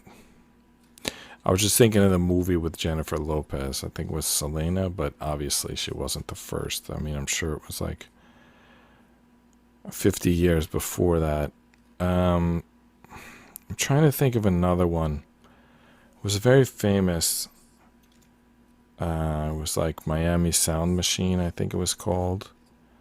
And she had a famous song. It was like, come on, and something. I can't remember exactly, but I'm wondering if that was the song. It was like famous woman and the Miami Sound Machine. And it was like, come on, shake your body, baby, do the conga. No, you can't control yourself. I'm not singing it well, but she sang it well. And I think there was a year where she won like all the Grammys. I think she had been like in an accident and broke her back or something like that. And the thing is, it's not supposed to affect the voting, but when someone has an accident like that, it does affect the voting and they end up winning like all the awards. So she had one of those years where something happened. She was like physically injured. And she also had a really good album. And as a result, she won like every one of the Grammys that year. But the problem is, the question is not who was the first Latina to sweep the Grammys. It's who was the first Latina to win a Grammy. So that's why I'm thinking it was probably like 150 years ago, and it was probably somebody who did like a commercial for something. Because like the first Grammy, I mean, it's like the first Grammy. I mean, how many Grammy categories are there? Don't they do like 100 awards like that aren't part of the show, like best foreign cereal jingle and best new person to do something or sell an album and a single, and it's like they have a million categories. Gloria Estefan, by the way, I believe was the name of the woman with the Miami Sound Machine who broke her back one year and won all the Grammys. All right, so at least we have a guess. I don't think it's right. I think I'm going to go with Rita Moreno. Even though I don't know who that is, I think she danced with like, or was it Carmen Miranda? There was someone who danced with like a bowl of fruit on their head. Maybe it was Lucy Arnaz. I don't know. Let's just say Gloria Estefan. We got to say something. All right, who was the first Latina to win a Grammy Award? Rita Moreno. Did we say that? No, I think we combined her. I think we said Carmen Miranda, and Lucy Arnaz. And the third one, did I say Rita Moreno? Let me go. Hold on. I'm gonna rewind the live broadcast. I might have said that. Did we say that? She danced with like, I think it's right here and won all the Grammys. All right, so at least we have a guess. I don't think it's right. I think I'm going to go with Rita Moreno. Oh my goodness, I got it right. Why did I say Rita Moreno? I don't even know who Rita Moreno is. Is she the lady with the fruit on her head? I don't know. I have no idea where I got that from. You're going to think I looked at the back of the card, but I didn't. Rita Moreno. I think it's something I heard like Barney Rubble or Ed Norton, Ralph Cramden's neighbor. It's like, or maybe it was on the Lucille Ball show. Maybe Fred and Ethel used to talk about Rita Moreno. I don't know. I just used to hear that name on some sitcom when I was growing up, and I thought, okay, that's the person. So Rita Moreno, born in 1931 in Puerto Rico, is also the first Latina to achieve an EGOT, Emmy, Grammy, Oscar, and Tony. All right, so she hit for the cycle. Emmy, Grammy, Oscar, and Tony. Tony is like a Broadway show. All right, I'm going to look up who this Rita Moreno is and see if she has the fruit on her head or not. Probably not. I think that was like Carmen Sandiego. I don't know who it was. It was somebody. All right, Rita Moreno. I don't see any fruit on her head. All right, let's go to images. All right, it definitely wasn't Charo, right? Who was the one? I could type in Carmen, but then it's gonna autofill like Carmen Electra, and we want like Carmen Miranda. But I don't know how to spell. Yeah, Carmen Sandiego is what it's autofilling. Carmen Miranda. Yeah, she's the one with the fruit on her head. Okay.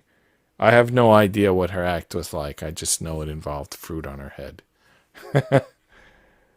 Bananas is my business. Oh, it sounds like a great business if you can get into it. All right, bananas is my business. Carmen Miranda. All right, I'm going to add this to my watch list. Carmen Miranda, bananas. What is it? Bananas is my business? B-A-N-A-N-A-S. The shit is bananas. B-A-N-A-N-A-S. I don't know. It's a very vocal show tonight, which I'm not supposed to do. People can't fall asleep if I'm singing. All right. that was it. That was the first segment of 7.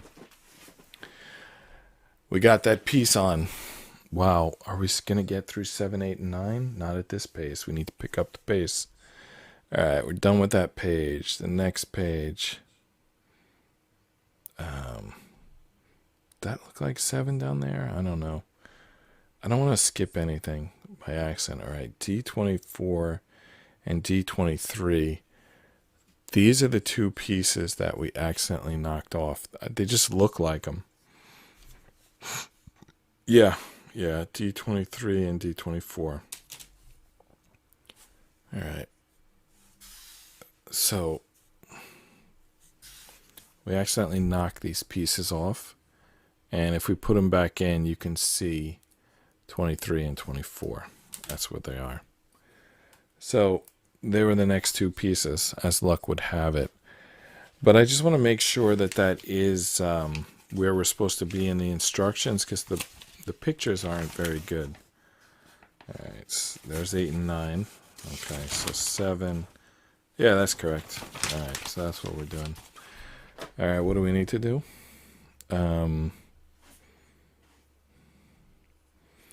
Slide these 2 things in at the bottom. There's a little close-up there showing exactly how they go in. So let's see if we can figure this out. So we flip this over.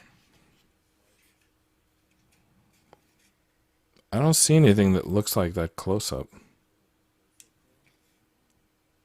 Because the close-up shows 2 entry points.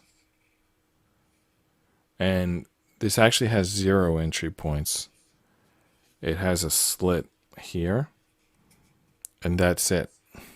That's all there is.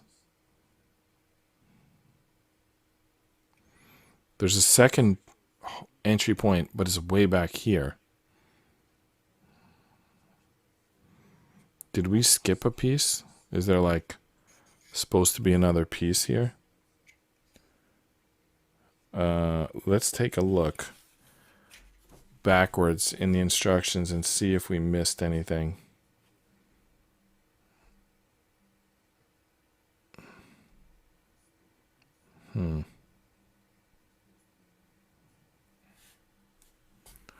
What do you think? Doesn't look like it.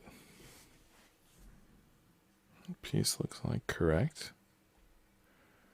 Yeah, yep. Then this piece. Then that's it. We're caught up. All right. I don't understand what they're showing in that close-up. They're showing something that doesn't exist, and therefore we don't need to worry about. I mean, look at this. It doesn't exist. I don't know what they're talking about. All right, so when we flip it over, the 23 goes here.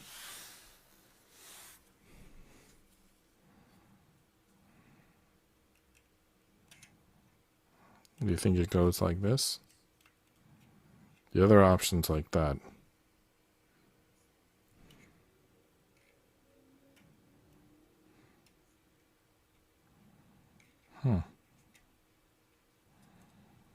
I'm not sure.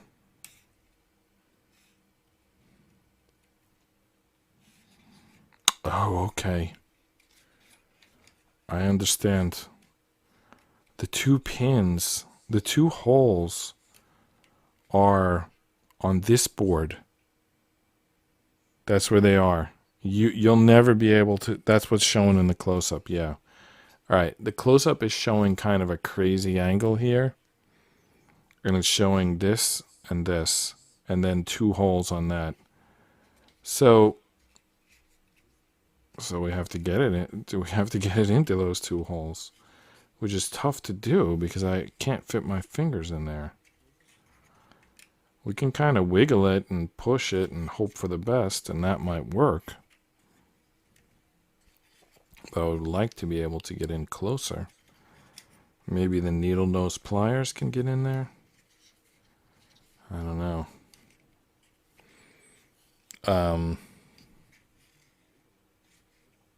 Is it supposed to stick out in the front like this? Let's go to the next panel and see. Yeah, it is. It is. Okay. I mean, I think we have to get it in a little bit further, but it is going to stick out even when it's fully connected. All right, I think we got to get this top connection first. Though, really, we're probably supposed to do them both at the same time. Wow, 2 tough. We started off the episode with 2 tough connections.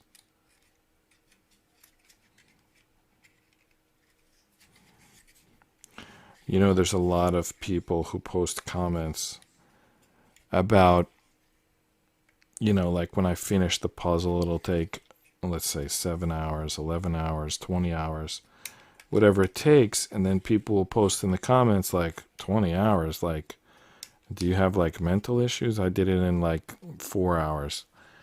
And, you know, I don't know what to say about that. I'm just, you know, whatever it is that it takes to be good at doing these models, I have yet to achieve that. So we're kind of taking the scenic route every time, you know.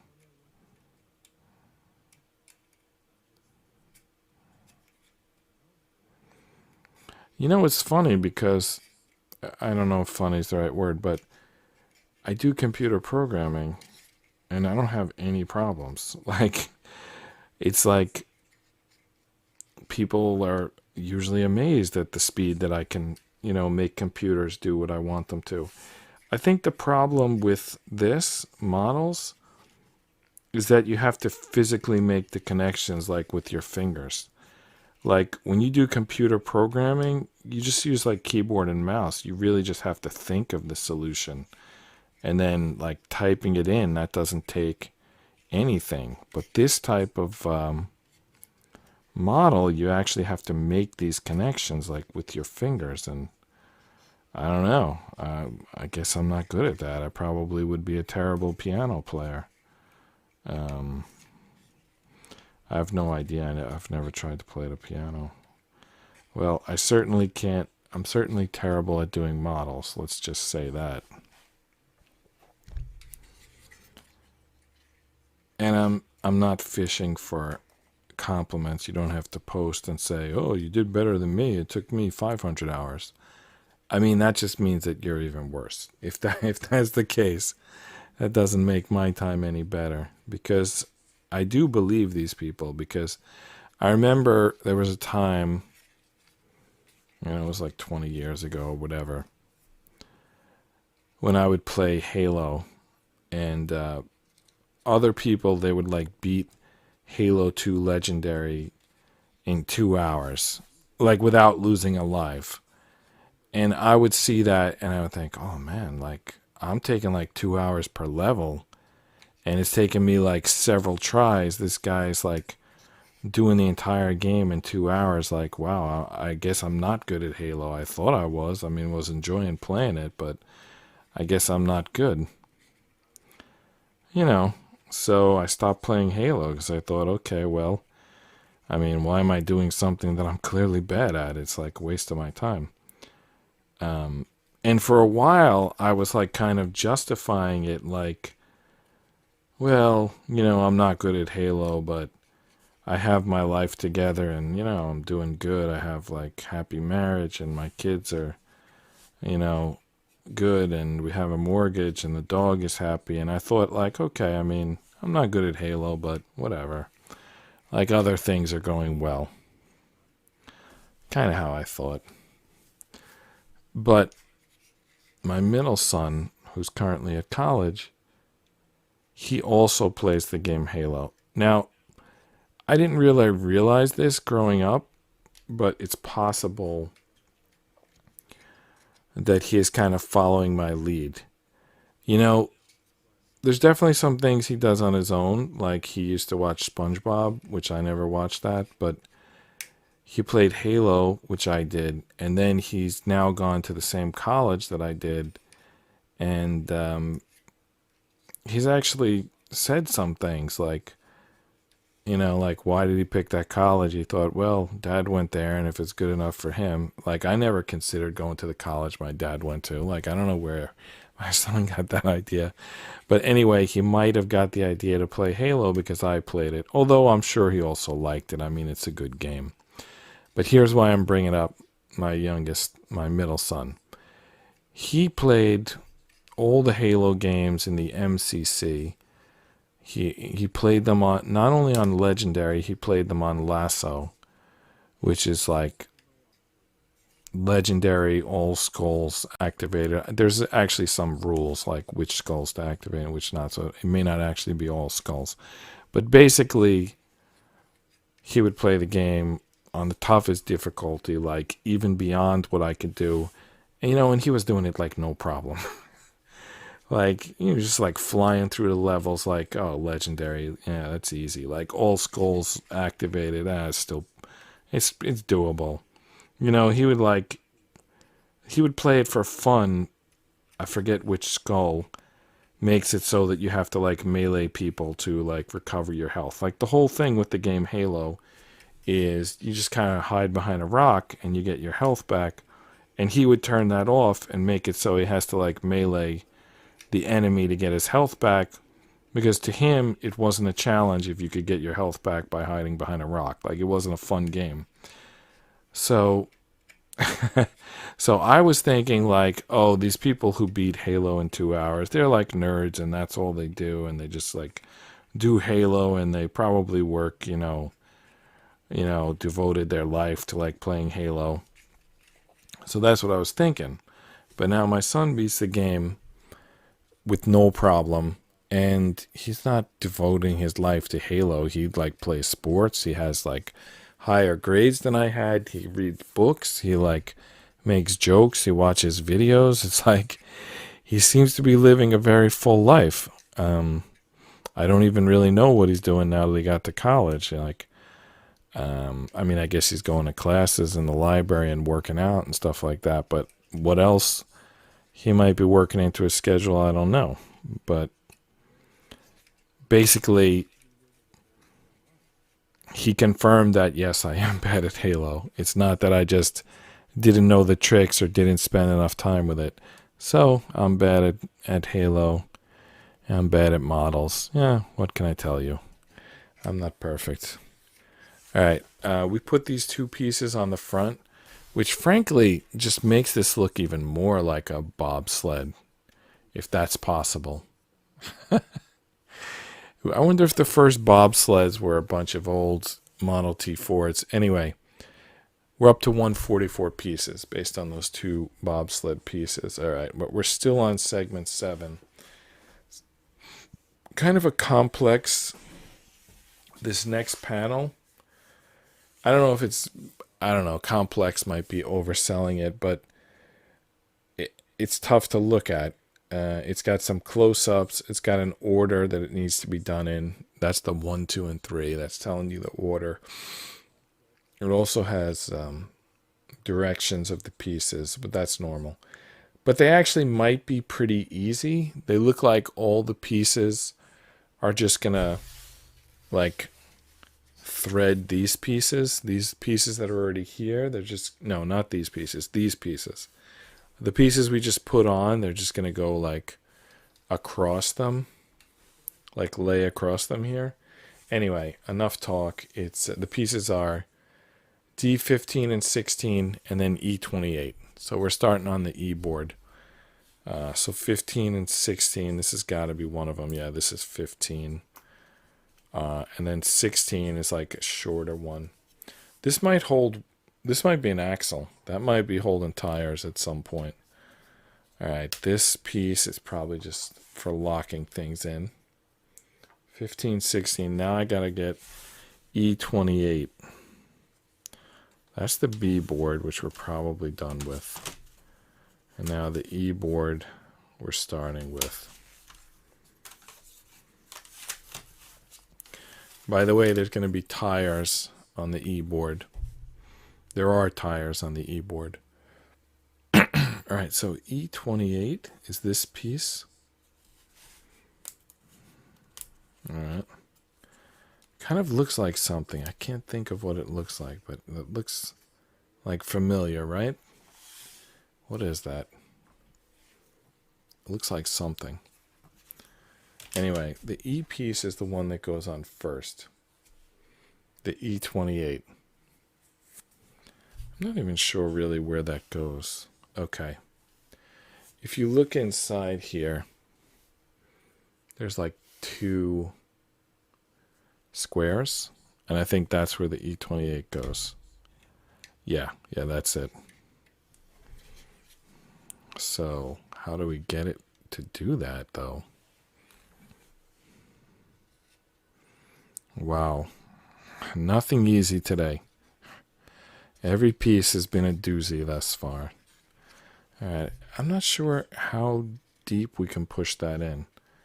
It looks like there's a piece behind it, so I got it in a little bit. It's not blocking anything.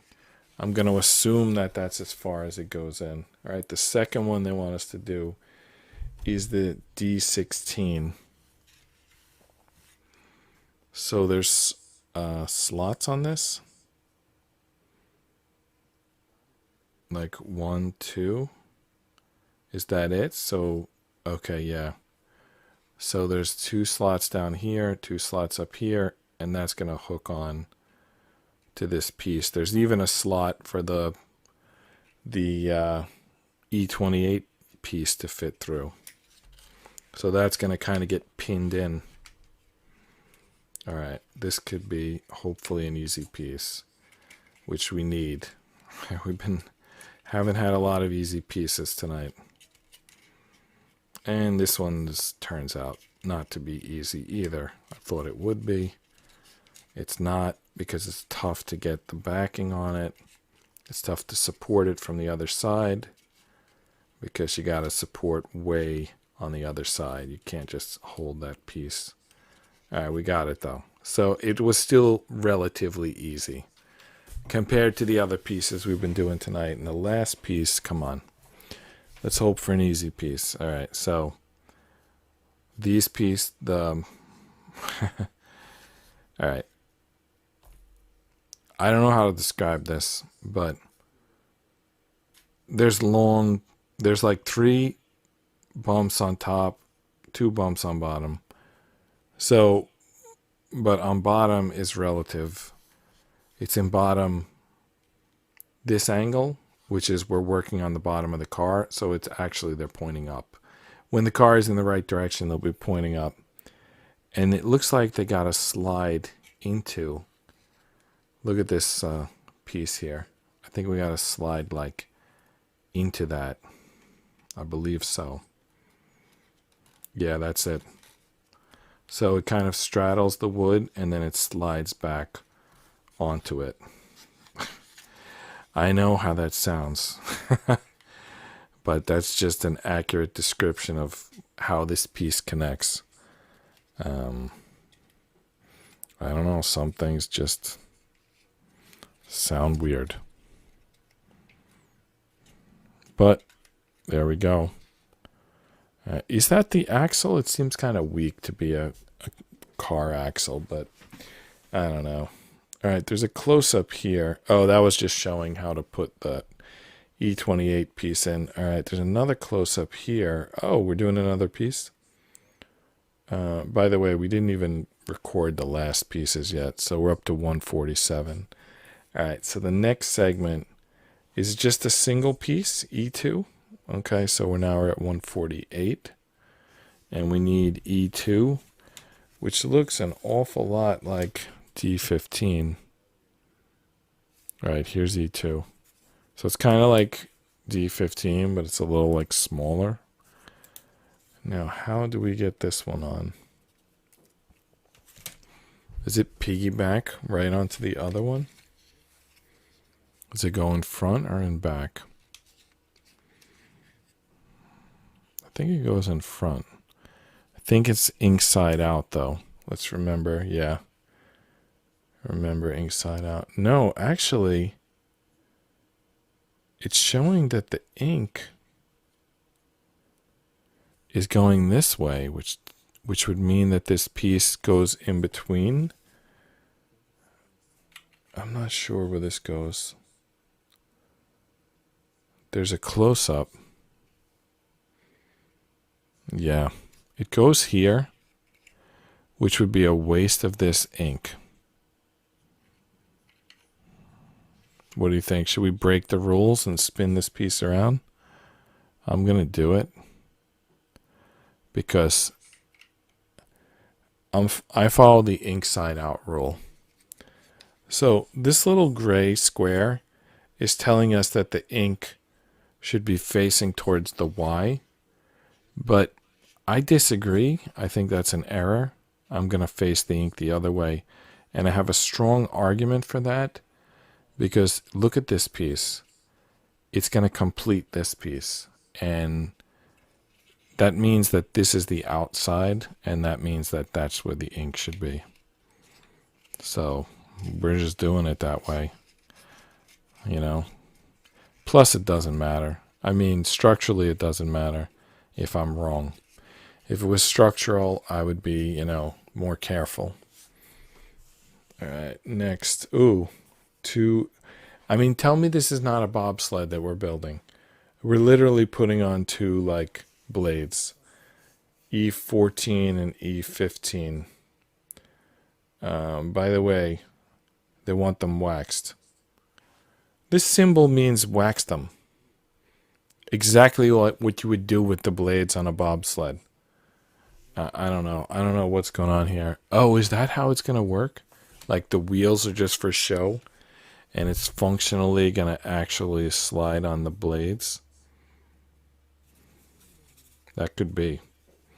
I've seen that a lot with models. One build is for the fiction and one build is for the function. Fiction and function. All right, so E15 and E14.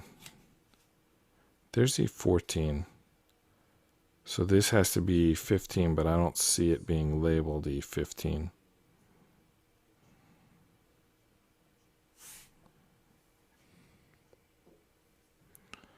Well, okay, there it is. There it says E15. I was about to take it anyway and say it must be, whether we can find the tag or not, but then we found the tag. All right, so this one is 15, this one is 14. If we hold this piece upside down with the Y this way, then the near side gets the 14.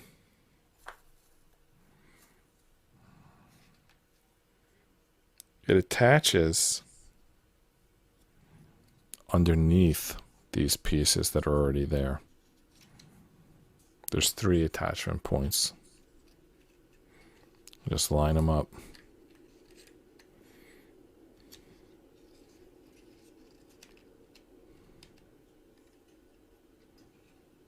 This is again tricky because you don't want to knock out the other pieces that are already there. This is the night of tricky connector pieces. You know, I think this often happens a lot with these ROKRs. ROKR has a series of puzzles of which this vintage car is from that come in small boxes. Like here it is. They're like kind of the size of a DVD box. And it's really attractive when it's on the shelf.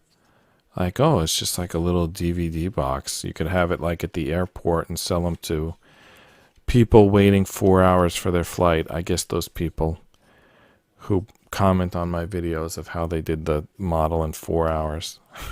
Those kind of people grab them off the shelf at an airport and do them. But what I find is that particularly on these type of puzzles with these tiny pieces, when you get towards the end, there's no room for your fingers. Like tiny pieces is already an issue, but if you can't fit your fingers in there, it becomes a huge issue. I can't fit my fingers in there. I'm using needle nose pliers right now. So that's a thing to keep by. All right, I got it in. The needle nose pliers did the job. All right, let's do the other side. Oh, and we were supposed to wax them. I'll do that at the end.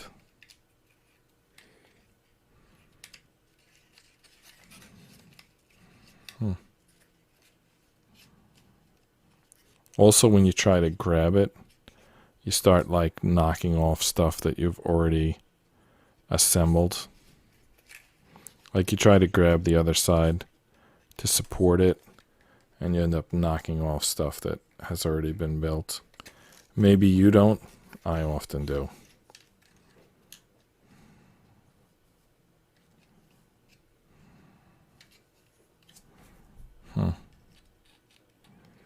Is it raining where you are? It's raining here.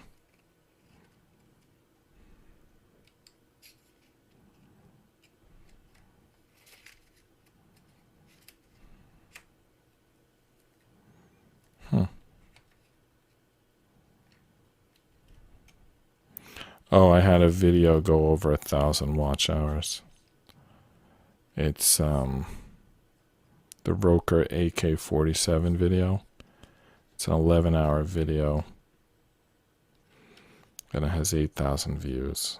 So as you can tell, not many people are watching all 11 hours, but in total, there's over 1,000 watch hours, which is like, you know.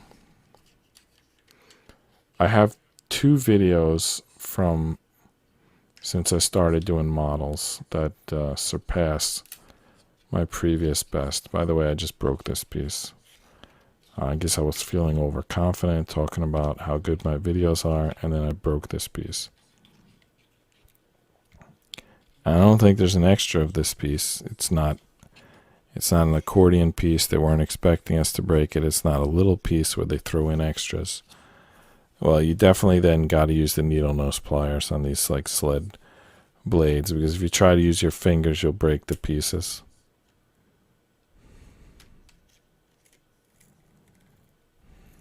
All right, I got it in, but it's broken. What was I talking about a minute ago? Oh yeah, the 1,000 hours. So this other one is the Mega Bloks Paw Patrol, which has like 500 hours. But the previous, before that, was a video on my channel about flat Earth. And it's just me answering a bunch of questions for an hour. And that had like 400 watch hours. Out of only like 500 views or something like that. So it was like everybody was watching this video from start to finish if they started it. And I've went back and watched it, and I agree that it's really good. Like I went back, like when I noticed, like 5 years after I uploaded it, I noticed that it had good watch hours, so I like started it.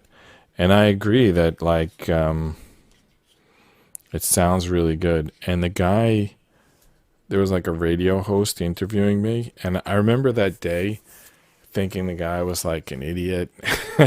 I wasn't impressed at all, and I was thinking like anyone could do this.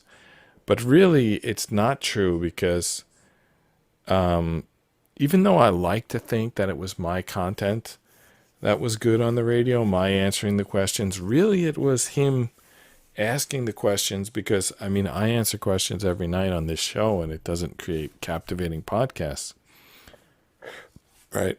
The next segment is going to be 2 pieces, P1 and D9. The pieces look like identical. Oh, there's 2 of each. Okay, so P1, so D9 is an actual piece that we're going to pop out. And then P1, I think, is this from this bag of bolts. Yeah, is that P1? It doesn't say, but I think it is. Yeah, I think it is. I think we're putting in these screws. I don't know why this bag doesn't say P1. So anyway, that guy asked me questions, and that's what made the interview good. Like, every day on this show, I ask myself questions. It doesn't work. You need the radio host to ask you the questions. So I have to give, even though I don't remember that guy's name, I have to give him a lot of credit. He like made it interesting. Or the content was interesting. I don't know if he made it like lively. He like guided the show. So that guy did his job.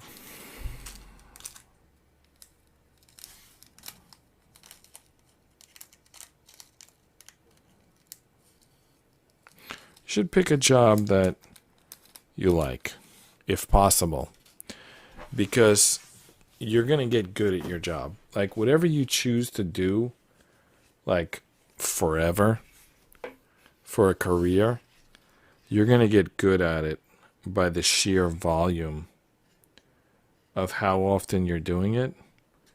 So if there's something you want to do, like let's say you want to edit videos, then do it like professionally, because you want to get good at the thing. You're going to get good at the thing that you do professionally, so you might as well pick something that you like. Remember we were talking about those Grammys before? I kind of wish that they didn't give out Grammys, because a lot of people, they feel like they need to be an actor, or they need to be a musician, or they need to be a video editor just because they want to win an award. They feel like it like validates their existence. But other jobs are just as important.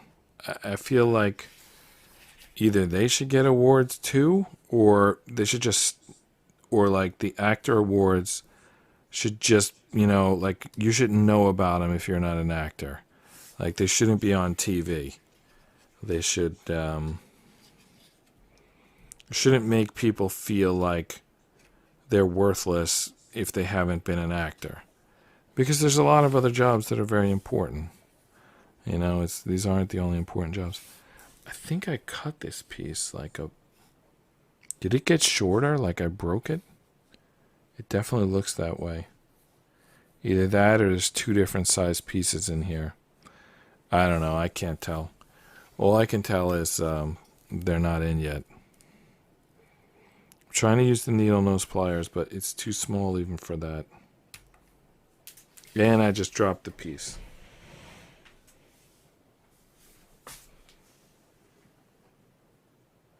When I went down to find the piece that I dropped, I found this other piece, which means it probably fell off, which I don't even remember. There's pieces. Where'd this come from? Oh, that's the piece I broke a minute ago. All right, so this piece probably fell off somewhere else, but I don't remember where it went. Yeah, this is going to be like all the other ROKR DVD boxes. I'm going to, lose track of the pieces. And you know what? I'm not even going to worry about that little screw. So where does this go? It shows it going like underneath the sled, but there's no pin underneath the sled.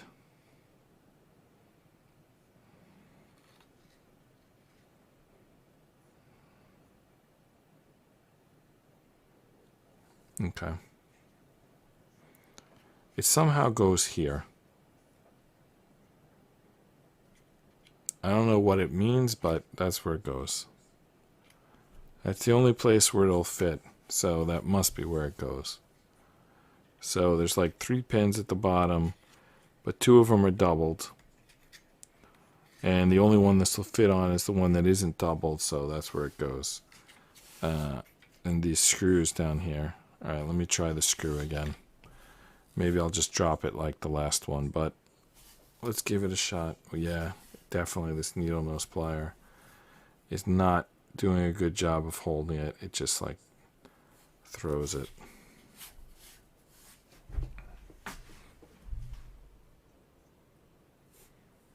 Well, I'll use my fingers, but that's going to be impossible. I think. Let's see.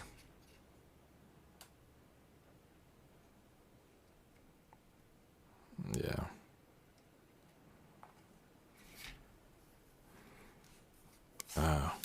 I dropped the second one.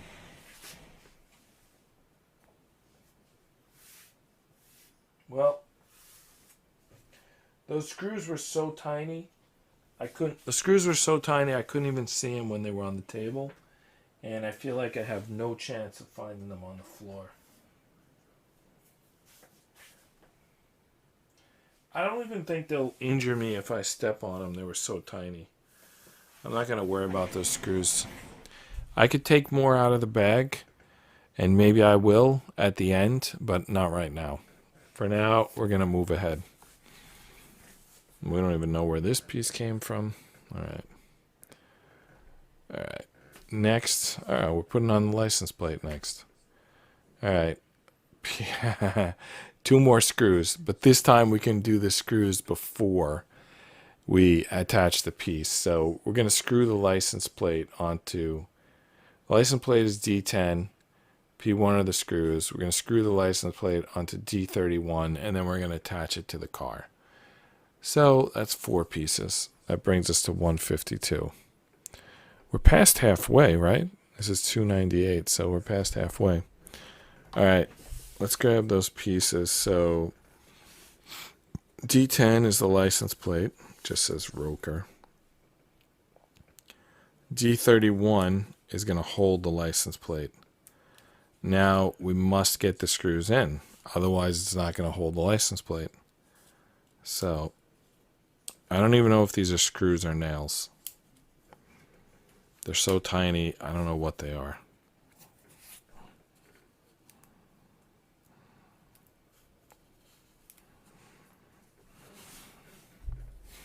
Alright, so this license plate is going to go on this piece using those nails.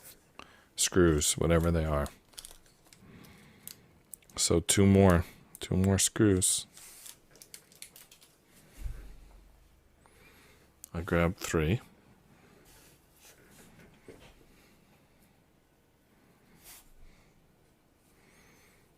This one's might be a little easier because you can start with putting them in the license plate, and then the license plate will kind of hold them steady while we put the other piece on. It's actually started. The first screw is started. I use this metal to get it in. Yeah. So the first screw is in there. You can see it maybe. There you go. So let's get the second screw in, and then let's attach it to this piece. Wow, that went so easy. I feel like trying the other one again, but I know if I try the other one, I'll just screw up again. But at least this one, at least this license plate, let's get on.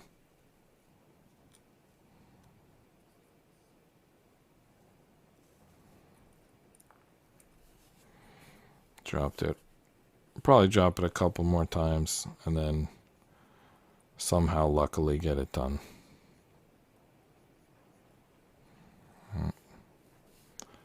That didn't work.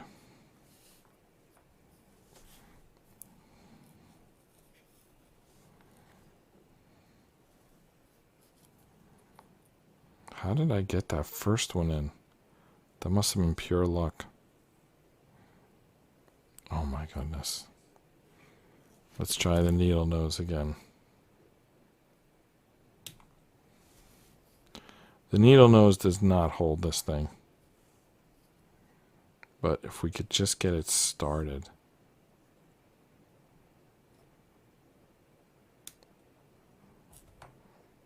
I think I got it.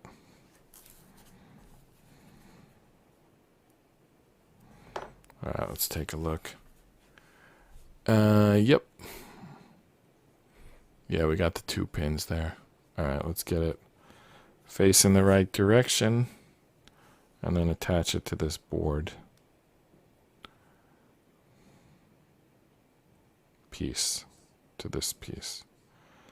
I don't want it to push the metal out.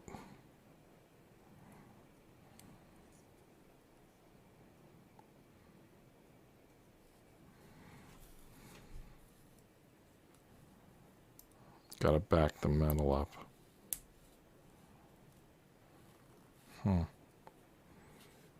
Might have screwed that up. Tough to tell. That one's definitely in. This one is not unknown. Let's try it. It's not in. but it can't be off by much. It looks the same on both sides. All right, let's just push and hope for the best. Got it. Both sides are in. You can see it. You can see the metal in the back. Or at least you can see the shine off the metal. All right, what happens next here? Oh, the two pieces we put on previously, we're going to connect them to that.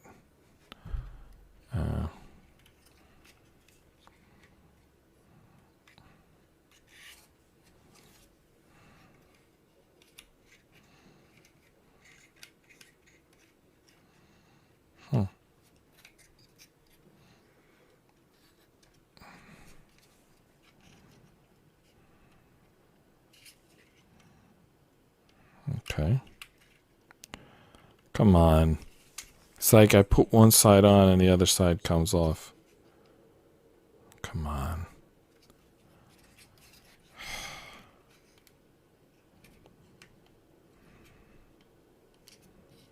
Okay.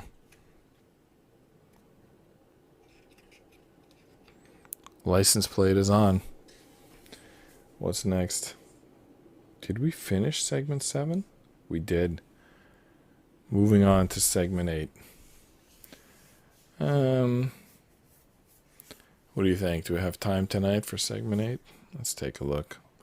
There's actually a lot going on segment 8. That's a lot. We thought we were going to get 3 segments done, 7, 8, and 9. And we only got 1 done. So 7 was full of a lot of difficult connections to make. In my opinion, difficult. And it went slow. And then when we got to segment 8, we thought it's going to be no problem. Segment 8 is a single panel. But if you take a look at that single panel, it's really like dense. And just kind of had the feeling last night that I didn't want to start it. You know, yesterday was a Thursday. Today it's a Friday. We can go a little, you know, put a little more energy, put a little more time. I mean, it's a Friday. We can get more done. But if you look at this, I mean, look at segment 8. Just give you a close-up for a second. I mean, why is this a single panel? Look how much they're doing here. They're building this individual thing in this little circle here. And then they're attaching it using that piece. And then, I don't know, they're building another one, or is this a ×2? Yeah, it is a ×2. So they're doing a ×2 on the other side. That's the second thing to attach, also being attached. And then we're attaching these 2 side panels. I don't know. It was too much to do last night, in my opinion, but we're going to try now. So, segment 8. Let's just take a quick look at how far we've come before we go on to segment 8. So, what do you think? Does it look like a car yet, or does it still look like a bobsled? Where are those pieces I added to the bottom yesterday? Oh, here they are.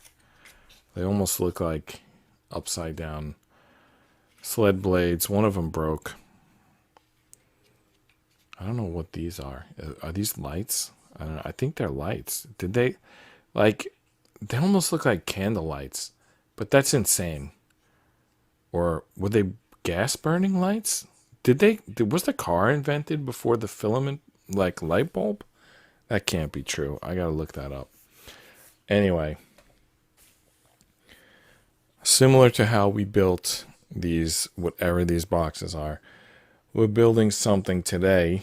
Maybe these are the headlights, finally, what we're building today. We're building 2 of them.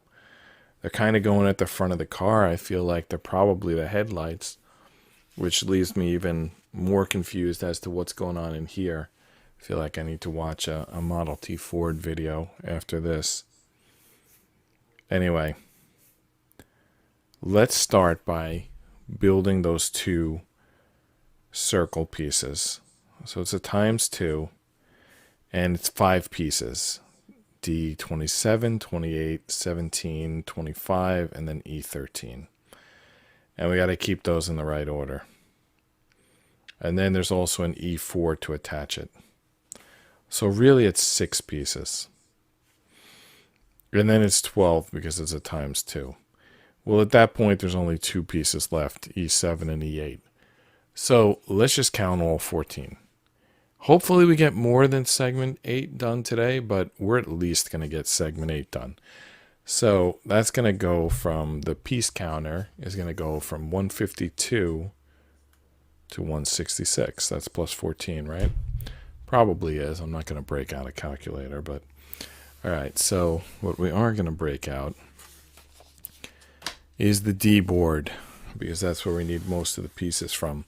Kind of feel like I should visit the E board first, because there's only 4 pieces needed from there. No, actually there's 6 pieces needed from the E board. That's the C board. The E did show up first. Where did the D board go? Is it like hiding on the bottom? This is spare parts. It has B and C. What did we do with the D board? G, B, spare parts, E. What is over here? Oh, this is the D board. It's like mixed up. It has some C pieces up here, but it's somehow actually D. There was some shouting. I don't know if that's coming from my own house or from the street. I definitely heard people talking on the street earlier. Oh, hi, Key. How you doing? That's amazing. Showed up very early today. I should wait till I have it on the screen before I reply.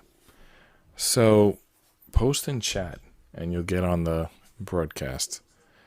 So Key posts a thumbs up and I reply with my thumbs up. Thank you. So it is coming from the street. In fact, there's a lot of noise coming from the street right now. I don't know what's going on out there. All right, D27. For a second, I thought it might have been my son, because like one son is home and the other one's at college and they're gaming online together.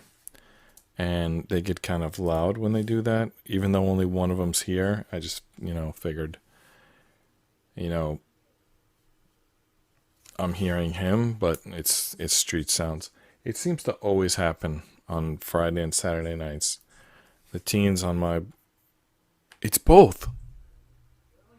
Yeah, my son is screaming too. He's screaming while gaming. Not in a bad way. He's just kind of narrating his game and talking to his brother. So behind me, my son is making a lot of noise talking to my other son. And then in the street, the teens, yeah, they just like slam the car door. They play music. There's, I don't want to start like rumors, but let's just say there's teens on the neighborhood and they're loud. I don't think I need to explain any more than that, especially on Friday and Saturday nights. And I used to be such a teen. It's normal. Or, I'm saying teen, but I'm really thinking more like between age 17 and 25. Like, you've got a driver's license, but you haven't settled down yet. Excuse me. How now, brown cow? I need to learn more vocal exercises that ensure that I speak from the diaphragm, because when I speak from the throat, that's when you start hearing weird noises, and I injure myself, which I don't want to injure myself. So it needs to be from the diaphragm. In terms of this show, helping people sleep, I think it's also better for that. It's like a more soothing voice that way. I know that that's not like normal goal of a YouTuber, but this is not a normal YouTube. We're What's going on here with these pieces? Is it two E4s and two E5s? Okay, so for now I need an E4 and an E5. Like the E4 goes on one side, the E5 goes on the other. Yeah, so it's like a piece missing. Oh, the E13 is missing. Yeah, so the show is marketed, not marketed because I don't do any marketing, but you know, the video on my homepage says, you know, watch these videos, these nightly model streams to fall asleep. So if I'm saying that people can fall asleep watching the show, I have to kind of follow some rules. So I don't play music. I don't shout. But I break that rule. Sometimes someone in my house sneezes and I say, God bless you, real loud. Or sometimes I play a video of one of these models and it happens to be loud. So I have rules, but these rules get broken.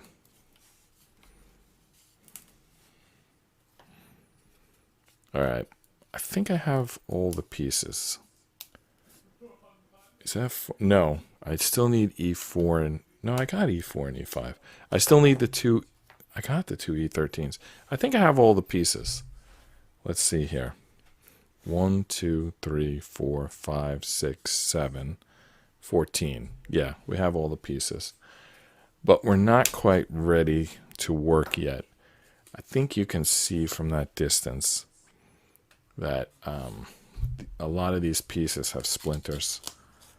I don't think it's a big deal on these particular pieces, but some of these splinters, I mean, look at the size of them. I mean, we just have to remove them, even if they're not going to functionally be a problem. It's just like ridiculous to have splinters that big on the pieces. We have to clean them. So I'm just cleaning the splinters off of all the pieces here. All right. Any splinters on these? A couple, yeah.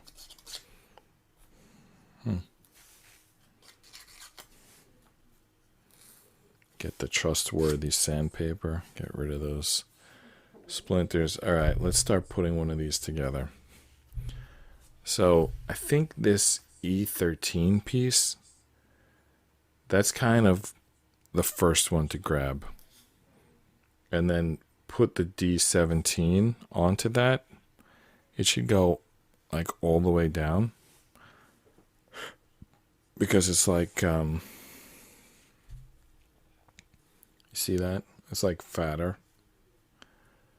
But then the next piece, which is the D28, is not quite as fat. It has a line down the middle. What does that mean? The line, you can see the line in the instructions if you zoom in there. So the line goes even with that fat part. I don't really know why. You see that line in the middle? That line goes even with like sort of the line on the previous thing. Previous piece. All right, and then next goes the thing with the ink, which actually has a headlight. So make sure the ink side is out. And now this piece, even though it's just ink, it's symmetric structurally, but the ink is not symmetric. So we have to look close at that. Okay, yeah, that's what I suspected. All right, this little circle should go at the bottom. Now the top and the bottom are basically the same. It basically shouldn't go in the middle. It becomes the bottom when you put it. Yeah, what's up? What? Oh, great. All right, so. Yeah. See, I just broke the rules. I was shouting because my son was talking to me. All right, so there's the little headlight.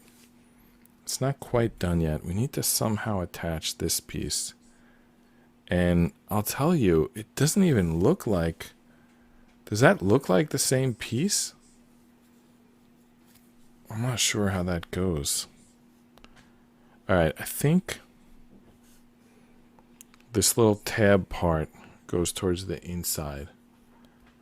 You see there's like a little tab there? I think the tab goes towards the inside. So the circle is on the bottom. Wait a minute. Is the circle on the bottom? Yeah, I'm confused how this goes. Alright, it doesn't go inside, it goes down. Alright, so this... Alright, now I'm no longer confused. This little tab, it goes at the same place you put the circle. So the bottom. That's where it goes. I feel confident in that. Let's see. Alright, I can see that it's supposed to fit here, but it's not. It's not going on. Alright, now it is. It's going on. Ah, nice, nice. Alright, so then all that's left is this mounting piece. Alright, this... Oh, okay, it goes like this. The ink is here, so that kind of confused me. But when I look at the picture, I see it goes this way. So ink side up. Wait a minute. Ink side up. Yeah, that's right. Might take a second to get those pieces together, but that's how it goes. Alright. That's what it looks like. Alright, let's do the other side. Did anyone memorize how it goes? Let's see if I can do it quickly without messing up. Alright, long side goes on.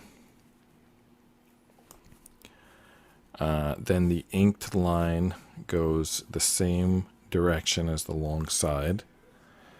And then the headlight goes on with the circle, the little circle there at the bottom. Now this holder goes on with the tab at the same location as the circle. Yeah, that's good. The same degree location as the circle. And then ink side up, we mount on here. You know what? We probably could have done this last night. I don't know why it intimidated me. It was like, it looked really busy, but there it is. We did it. Okay, now, how do we mount these to the truck? To the car? To whatever. All right. It indicates in here. Is there like some? Yeah, there's a little hole in there. You see that little hole in there? There you go. There's a little hole just above my finger. And that's apparently where this headlight is going to attach to this vintage car. So-called vintage car. Let's get that. Oh, come on. I mean, I can see it, but it won't go in. Impacted on the surface. All right. I'm going to go to the needle nose pliers. While we're here, do you remember this door? How can we get this visible? Okay, let me do it this way. All right. Do you see that now? It says 1922 there. So it's probably a 1922 model Ford. All right, let me try one more time with the fingers, and then I'll break out the needle nose pliers if that doesn't work. Got it. Got it. It's good. We got that headlight on. We got one of them on anyway. All right, let's see if we can get the other one on.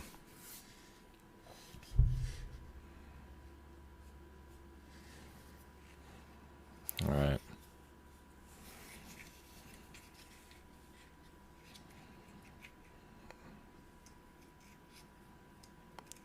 You know, I have very strange vision. For distance, I need glasses. That part is easy. Without my glasses, I can see up close, but only if it's very close. What's strange about my vision, or maybe this is the same for everybody, is when I have my glasses on, I can see forever. Like I can read a newspaper from 20 feet away. Like it doesn't make sense. Like my glasses are adjusted for like reading like the board or whatever. But they read really fine. Like you can make like fine print that if I take off my glasses, I got to hold it up to my face to read. But if it's like 20 feet away, I can read it. But it doesn't help with these models because it's often shadows. It's a combination of light and shadows. So that what I was describing, that only works for like roadsides or computer screens or like high contrast type of things. It doesn't work for these models. These are never like so easy as like digital reading is. Anyway, we put on the headlights. That's done. Yep. There's the headlights. There's a little ROKR license plate with some little golden screws holding it in. All right, now we have to put on these running boards. How do these go on? Let's check out. Okay, yeah. Those like whatever those arms sticking out from the bottom, that's where the running boards go. So there's the two arms. There's like little like tabs, pegs, whatever you want to call it, on them. And then I think this one's going to hold it in. No, maybe not. Maybe that's going to be something later goes there. I think we're just going on those little tabs there. The slanty end goes to the front.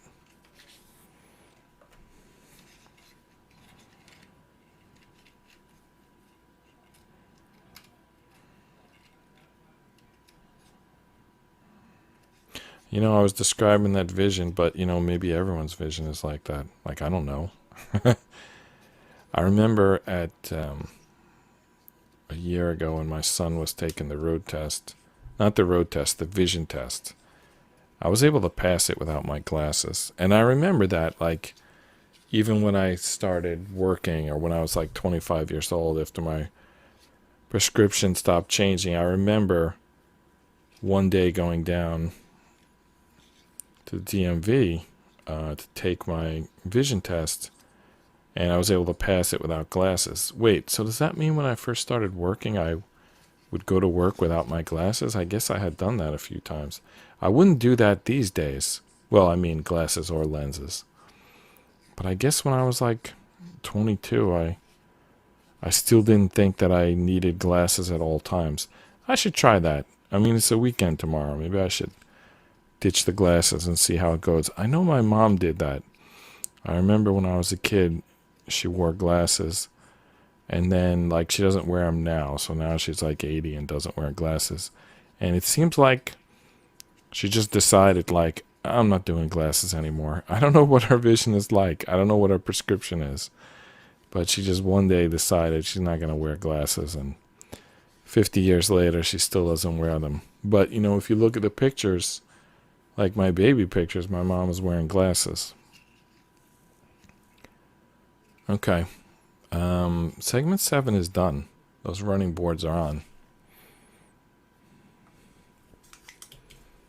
I don't know. Doesn't really look amazing from that angle, actually. You can see the headlights, running boards. I'm not sure those even are running boards. I don't know what those are. But that's what I call them, so they're temporarily that. Alright, we did segment 8, but we're only 22 minutes in, so we have to keep going. We're going to start segment 9. Hopefully we're going to finish segment 9. Is this going to be another ×2? Why do I feel like everything's going to be a ×2 from here on in? Well, this is sort of a ×2. They're kind of like mirror images, so they don't consider them a ×2. But it's basically 2 wheel wells or mud flaps or whatever you want to call them. And one of them we're going to build and they're going to call it E, and the other one we're going to build and they're going to call it F. They're 3 pieces each. One's E10, E16, and E20. The other's E21, E17, and E9, which are kind of like mirror images. Anyway, it's 6 pieces, so that brings us to 172. From 166 to 172. So let's find the pieces. I think they're all from the E sheet. That's good. I think let's get the middle ones first, 20 and 21. And they'll kind of like, we'll lay them out like the way they're going to be put together. Just like be helpful to do that, I think. So there's 20 and there's 21. So we need 16 and 17 and then 10 and 9. There's 10 and 9. These are like the side sort of panels. Just gotta make sure I keep straight which one goes with which. And then the 10, and no, the 16 and the 17 go in the middle. And by the way, 16 and 17, they're like accordion pieces. They're going to wrap around. You see that little snake type design? That's going to allow these pieces to bend. They also could break while you're pushing them out. So be careful of that. Be careful not to break them.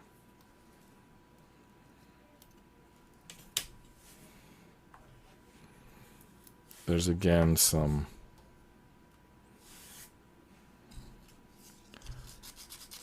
I gotta look at the screen for a second. 16 and 17, yeah. I'm just making sure I kept clear which is which. I don't know if there's a difference between these two pieces. There is. There is a difference. It's a minor difference. The line that it bends on, it goes out on one piece, it goes in on the other piece, and I don't remember which is which, so I'm rewinding the live video so I can see. Alright, 16. Okay, if you do it this way, then 16 goes out. Yep, that's right. Alright, so this is 16 and this is 17. Those still don't even mean anything unless we match these pieces as well, the ones on the side, because I threw it there, but it doesn't mean anything unless you have those pieces correct as well. Basically, this section is trickier than it looks, is what I'm trying to say.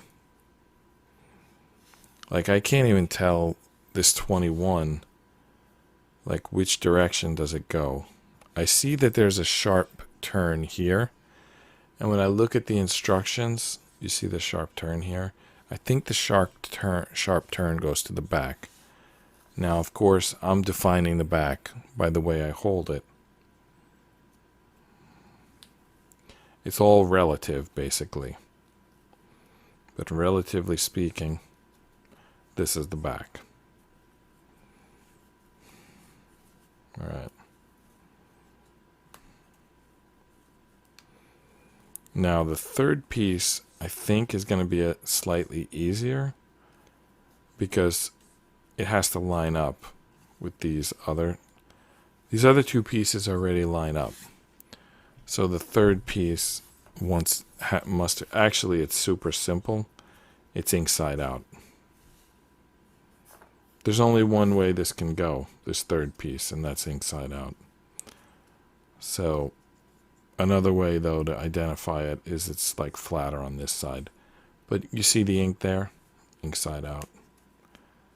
That's a fairly consistent rule in model building.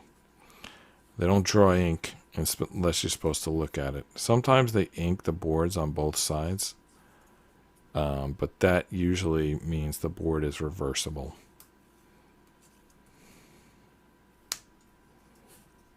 Okay. F is built. On to the next piece. Was I blocking it? Was my fingers blocking it? I think they were.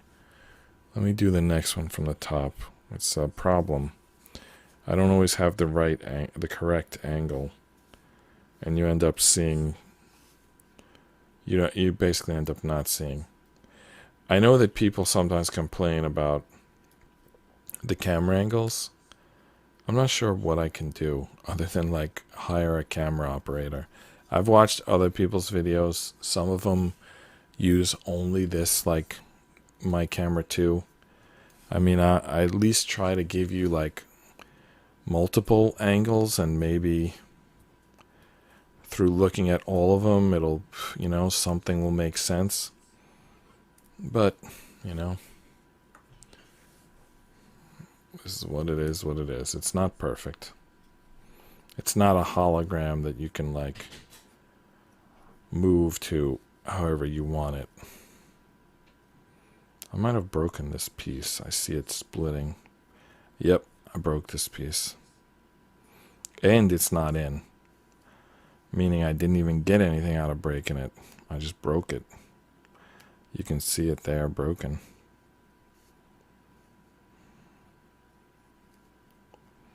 Yep, it's completely broken. We can salvage it as long as we get this pinned into this piece. If we can do that.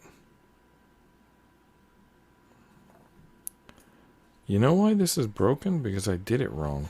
That's why it broke. Yeah, I did it wrong. That's why it broke. So we got to fix it.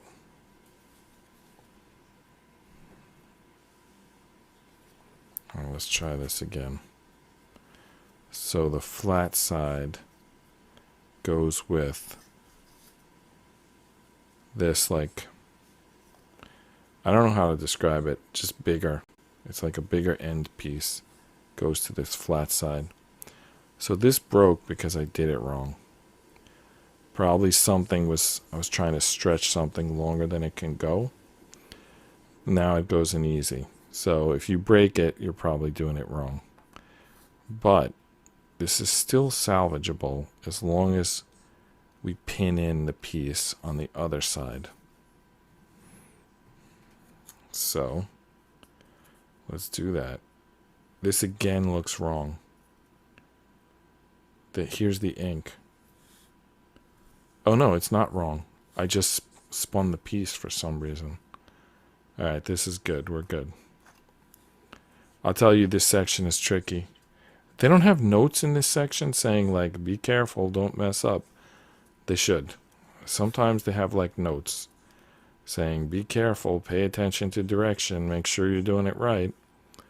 And I would say that this segment 9, first panel,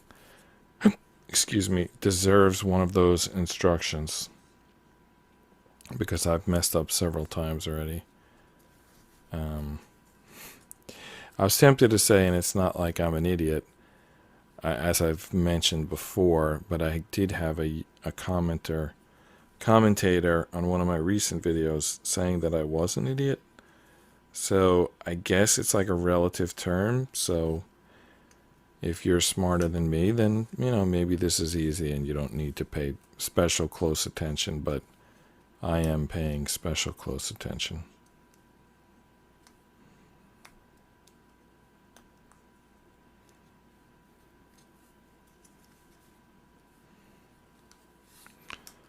So Mark Milley retired today, or something like that. He gave a speech. Do you know who Mark Milley is? He was apparently in charge of I don't really know. Some people said it was a ceremonial position. Other people said he was like in charge in the military. But this guy was just so bad. I mean, based on all his public statements, he was so bad.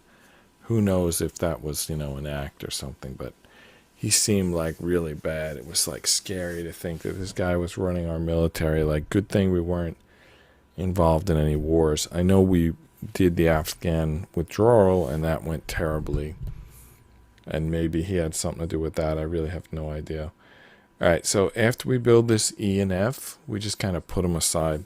So I'm going to put the E on this side and the F on this side, just kind of left to right sort of thing. And then moving on to the next panel of segment 9. I think it's just, what is that? It's two pieces, E25 and E34, and that's going to become G. So we're definitely into the bilateral symmetry section of building this car.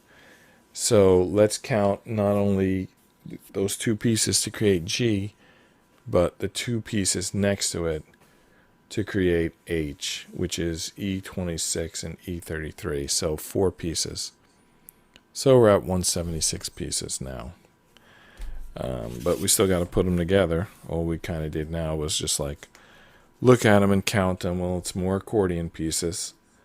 Let's grab first the E25 and E26, which are right here.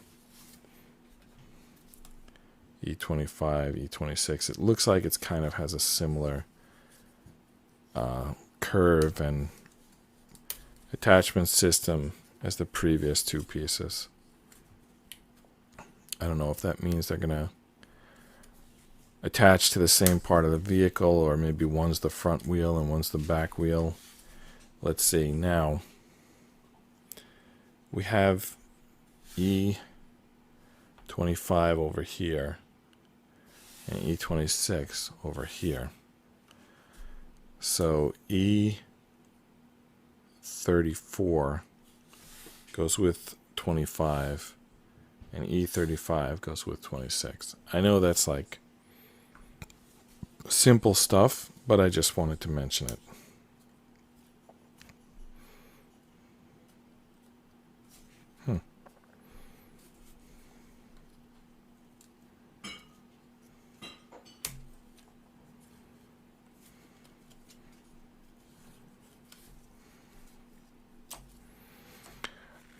I'm just like paranoid that these pieces are going to break as I'm getting them out.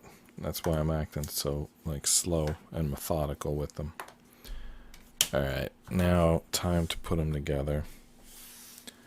So ink side up, curve side front with this little curve here. So that should all like slide right together.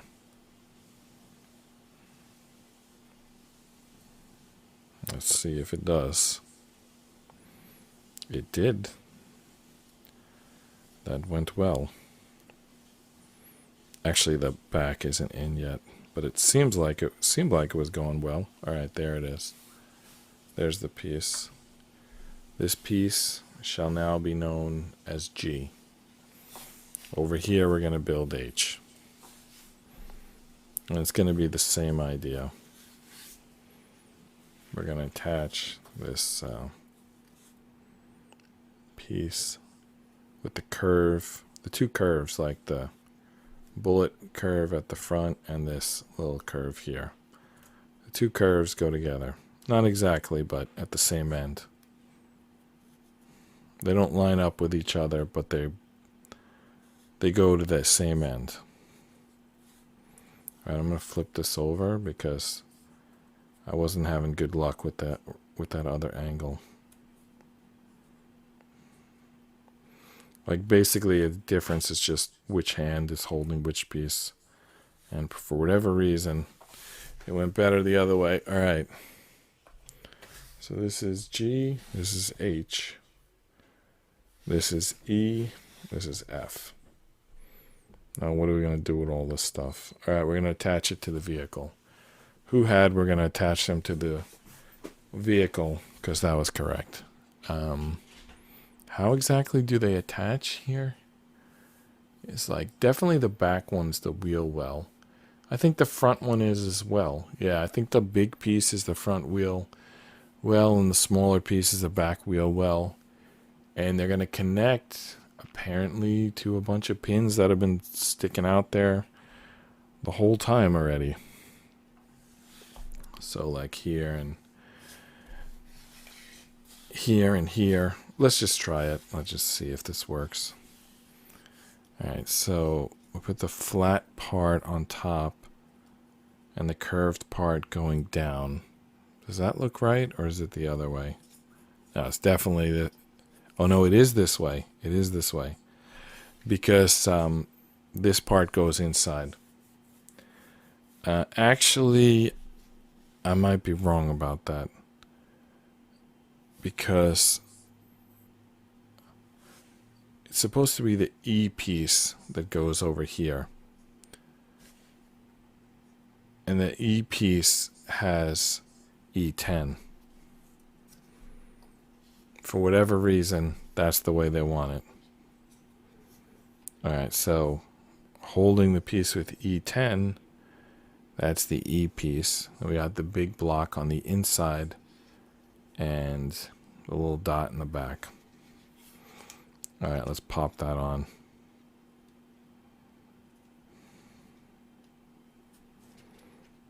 If we can. Alright, it's on. It's on. So now that we did that one, the other one just simply goes on the other side. We don't have to do any... We don't have to play Sherlock Holmes now because one side's already on. The other side is kind of not in debate. It's just the other side. Doesn't mean it's easy to make the connection. Conceptually easy, might still take some wiggling to actually get the piece to stay on. Because we don't want to force it. We just wiggle.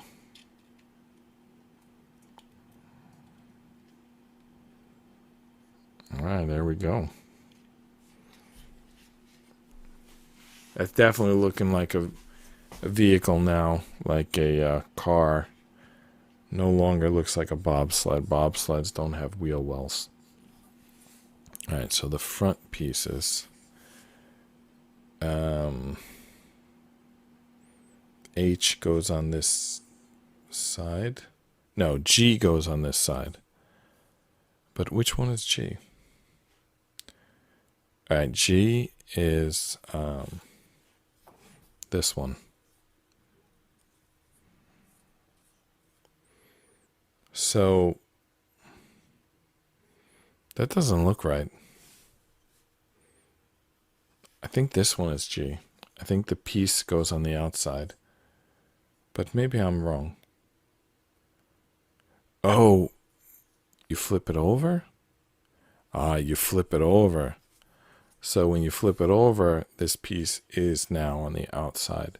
And it's going to bend down here. I think that was confusing me as well. Alright, so where should we connect it first? The top or at the bottom? It's also going to bend at the top. But that's impossible. Okay. So it's like this.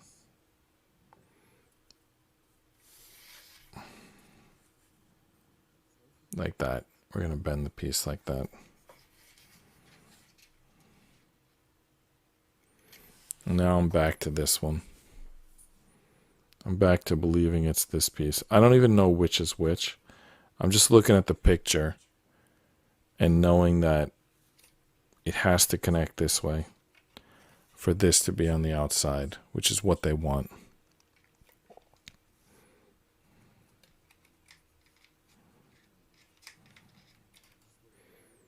Alright, I'm going to connect the back first.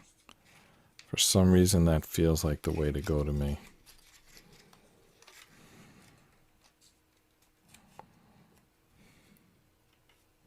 Yeah, the two slots are on the inside. It's definitely the correct piece. I don't know which, I guess it's G if that's what this instructions say, but really I don't know it as G. I just know it as the piece with that board on the outside. All right. This top is not reaching. It's a little short. Okay, got it to reach. Well, the accordions expand. They not only bend, they expand. They expand a little bit. You see the little bit of expansion there. You try to expand it too much, you're going to break it. But there's a little bit of expansion there. And as I leave this sitting overnight, it might even out. Right now, all the expansion is in the front, but it might even out over time. Let's see. I really don't know if that's true or not. I think so. All right, so let's do this side now. By the way, these pieces are a little different. The whole pattern is different for each piece. This one is not fitting in there.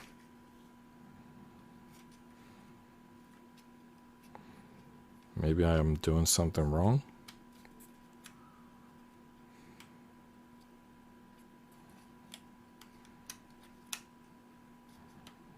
Alright, the back two holes are in. And the front just needs a slight pull, just like the other side. That's it. That looks good, right? Is that the end of segment 9? Well, the tires are missing. But that is the end of the ROKR 3D pin. Oh my goodness. It's not ROKR 3D pinball. It's ROKR vintage car. How many days was that ROKR 3D pinball? I'm just going to check that. No, I'm not going to check that while we're live, but that was like a month at least. And when I said ROKR, it just came right out, but it's actually the ROKR vintage car. I don't have the diffuser on the light today. I don't know. Let me know if you think it looks better or worse today. I think that this camera is debatable, but I think this one clearly looks better without the diffuser. For some reason, this close-up camera just looked terrible when the diffuser was on. It still has its moments without it, but I think it generally looks better. I also think it wants like dark, like they say cameras want light, but I feel like sometimes I need dark to get this thing to look good. Like there's I don't know. There we go. Like sometimes there's, okay, it's grainy when it's dark, but there's less reflection. I don't know what's the answer. Like reflections are so harsh. I don't know. Anyway, this is what we're doing. Vintage car, 1/15 scale. I don't believe that 1/15 is accurate, but I don't know because I don't think I've ever seen a Model T Ford in person. That camera's suddenly out of focus. Let's see if we can fix that. I don't know. Maybe that's better. Yeah, I've never seen a Model T Ford in person. I probably should go to some museum. Where's a museum with old cars? I don't really know off the top of my head, but I'm sure they exist. By the way, today was Saturday. I had plenty of time if I wanted to scan those instructions, and I didn't get around to it. But what I did when I realized 5 minutes ago that I didn't scan them, I quickly photographed them. So at least we got photographs. I think the photographs, they're not that bad actually. Scanning obviously would be better, but you know, maybe I'll still scan it after the fact just to like post it on the website. I also gonna turn on this face cam for 1 second. It looks terrible. I'm not happy. I need to lose 50 pounds, but just to show you that I'm a human being. And also, there's another thing I want to show you, and that's this camera here, this Route 66 background. I mean, mostly we're gonna look at the model that we're building, which you can see here. That's what we're mostly going to look at, but I figure at least once per episode I gotta do those other things. Show the background and show myself. I need a haircut and I need to lose 50 pounds. I don't know if 50 is the accurate number. Maybe it's just 20, but the reason I say 50 is like that would be what I weighed in college. And I know I was in good shape in college, but you know, maybe a little bit of weight gain is okay when you're 50 years old, as I am. So I don't know. Anyway, I think we left off right at the beginning of segment 10 in the instructions. So here's segment 10. It's just one. It's more than one panel, actually. Oh, no. Why are we on 17 now? Okay. Let's get back to 10. You know what the PDF is good for? When you work with these like images, they keep closing. When you work with the PDFs, that doesn't happen for some reason. So that's one reason to make a PDF. Even with photographs, I can make a PDF. But anyway, it looks like there's a kind of, in a sense, a lot. Like this 10, it's one strip, one sort of width of the instruction sheet. It's separated into 3 panels, but 2 of them are ×2 panels, and every panel has a lot of pieces. I mean, so like the first tire has, what is that, about 8 pieces? Let me see. Yeah, it's got 4 pieces and then a ×4, so that's 8. But then the whole thing is ×2, so that's 16. What are those? That's the front tires. And then the rear wheels, let me call them wheels because I don't know if the Model T had tires. Those kind of don't look like tires. They might have been like more like wagon wheels or train wheels. I don't really know what was going on in 1922. Maybe they were tires. We should look into it. It's amazing that I haven't looked into it. We're 7 days into this. I could have easily watched a Model T Ford video today, and then when I spoke to you, I'd sound like an expert, but I didn't do it. I should do it. Let me promise I'll do it before I go live tomorrow. All right, so the bottom tire, the rear wheel, is again 8, and is again ×2. So that's another 16. So we're up to 32 pieces so far for segment 10. And then to hook the tire on, I don't even know what's going on here. There's a lot more pieces to hook those tires on. Let's start with these first 2 panels. 16 and 16. That's 32 pieces. Let's add the 32. That's already going to put us over 200 because we're at 176 now on the piece counter. So if we add 32 to that, what is that, like 208? So all 3 digits are going to change. I accidentally hit the OK button before everything was OK. It's touchscreen.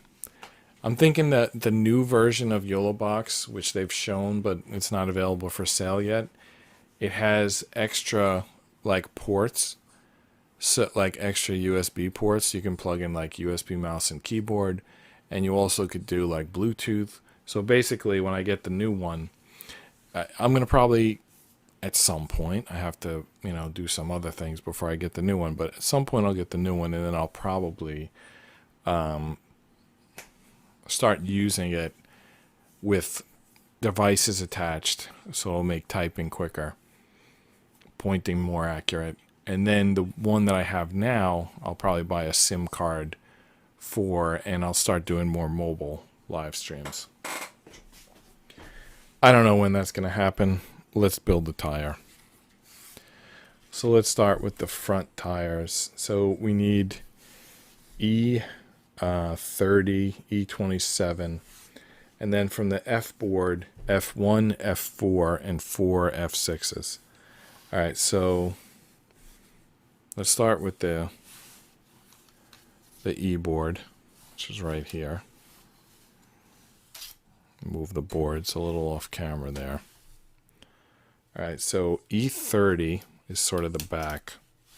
We have to build 2 of these front wheels, so I'll start building like, I'll start building like 2 of them here. They come off, of course, with splinters. Am I doing something wrong? Why are they all coming off with splinters? All right. And then E27 comes next. which is like, we got two E27s here. There's actually some F pieces, but I'm not going to get confused on the order of the F pieces, or at least not the F6. All right, let's grab the F sheet.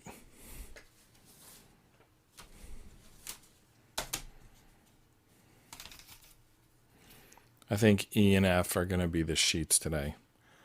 So let me put E, F, and G. F and G board, am I right? All right, then the F1. We're going to need two F1s. A lot of, all right, F1.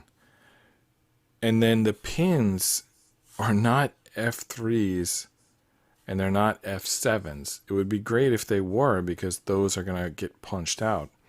They're F6s, which are not going to get, oh no, they are also going to get punched out because of F4s. We need two F4s. So there's all our F6s. But we're also punching out a lot of other stuff. F3s, F7s, and we don't need that stuff yet. So we're going to have to put that stuff aside for when we need it, which will probably be soon. I don't know exactly when, probably soon. F1. Oh man, I hit it in the wrong spot and knocked the pieces loose, but whatever. All right, we still need one more F. I know it's this piece, but what is it called? F1. F1, it says it right on it. All right.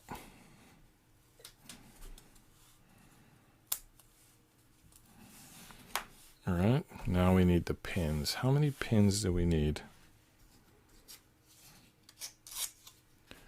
Why does this camera look slanted tonight? Is it like something's not right on this camera? All right. Usually, I just moved the camera. Usually I move the whole like tripod. Anyway, I just moved the camera, which means that it's now a little bit loose, but it looks better, in my opinion. All right, so we're building out two front wheels, and we need 8 of these F6s. They come. Oh man, what happened? What happened to this camera? It was so good before. Why was it so good before and now it's suddenly the worst camera in history? What happened? Does this still look good? Oh, this still looks good, and now suddenly this looks good. I don't know what happened, but it was temporary. Suddenly it looks good. All right, so these F6s come in a 12 pack. We only need 8. But, well, yeah, I don't know if we can get out the exact number we need. It looks like we did.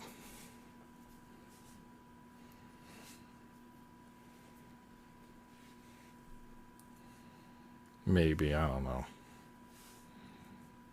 Yeah, we got out the exact number we needed. All right, that went surprisingly well. All right, now, are they calling for that to be waxed? I forgot what that symbol means. No, that is that the wax symbol?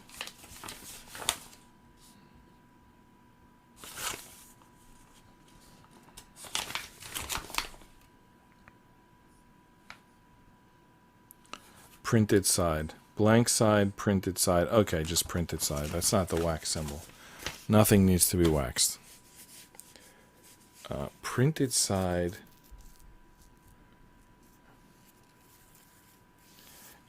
Okay, it's not that crazy. There's not that much print. There's very little printing on this. I don't know if this camera is going to work now.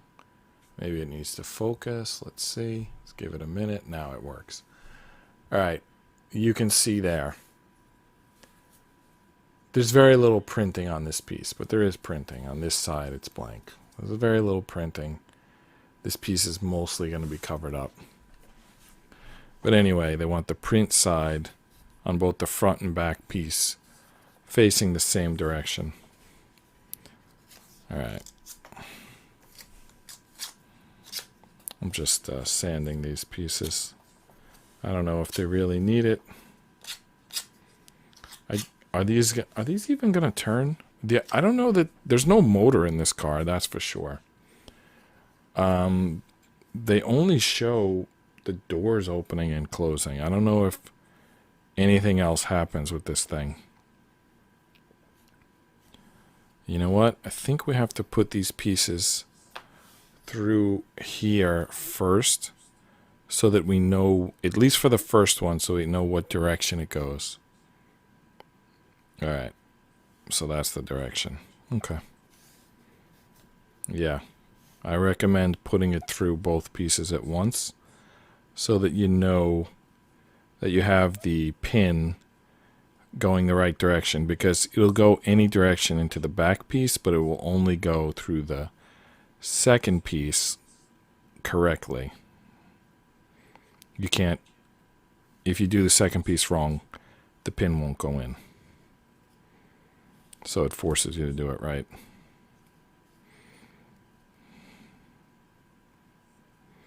I pulled it apart a little bit so I can see it going in. Speed things up a little bit to be able to see what I'm doing. How's everyone doing tonight, by the way? Oh, I asked that at the beginning. But tell me, let me know in the chat. You can always bring up anything you want in the chat, and I'll answer it.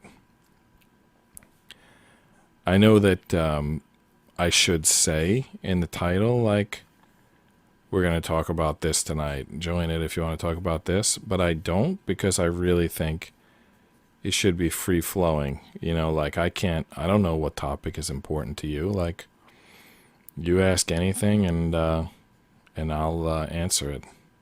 Or you don't have to ask it. Maybe you're going to tell me. You know, maybe you're going to tell me and anyone else who's watching. I'm not assuming that I'm the person with the answer. Maybe you're going to say, I've got some important update.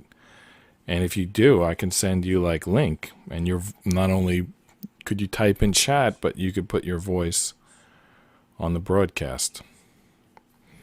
I'm sure that eventually I'll get burned by that policy, but you know, we'll try it until that happens, I guess. Or maybe not. Maybe everything will go okay. A lot of stuff that you think is like horrifying, when you actually try it, it's actually fine. Like, for example, on the news this weekend, they were showing all this like flooding in New York on Friday. I mean, I went to work in Manhattan on Friday, and I was fine. I'm sure that some people had their like subways closed, and some people couldn't drive on the streets they needed to drive on, but I mean, for the most part, it was okay. It wasn't like Armageddon or anything. It's like, yes, some people were unlucky, but most people were lucky. It's not like everybody, oh, I just broke this piece by pressing on it. I mean, I'm sure it's still going to stay in place, but I did break that tire. All right, so first tire is on there. Well, actually, it's not on anywhere, but I built it. Time to build the next one. Let's see if we learned anything. Okay, inside out. Put the pins in first, then attach it to the other piece. Then put the next piece on, slides right on top. And then be careful with the final piece or it'll break. If it looks like I put these 5 pins in, it's because one of them fell out. Which means it was kind of loose that it fell out. All right, inside out. Just a little bit of ink. But let's keep it out, facing out. All right. So getting the pins in there in advance didn't help because they don't stay in. They're not snug. 2 of them fell out already. More of them will fall out. It's nothing It's probably only the two end pieces that are snug. This like piece, these two middle pieces where it passes through the wide section, it's not really gripping it there. It's only the top and bottom where they're going to stay in place. I feel like we got better connections on these random pieces while we were building this than we're getting on the tires. Like we have to do 4 tires, and each tire gets 4 pins. And I was expecting these to go well, but they're not so far. I'm not getting them in, and then when I get them in, they're not staying in. So I call that going badly. It was definitely not going goodly, or even good, for that matter. I actually can see the pin before, I can see the receiver before I put the pin in.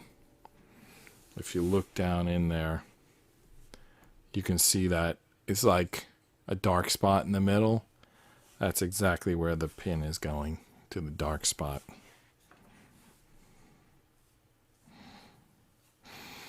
It's not a dark side, it's just a dark spot.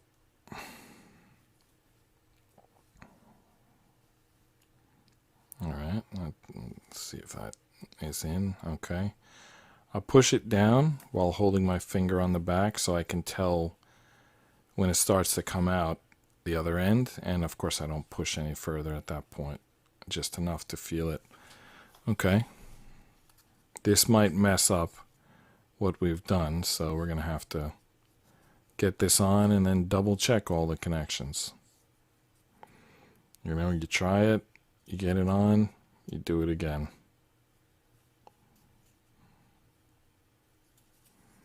Oh, there was, I don't know why Congress was working on a Saturday, but apparently they were. And they were voting on some budget, and it was all this drama that it would be like a government shutdown. Why are people afraid of a government shutdown? Like, why do we even need a government to, like, create debt and force us to pay for it? Like, what, has anyone ever gotten anything like beneficial from the government? I mean, people talk about, well, they build roads and you use roads, don't you? I'm pretty sure the roads are paid for by the tolls. I don't know that the government really does anything that helps with the roads. Maybe they do something. So, okay, I'm willing to pay for the roads. How much does that cost? Because I feel like governments, like, not exactly charging us, but they're like creating these budgets and making us pay for them. Yeah, charging is probably the right word. I mean, they don't send a bill, but they collect taxes and they, you know, that's the money that funds the government. And then they just kind of decide to, like, spend all this money on really stuff that helps themselves. Like, if you ever look at these politicians, they make not so much money on paper, but then somehow they're making millions more than what they're making on paper. So I kind of feel like they're getting, like, rich off of us, like our taxes. So I don't know that they're really doing anything that's helping us. Like, so if someone says, oh, they're going to shut down the government, my answer is like, oh, great. You know, how quickly can we get that done? That sounds like that's going to go great. You know, but anyway, that's just my sort of analysis. I don't know if that really holds up. All right, so the rear tires are F15, and it's using F6s again, but we only have so many F6s. So, like, here's 4 of them. I guess we're going to need more of them. All right, there's more of them inside of this F4, which is, again, but going to be the front piece. So, there's the F4.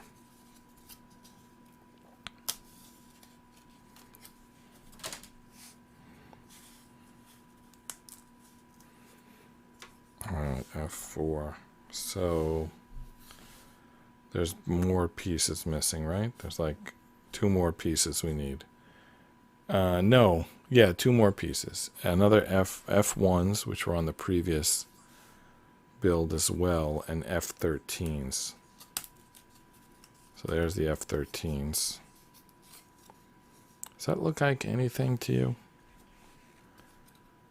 There's a new thing that you can do on the lat pull down machine.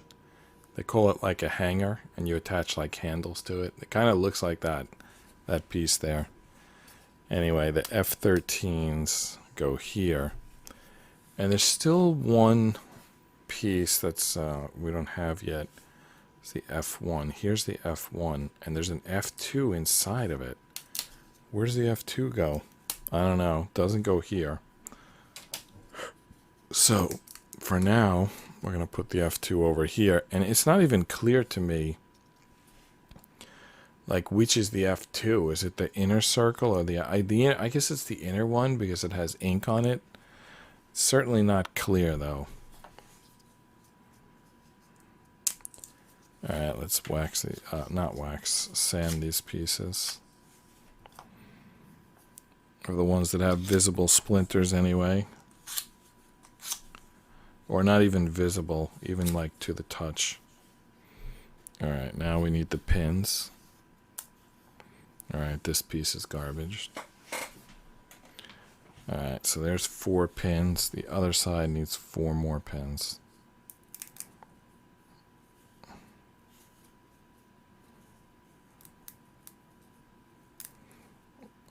I don't know. 2 came out. 3 came out. I guess I gotta get that one. That'll be the 4th one. Nope, this one's the 4th one. Okay. Alright, F15, 4 F6s, F13, and then F4. No, it should be F4 and then F1. I'm confused here. No, F1 and then F4. So what did I do? Oh, the F4 was attached to this. Okay. So we got to pop this out. And then grab the F4. So now we got F15, ink side forward. This one also ink side forward. So F15, 4 F6s, F13, F1, F4. That's it. Let's build them up. This one shows the ink going this way. But I'm going to leave it this way. That's my preference.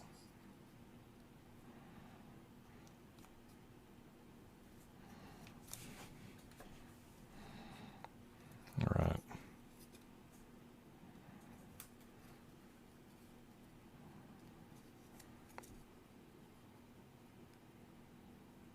Oh, there was also about that story of the government needing a budget, otherwise they're going to shut down. They were going to have a vote for a sort of temporary budget, like it would just like, give them another month to figure it out. And I don't know why that would be a problem, because you would assume that, it's just 1 month. We'll figure it out. Unless I don't know what program wasn't in that temporary budget that like desperately needed money, but one of the congressmen pulled a fire alarm like in the building, and the fire alarm went off and it like delayed the vote. Can you believe that? Like a congressman. I don't know what's wrong with this like congressman lately. They're getting like stupider, and like there's no one to blame but ourselves. I mean, we're the ones voting them in. Like, why are the congressmen seem like the least mature people? Like, I remember when I was like younger, or even when I was in college, like in the early 90s, late 80s, whatever, there was like, the congressmen were boring. They would like make speeches about subjects that you weren't even familiar with. They were like clearly doing like, what's the word? I don't want to give him too much of a compliment, by calling it adult type work. Let's just call it boring. They were doing boring stuff. And they were still like in different parties and they were still like arguing.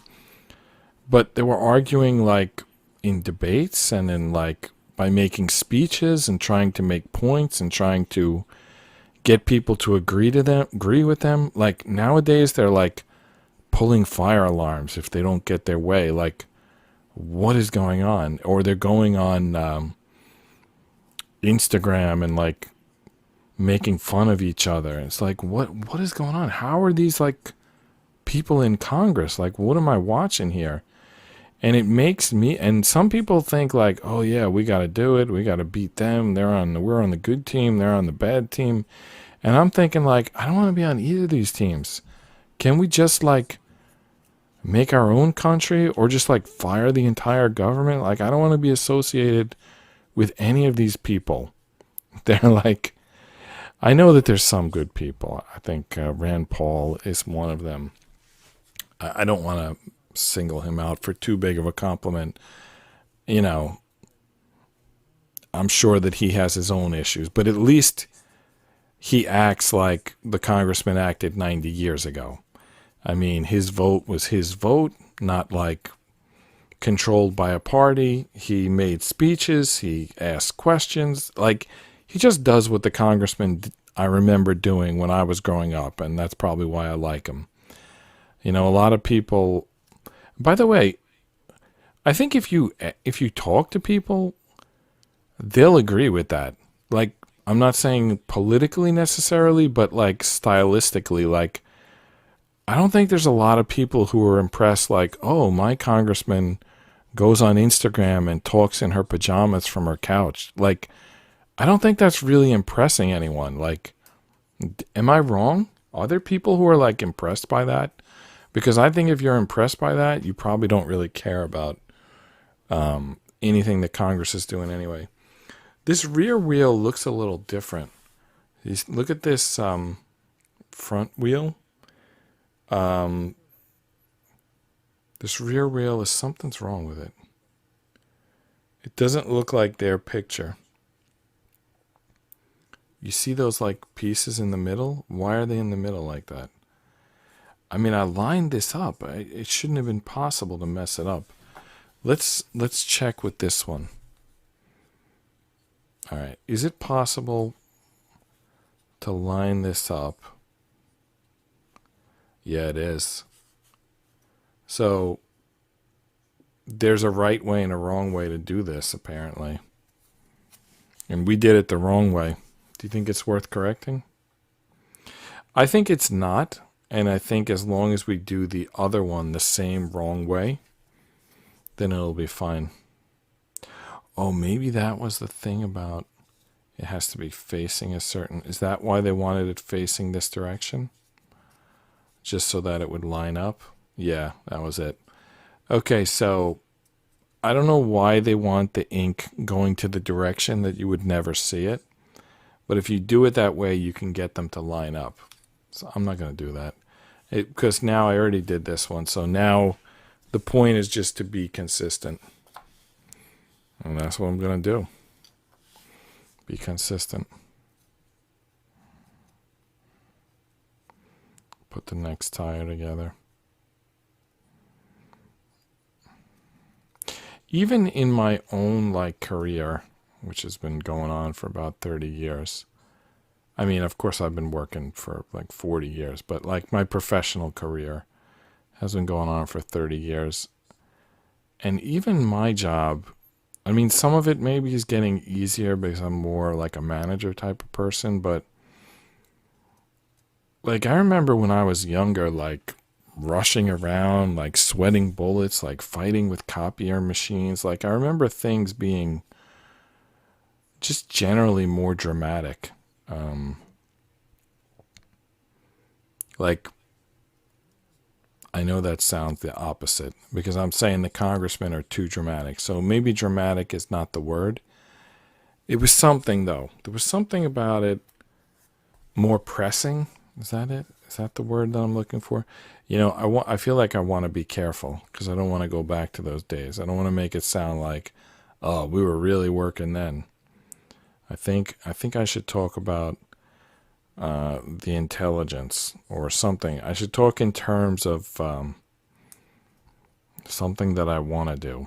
I don't want to fight with printers anymore. Oh, people don't print anymore. That's why I don't fight with printers lately. So, are printers just the worst thing in the world? I mean, think about your printer. Does your printer, like right now, work? Does it have toner? Does it have paper? Does it print like the different colors looking correctly? Does it print the same like intensity each time? Can you read what comes out of that printer? Does it look the same on the preview screen as when you actually print it? Just like, I don't know, maybe I'm wrong, but as far as I know, no printer ever worked in history. I mean, maybe Kinko's or Staples has, they know what they're doing, but like no home printer that I've owned in my life, other than maybe the first two, like the first one in the 80s, like dot matrix printer, that one worked. And then in the 90s, my first laser printer, that one worked. But since then, none of them have ever worked. And I feel like they could make them work if they wanted to. Like, I'm not even taking the blame myself. Like, I mean, if you want something to work, it should be foolproof. Like cars, they just work. They test them, they work. iPhones, they work. iPads, they work. My HP desktop computer works. Why do printers not work? Like, did they like test these printers? Why printers never work? It can't be. I've had ones that work, so it's not me. If the printer would work, I would work with it. Okay. Now look what's going on here. There's a lot of pieces going on. I can't even tell. I mean, maybe a lot of them are filler just to kind of get the distance right. Anyway, we're going to do the front wheel first because there's less going on there. So the front wheel takes 4 pins per wheel. So we're going to do the front first, which is going to take an F3, an F5, and 2 F7s, and then times 2, so that's 8 pieces. So the piece counter is going to go from 208 to 216. Wow, this segment 10 is really like deep. It doesn't look like much, but it is. All right, so 2 F7s. So that really means we need 4 F7s. All right, these are the rear wheels. These are the front wheels. So we're going to need 4 F7s in pairs of 2. So I'm going to build them the way we're going to use them. And then on the front, an F5 and an F3, which really means we need 2 F5s and 2 F3s. These are just different size, like, nuts. I knocked out more than I needed, but I'll sort of keep it together over there. So that's the F3, the little one. The F5 has some artwork on it. I don't know if those are supposed to be like lug nuts or something, but there's something going on there. Oh, that's a worse image. Okay, there we go. There's a good image. But you know what? When I go away and come back, it's going to be bad again. The camera's just not my friend. All right, so what do we need here? 2 F5s, like 1 for each batch.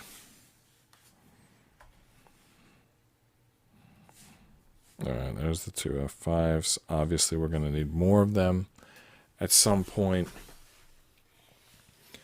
All right, so to put this on, we first put on 2 F7s.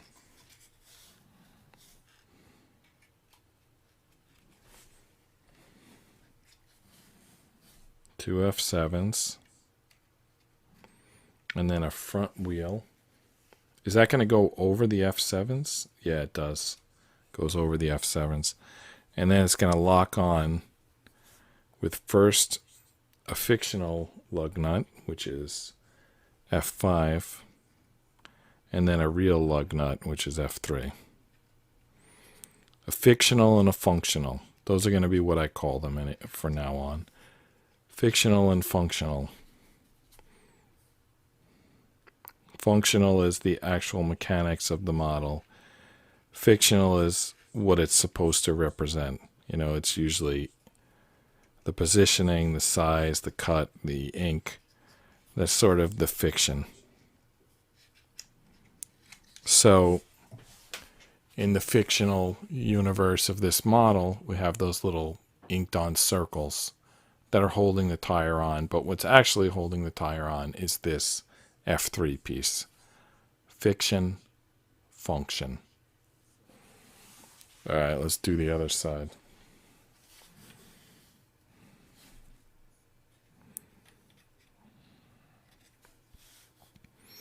You think anyone will ever watch these videos?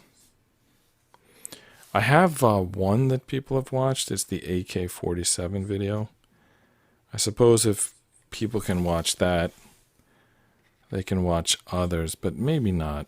Maybe it's just watched by people who are doing the thing themselves. I know that it's, I say that you can watch these videos and fall asleep, but I also thought there could be secondary audiences, like old people watching someone else build a model, like just leaving it on in the background. And then another one is people who are working and they like to leave something on the computer, but not something that's going to distract them. So that's another potential like audience. But really, none of this stuff is realized. I mean, I'm up to episode 414, so it may never happen. It may not. I'm going to keep doing the models regardless. That's the way you have to live your life, by the way. You have to do what you want to do. You can't like worry about whether or not you're successful at it, because then you become like MK Ultra. I mean, that's sort of an extreme example, because MK Ultra, they were like using like electric shock therapy and neuro-linguistic programming and drugs and whatever else, you know, psychological profiles. They were really trying to control people. I'm just saying you have to control how you live and not let someone else determine how you live. So if you let other people's feedback determine what you do, then you're letting them program you like a robot. I mean, I know that sounds like a little harsh, but that's kind of how it is. You got to do what you're happy with first, and then second, figure out a way to get paid doing that. Because if you just chase the dollar, you're going to end up hating your life. You know, I mean, sorry, but it's happened to a lot of people. I'm not like just taking that from nowhere. Okay, let's talk about these rear wheels and what pieces they need, because there's a lot of them. Is it the same on both sides? So on the right rear, it's 2 E31s, 3 E32s, F2, 2 F7s, the rear wheel, then F5 and F3. So that's, what, 10 pieces? Wow, 10 pieces just to get the rear wheel on. Oh, by the way, the front wheel. Yeah, what's up? Any chance, did you hear a ringtone go off? Yeah. You did? I don't remember. When did it happen? Like a couple minutes ago. It sounds familiar. From your room? Yeah. It sounds familiar, but I'm not sure. I would need to rewind my live stream and see if I heard it there. Okay, because I can't tell if what just happened was a dream or not. Did you hear a ringtone come from my room? I think I did, but now I'm thinking maybe I just think that.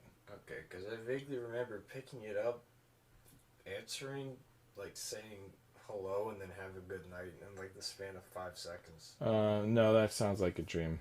I didn't hear you talking. Okay, good. Okay. Was it Nick on the phone? No, I never had a dream like that. Maybe it was real. I don't know. I don't see anything in my chat and like the logs or anything. Oh yeah, check your phone, see if there's any calls. Nah, it came from my iPad. Oh yeah, I don't know.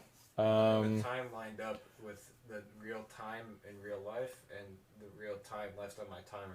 There's like so many tones and buzzers and stuff that happen that I really don't know. I'm sorry. Alright. Plus, you know what I heard? What tone I heard? It was the dehumidifier. Okay. So I don't think I heard your iPad. Because what went off was that. No. I don't recall hearing that. No. Okay. All right. I probably was talking about something, but I don't remember what it was. I think I was counting the pieces here. So 5, 8, 10 on the right side. Is it the same pieces on the other side? 2 E31s, 3 E32s, F2, 2 F7s, F5, and F3. Yeah, it's the same pieces on both sides. And that is 10 pieces. So that means we're incrementing by 20. So the piece counter is going to go from 216 to 236, right? I got that right? 10 pieces on each side. Yeah. 236. And how many pieces did we say this was total? 298? Because there's not that much left. We're just adding, okay, there's a hood ornament, and then there's a windshield, canopy, and a roof. Is that going to take 72 pieces? I don't see, no, not 72 pieces, 62 pieces. I don't see that taking 62 pieces, but let's see. I don't know. There's no way that takes 62 pieces. But anyway, all right, now we got to start collecting these 20 pieces, which is going to be really stupid and annoying. But let's do it. All right, so E31. So we need 4 of those. Okay. 2. All right, there's an extra one. All right, I'll start building these in like pairs. So there's the 2 E31s. Now E32, we actually need 3 of them on each side. So there's the E31s. All right, now we got to go to the F board. Wait a second. Any more E's? Yeah, no. Everything else is from the F board. Now the F board, it's not actually from the F board. It's going to be from these circles that we already like sort of knocked out early, I think. So F2 is this huge one. That's the next piece, F2. I call it huge. It's not really huge, but compared to these others, it's huge. Why is that camera never any good? Let's go to this camera for a minute. It's not gonna, there's nothing useful on that camera. We have that camera, so I went to it. All right, F2s. That's a good camera for like, just like looking at your hand and like, what is going on there? Thumbs up, baby. All right, there's the F2s. F7. Where's F7? I got F7 here, but not enough of them. I only got 2 of them. So there must be more F7s still on the board. No. Right here in front of my face, there's more F7s. All right. 2 more F7s. There we go. And then we need the wheels themselves. Wow. All right. 2 E31s, 3 E32s, and F2. 2 F7s, the wheel. Then it's going to be F5 and F3.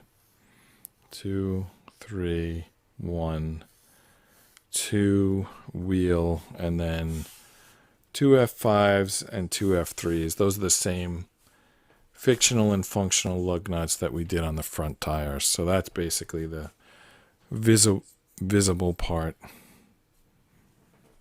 outside of the tire. All right, so that's it. 20 pieces. 2, 4, 10, 12, 16, 18, 20. Yeah, we're good. All right. Let's put them on. So we just slide them all on there, huh? That's it? That's the whole job? Just like slide pieces on? All right, we can do that. All right, 31. Another 31. 32. 2 more 32s. They're kind of like sliding a little. Why is that? Anyway, 2 32s. F2. This one's going to be tight. F2. 2 F7s. All right, now the rear tire will go over the F7.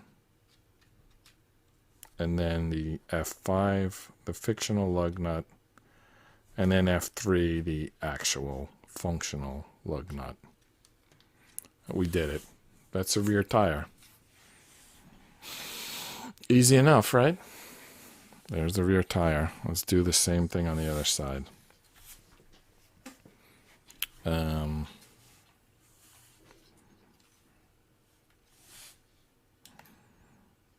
This piece from yesterday was coming out.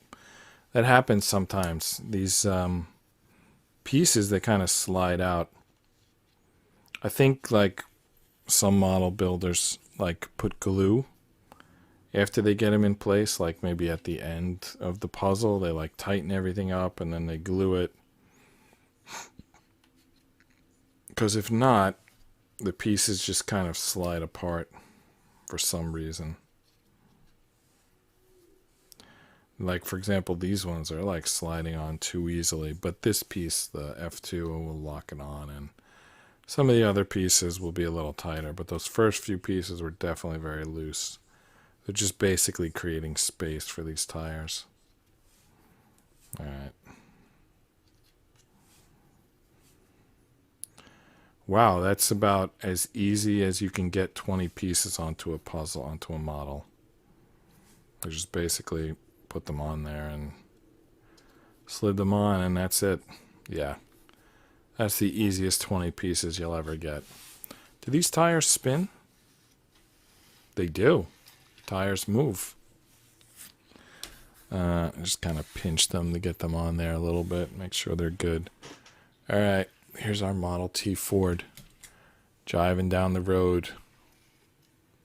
Wait, the back tire's not moving. Why is the back tire not moving? Try that again. All right, now it's moving. And now it's not. So that back tire is a little glitchy. It looks on the reverse, it doesn't spin. All right, I think on the other side, both tires are moving. So let's look at the other side. Okay, forward, they both move. Reverse, they both move. Yeah, I don't know why one of the tires is sticking. But it is. We got a sticky tire. What can I tell you? All right, that's the end of segment 10.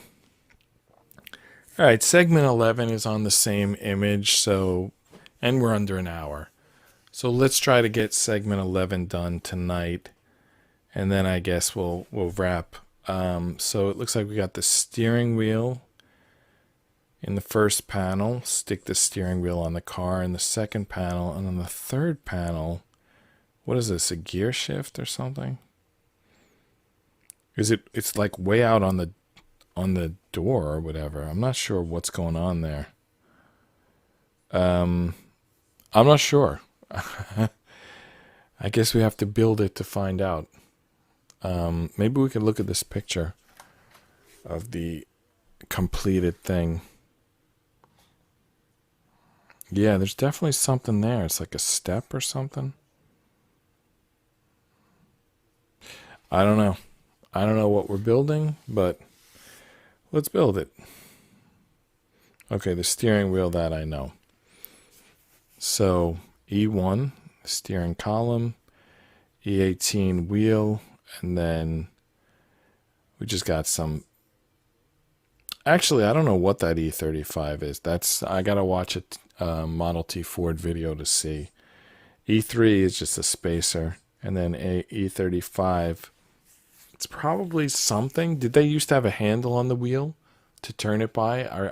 I think I remember those. Like, even when I was a kid, steering wheels still had those. You know, I'm trying to think. So, 50, yeah. Yeah, wow. I was born closer to the Model T Ford to modern times. You know, I was thinking about that with my kids' high school because I was maybe like the 27th year to graduate from my high school. And at the time, it seemed like, oh, I was like late to the party. I mean, it seemed like the school was there forever. But really, it was only there from like a decade before I was born. And meanwhile, my kids now, I'm closer to the founding of that high school to the current graduating class, and by a lot. And I'm already like closer to this Model T Ford than like 2023 cars. So that gap is just going to increase as time goes on. Yeah, this is bringing me back to my often repeated or at least contemplated theory that the world is not nearly, well, that's not the right way to put it. It's probably a lot older than we think in terms of stuff being around, but the modern civilization, something happened. Something big was probably much bigger than World War II. And whatever that thing was, we just been kind of pretending that, oh, we just invented this. I don't think so. I think it was invented a long time ago, and we're just doing the new, it could be as simple as like, let's destroy the world, and then we'll resell the people in the world everything that they used to have that they already invented, but we'll pretend that we're the geniuses and inventors and sell it to them. Could be something like that. That's maybe a tinfoil hat kind of version of things. Or it could be there was a nuclear bomb or something equivalent and destroyed the world, and we legitimately are just sort of rediscovering everything. Or it could be that there's 100 different Earths on different timelines, and we're just doing this one. Or there could be 1 billion different Earths, and this is your instance of it. Or it could be simulation theory, and everyone, no matter what year they're born, always feels like they were born in roughly this time period with roughly these events going on. Hold on, I just dropped a piece on the floor. I don't see any pieces on the floor, so probably bounced. And we're just going to hope that it wasn't a very important piece. All right, so this is the E1. This is the E18. E3. Is this E3? E3 is one of these. Not terribly important, but we'll toss it on there. And then E35 is that interesting piece we were speculating about. It's right here, by the way. There's actually two of them. I'm sure one of them's an extra, but there's two E35s. Yeah, I don't know what that is. We got to watch a Model T Ford video to figure that out. That's something. Whatever it is, we're about to build it. All right, did we count these 4 pieces yet? We didn't, so we're up to 240 pieces now. All right, so this stick goes in, pointing, this sort of thing pointing upward. I'm just trying to match the picture like exactly.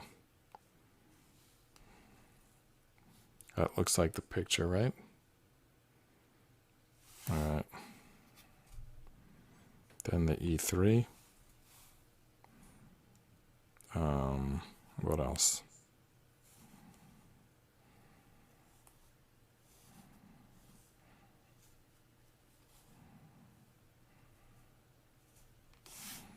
Then this E35.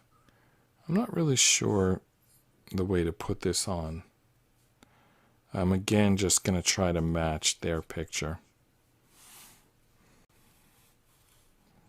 So that matches their picture, I think.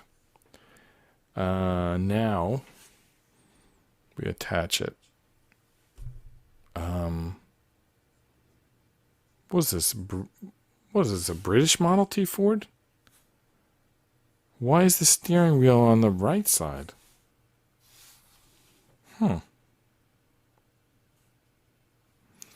Did they sell Model T Fords in Britain?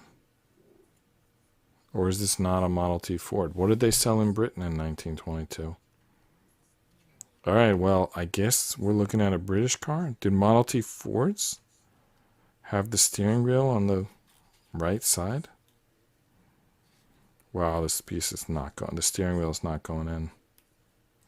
I don't want to break the dashboard. All right, it went in. Wow, look at how far that reaches out. How are you going to get your legs underneath that? Well, that's what it is. That's the steering wheel. It's not going to spin. It's not a very mobile puzzle. It's not powered. It doesn't have any springs. It doesn't have any gears. It's actually a pretty simple puzzle.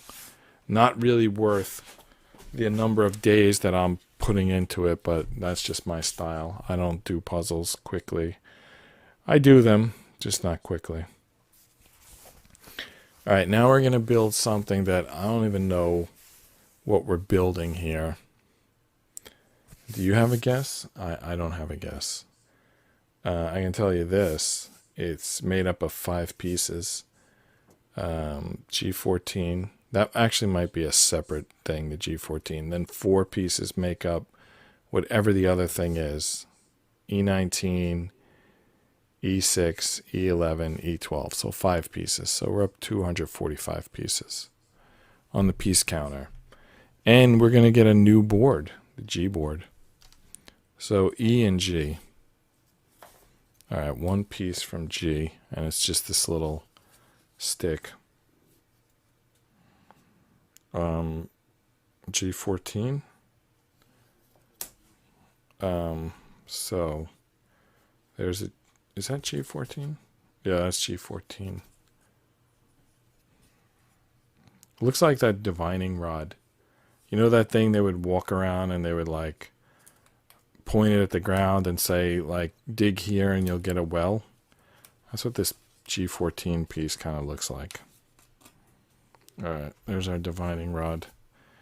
I'm sure it's something else in a Model T Ford. All right, the rest of the pieces are going to come from the E sheet. So E12, 11, 6, which is a very inked piece, and then E19, which is just a pin. E19. All right, so let's try to keep them in order. E12, E11. That's a cool piece. Well, I don't know what it is, but it looks cool. I broke it getting it out. Looks like a lantern. Is this piece a lantern? Like what? Is it a fire extinguisher? I don't know. It's something that's just, it might be a fire extinguisher. Like they like did Model Ts like light on fire? Do they have anything in those new battery powered cars in case there's like a battery? You know, because batteries can like go on fire, can't they? Like, do they have anything in electric EV cars to like stop the fire? I mean, if a Model T had a fire extinguisher, then I feel like those EVs have to have something. Do you know they had EVs in the 19th century? Like in 1870 something, they had electric vehicles. That's crazy, right? People act like it's like a new thing, but apparently they came before internal combustion engines. The electric vehicles. Okay. Inside out. Let's get this pin through the E19 and then through the E11 and then finally through the E12 piece. Here's the E12. This corner. I mean, basically line it up with the other pieces. Okay. So there it is. What it is, I don't know, but there it is. And I'm still kind of unclear on, all right, let me just match up our vehicle with the orientation of the instructions. Yeah, So there's some like pieces there where apparently this is gonna go. Anyone know what it is? Tell us if you know. I don't know. But we're gonna get it on there. Okay, try this again. Might need to go to the needle nose pliers because I can't fit my fingers in that space that's available to like line up this piece. Yeah, I'm gonna need the pliers. I can't fit my fingers in there. Alright, let's get the pliers involved and try again.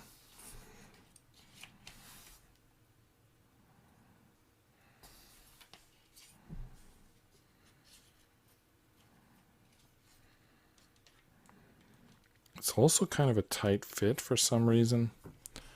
But there it is. Alright, now what it is, I don't know. But there it is. There it is, right there. Alright, now the divining rod.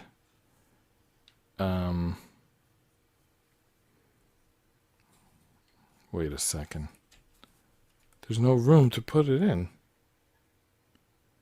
Oh, it goes up here for some reason. Here, exactly. Why would it go there? Oh, is this the gear shift? Or is this the brake? You know, I don't know how this old car's worked. We gotta watch a video. I don't know what this piece is. But it goes by the driver's right hand, so seems kind of important. Oh, you know what? It could be the gear shift because you see that Y at the top? That's like two pieces to squeeze together. Maybe you squeeze together so that you then can move the stick. Like you squeeze together and then you move the stick. I don't know. Or it could be as simple as the heel brake. You push it, you know, together. I don't know. I don't know what these pieces are. We gotta watch. So we're up to 12. 12 is like the windshield or something. Alright. So let's just go piece by piece. Looks like, oh, that's cute. 4 consecutive pieces there. F9, F10, F11, and F12. Looks like F11 has like a rear view mirror attached to it or something. Anyway, 4 F pieces. 4 F in pieces. I'm sorry, 4 F pieces. F9, F10, 11, F12. So that's going to take us from 245 to 249. And I got to find those pieces and put them together. I've just been sitting here staring at a closed box for what apparently now is 18 minutes. But it's Sunday night, and I think Sunday night's a rest day, right? So anything we do is bonus. Is that like a law? I remember when I was a kid, there was like a movie, Chariots of Fire, and they were like, oh, this guy can't win the Olympics because it's on Sunday. So instead he like runs on the beach or something like that. And then he enters like another event and he wins that. I don't know. They play a song when he runs on the beach and it's like dun, dun, dun, dun. I don't know, I'm not doing a good job, but it's like a piano and it's slow. Chariots of Fire. Look it up. Google Chariots of Fire running on the beach song. Something will come up. Maybe it'll be the thing that I'm thinking of. Do you ever just Google random shit, random stuff to see what comes up? That used to be fun, but now Google doesn't work anymore. They like only return mainstream results and only like the lamest of mainstream results. Like there's no fun allowed on the internet. Everything is like that, right? Like the NFL was like fun. Which was that basketball league that had the multicolored ball? You know, it's like everything starts off fun, and then some people hear about it. I don't know who these people are, but they're against fun. Like religion started off fun, and then they got involved. Like politics was fun, and then they got involved. Like sports was fun. And there's some people, and these people are really skilled at taking over things, becoming in charge of things. So like you invent something, and the whole point of inventing the thing is that the no fun people don't know about it. So you invent it and everybody loves it, and then no fun people find out about it, and then they somehow take it over. It might take them 50, 100 years, but eventually they're going to take over whatever you created. Let's say it's wrestling or lacrosse or theater, whatever you invent, they like gonna slowly but steadily take it over, and then once they take it over, they're gonna make it stupid, and they're gonna take everything that's fun, they're gonna make go away. All right, so these F9 and F12 pieces are actually identical pieces, other than the ink. So just keep the inks out, ink side out, and then this piece with the rear view mirror as well, ink side out. This one could have went either way. I could see this piece having ink on either side, but whatever. I'm looking at the instructions right now, and they want the ink facing out. Though I certainly could have seen this piece, the ink facing in, but it's not. It's out. All right, so this rear view mirror goes here. The other rear view mirror goes down here. Ink side up. Yeah, okay, that one makes total sense. That's the only way that one could go. And I don't know if you're supposed to be able to spin this. It doesn't say to wax the piece. By the way, I looked through the key. There's no waxing. This entire puzzle, no piece ever gets waxed. I looked through the key yesterday. There's no wax that came in the box. It's a no wax, but I think that this can move and should be able to, which means that you could wax that pin if you wanted to. I mean, I'm not telling you to do it. The instruction is definitely not telling you to do it, but you could.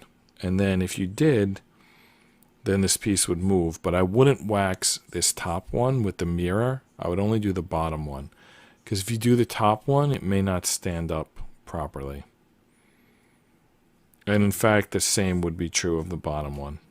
You know what? Don't wax this piece. That's why they didn't give you wax. Because if you don't wax the piece, yes, it'll be a struggle to make it move, but it's not a gear. You're just moving it, and then you want it to stay in the position that you move it to.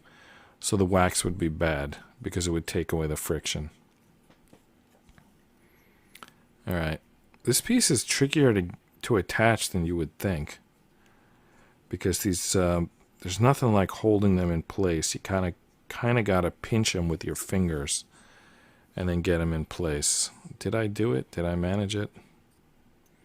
Now see, they're not in line. This is what I was talking about, how it's a circle, so it moves, and as a result of that, these pieces are not currently in line. But we're going to get them in line. When we attach it to the vehicle, it's going to... well, we're not... Are we attaching it to the vehicle? Turn it to fit into position shown. Yeah, they're attaching it. Yeah, we can attach it. But there's other pieces. And it says to do those other pieces first. So, we're just going to put this aside for a minute. Because there's other things we have to do first. This front of the vehicle thing, we don't have to do first, but we're going to. This is the back of the vehicle. This back of the vehicle thing doesn't have to be first, but we'll do it first. This above the dashboard piece does need to go. You see it has 1 and 2? It means do that stuff first and second. Now, there's no number on the mirror, so I don't really know that it has to go after, but the other ones say 1 and 2, so I'm assuming. Oh, okay, and then 3 is on the rear. So 1 and 2 are on the dash. 3, is that like a tow hitch? What is that back there? Anyway, that's 3. There's no number on the mirror, so I'm going to call it 4. Oh, spare tire. So we're going to do one more tire. All right. So let's do this little thing on the back. It's 3 pieces. That hanger piece and 2 E24s. So that brings us from 249 to 252. I saw that hanger piece. Where was it? That kind of looks like it, like something cool, but this is the piece we're looking for, F14. So it's gonna face like this way, the ink side out, and it's gonna attach under here. But we need to attach first 2 E24s, which are just little pins. Here they are. They have some artwork on them. No, they don't. That's just the 24. That's just the number 24 repeating. I thought it was artwork. I needed the zoom in camera to be able to read it. I don't know. Can you read it on the regular camera? The regular camera is kind of about what it looks like to look with my eyes. In fact, the camera's literally like a couple inches from my eyes. Yeah, I don't know what that is. Until I go to the close-up camera, I have no idea what I'm looking at. Ink-wise, I can see the shape of the piece. All right, 2 24s. Up. I pulled them all out. I pulled all 4 of them out. Oh well. Just put 2 to the side. All right, now how do these go? They go here. How deep do they go in? Just a little tab on the end, huh? Okay. There we go. And again, it's a circular piece, so it can spin in there. I think. I don't know. All right, now how do we attach this? I think it's this piece down here. You see that piece? It's in the middle. And it's like back, second row. I believe that's where we attach it. So let's do that. Wow, this is much easier than at Firestone. We don't need to like jack the thing up to the ceiling. We just flip it over. There we go. Is that going to hold the spare tire? What is that? It's like fairly deep under there. Like you can't even see it. Like where to go. Can you see it yet? Maybe when you're driving down a hill. There it is. I don't know what it is, but there it is. All right. 3 more pieces. No, 2 more pieces. This piece is already here. So, okay. The 2 was referring to this. Now I understand. This is the 2. So we did 3 first. I don't know why we did that. That was stupid. All right. But anyway, 1 is these 2 like F8 pieces. And we're going to stick them into this like, I don't know what, dashboard or something. All right. So 2 F8s. Do we have F8s? This is the E sheet, so it'd be shocking if the F8s were there. All right. There's 4 F8s. And we got an F16. All right, F8s. Fate. F8. F8. What did F eat? All right, they go in. The fat part goes in. That's what goes in there. So, see, it's got like a fat part here. That's the part that goes into this little whatever slot. Let's see if we can get it in there. I can't actually. I can't do it. My fingers don't fit in there. I'm going to use the pliers. All right, let's see with the pliers if we can do it.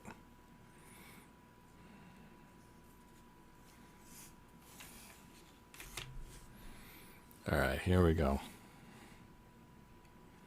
I have to change the angle.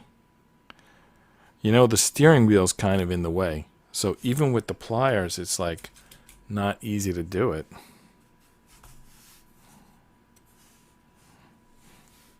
And now my arm is blocking. I don't know how to show you this. I don't know what angle is going to work here. All right, I guess this angle.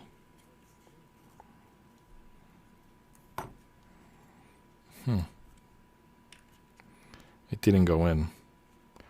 And I feel like I'm going to break the steering wheel if I force it in. Okay, let's try again. I failed. It happens sometimes. We just try again. No problem.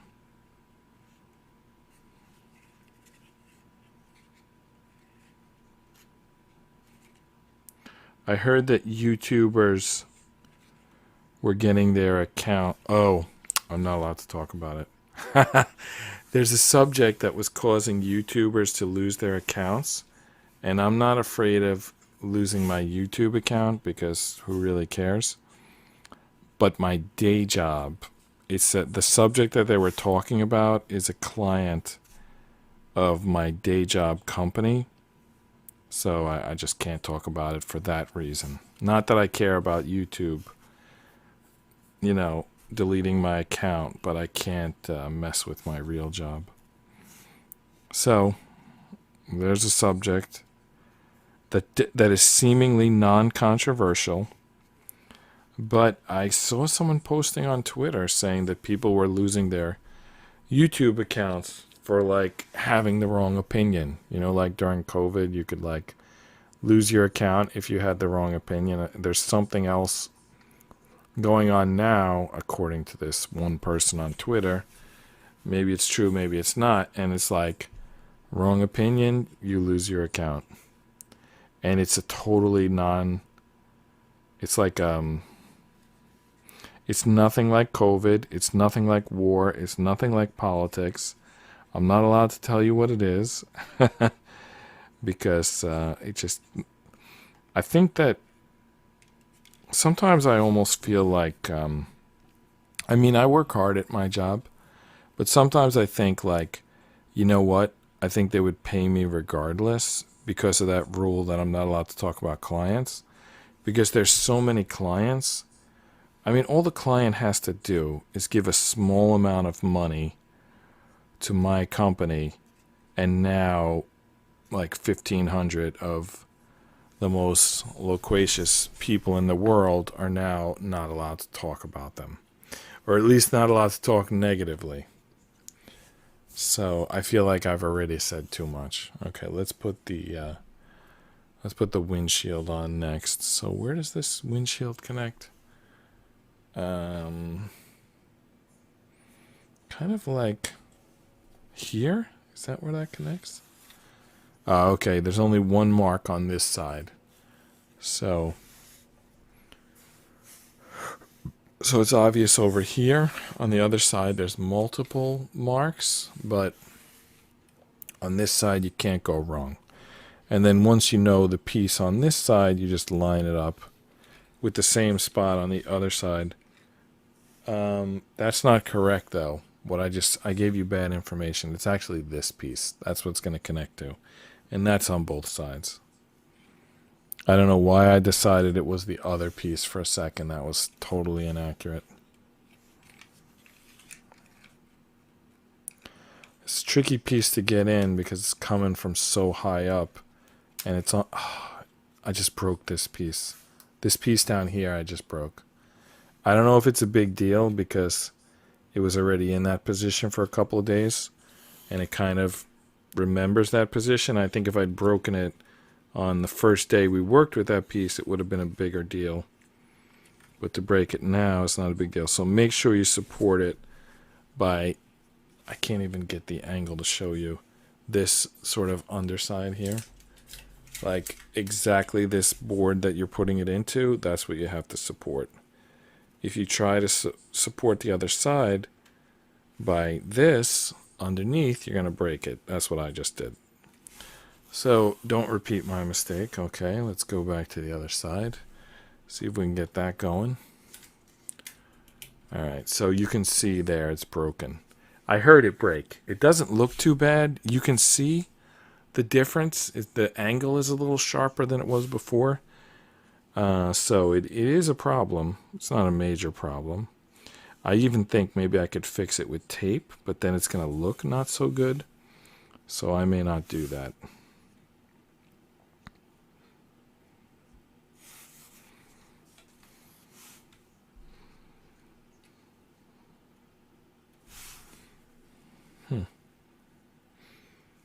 So is everyone's job like that? You have like some stuff that you're not allowed to talk about?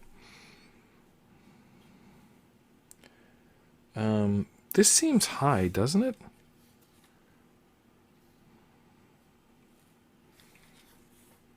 This seems way too high. Do I still have it in the wrong spot? Oh, it's this part. It has to fold like down. Oh, okay. Okay, so yeah, I think I do remember seeing that in those Model T Fords or these vintage cars, how the angle would change halfway through. So anyway, one side got in, the other side didn't. So I got to keep working here, wiggling this thing until it goes in. It's not in yet.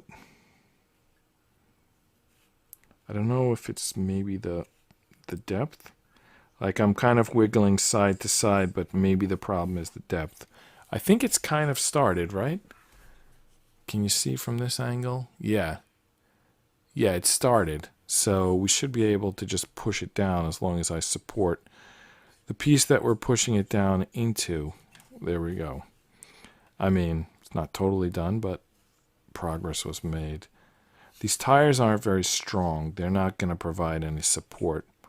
You have to get in there with your fingers and support it. No, it's coming back out. Didn't do a good job on this piece. It is done though. Let's see if the other side looks good. All right, I guess we're done with that section. Oh, we're done with 12. Moving on to 13. Did I count the two pieces, the two F8s? I didn't. We're up to 254 pieces. All right, now section 13. Is that another single panel section? No, it's 3 panels.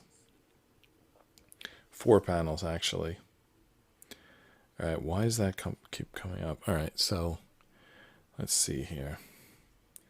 Align with 3 marking lines carefully. Align 3 marking lines carefully. Okay, all right, we can do that. All right, so G4, F6 times 4, G1, G3, and G24. So that's 8 pieces. So we're going from 254 to 262. Maybe we will get to 298 pieces. Let's see. For now, I'm just going to collect these pieces. No, we don't. Well, we do need F6, but that's not here for some reason. All right, here's the F6s over here. F6. There we go. What is that little like logo next to the F6? I can't even make it out. Looks like some chemistry symbol. Anyway, there's the F6s. We're going to need 4 of those. Let's take the bottom row, shall we? All right. That actually worked. I got out the bottom row without taking out the top. All right, there's our 4 F4s. All right, now what else do we need? Everything else comes from the G sheet. So G1, but that's not first. G4 is first, which includes some bonus G5 and G6. So let's just pop those out, put them aside. All right, G4, then the 4 F6s, and then G1, which comes with some bonus G2 pieces inside. Then G3, which is right here. And then this has got to be, what? It says F4? Okay, this is G24. G24 looks just like F4. There's the crank, by the way. In the middle of the G24 piece is the crank. You know, like on the front of the Model T that you crank it up before you start it. It's right there. There's some wrenches here. Wrenches. What is this? Like a bumper? I don't know. I guess we'll find out. Alright, so anyway, those cranks are G25. We're going to put those aside. This is the spare tire. All these pieces need sanding. Alright, now they're said to be very careful to keep the pieces like lined up or something. Align with 3 marking lines carefully. Marking lines? I don't see any marking lines. Does this piece have a marking line? No, there's no lines on the side. What are they talking about? Alright, let's just zoom in on the picture and see if it tells us anything. Wow, that picture doesn't tell us anything. If anything, that picture is misinformation because... oh, okay. I see what it tells us. All right. So what it tells us is these double holes go on the side and this one with the line. So one of the holes has like a inked line going through it. And I believe that's what we need to keep lined up. Okay, yeah. So if we look at G1, it also has an inked line. So see the inked line?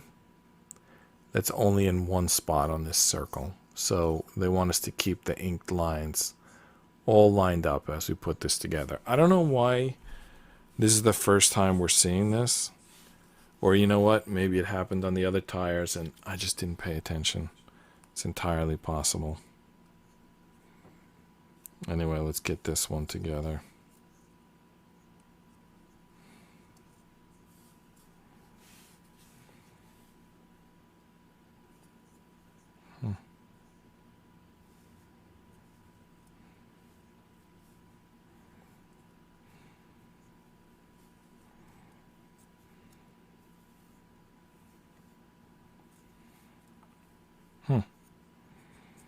Oh, that failed. Let's try another one. I'm just trying to get this piece into the hole, and it's got to go through the first board and then grab the hole on the second board, but it's got to also be kind of lined up with the first board so that you can get the fat part through.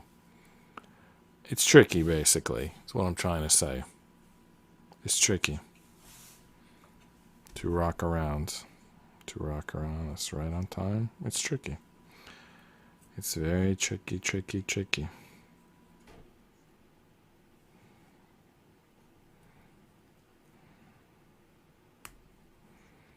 Mother, come on. Just get in there. Get in the hole. Is it really like that difficult to like get this piece in? I mean, come on. There we go. You saw that suddenly go in? I often feel like Happy Gilmore. Like, why don't you want to go in your hole? That's your hole. You live there. Like, why don't you want to go in your hole? Putting these models together often leaves me with that same sentiment. Like, why don't you want to go? I mean, come on. This is the fourth piece. There should be no problem. Okay, good. No problem. No problem. All right, where's the line? I can't even make out where the line is. I think it's there. So then this line goes to the same spot. Come on. This needs to go on easy. I already did everything challenging. This needs to just slide right on. There's no... I mean, come on. Get on there. There's no reason to fight me. Okay, good. All right. Is there a line on this one too? I don't see any line. Anyone see a line on this piece? I don't see. You know, there's ink on this, but we couldn't see it from the close-up camera. All right, let's see it here. Yeah, the last one doesn't have a line for some reason or another. So I guess we can't mess up with the last one. Is there a line and I just don't see it? The last one doesn't have a line. Doesn't have a radial line anyway. Well, it must not be a radial tire. I don't know. It probably is, actually. No, maybe it's not. It's from 1922.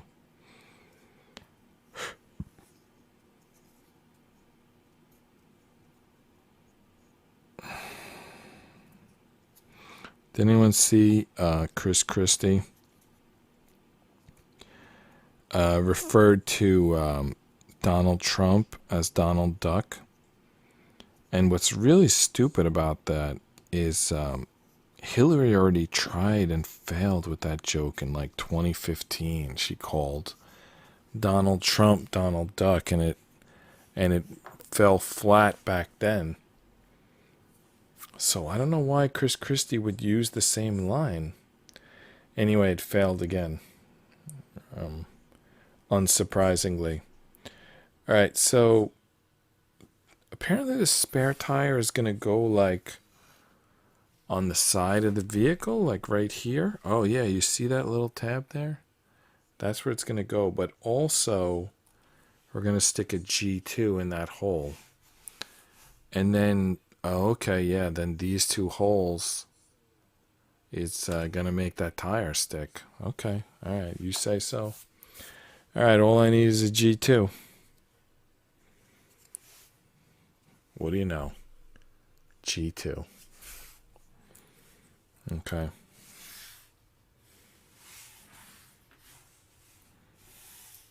You think we should put the G2 in the tire first? Or in the car first?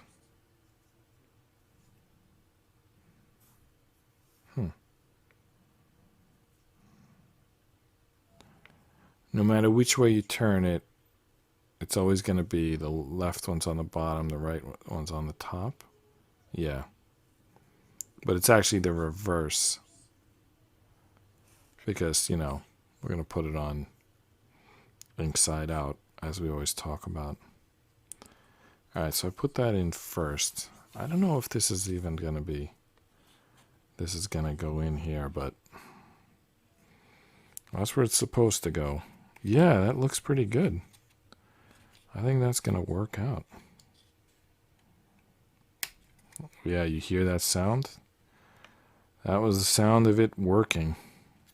Now we got to click the G2 in. And I can't see it. I'm going to go off camera for a minute so I can look closely.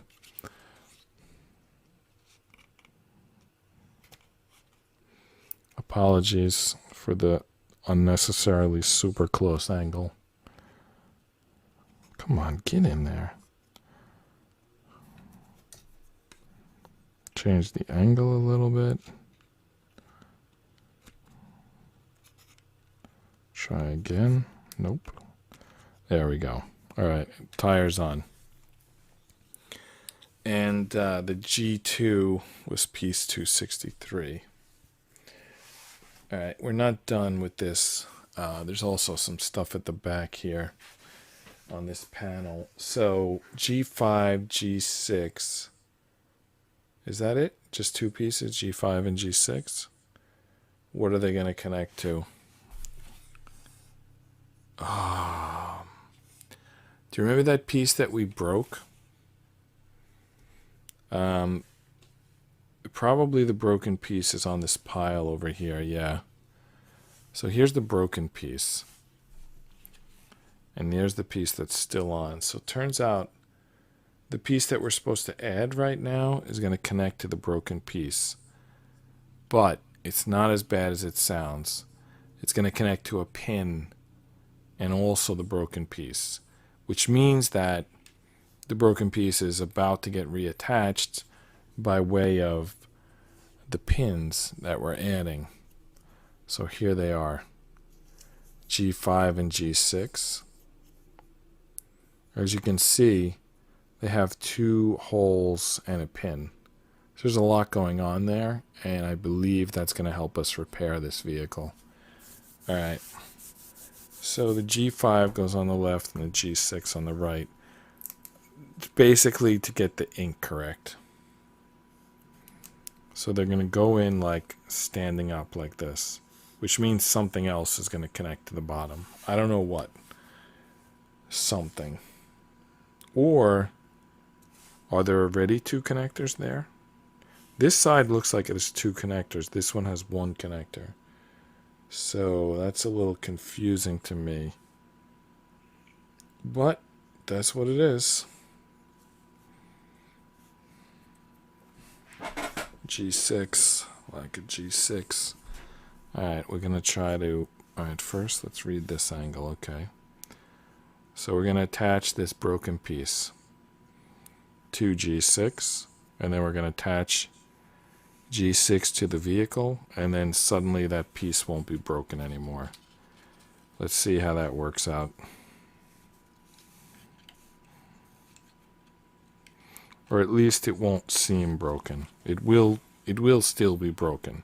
Oh, it'll be broken. Don't worry about that. It's broken. But it's going to seem less broken because now it's attached. Now this one might be actually tougher because you have to make both connections. Well, you have to make both connections the other side, but you have to make, on this one you have to make both connections while they're connected to the vehicle. You don't get to like make one connection off the vehicle and then attach it to the vehicle. So I don't know which one's. This one's going to be stronger. This G5 is going to be stronger once attached, but it might be tougher to get it attached because we got to make 2 connections to 2 things that are already part of the vehicle. Maybe I'll break the same thing that's broken on the other side. Maybe I'll break it in the process of trying to get it on here. It's actually looking like that is going to be what I do. Why am I saying I tonight instead of we? This is a team effort.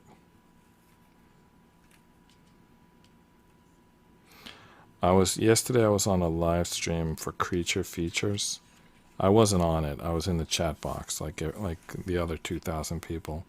It was kind of like that Mystery Theater 3000, except everyone in the chat box were like those wisecracking robots.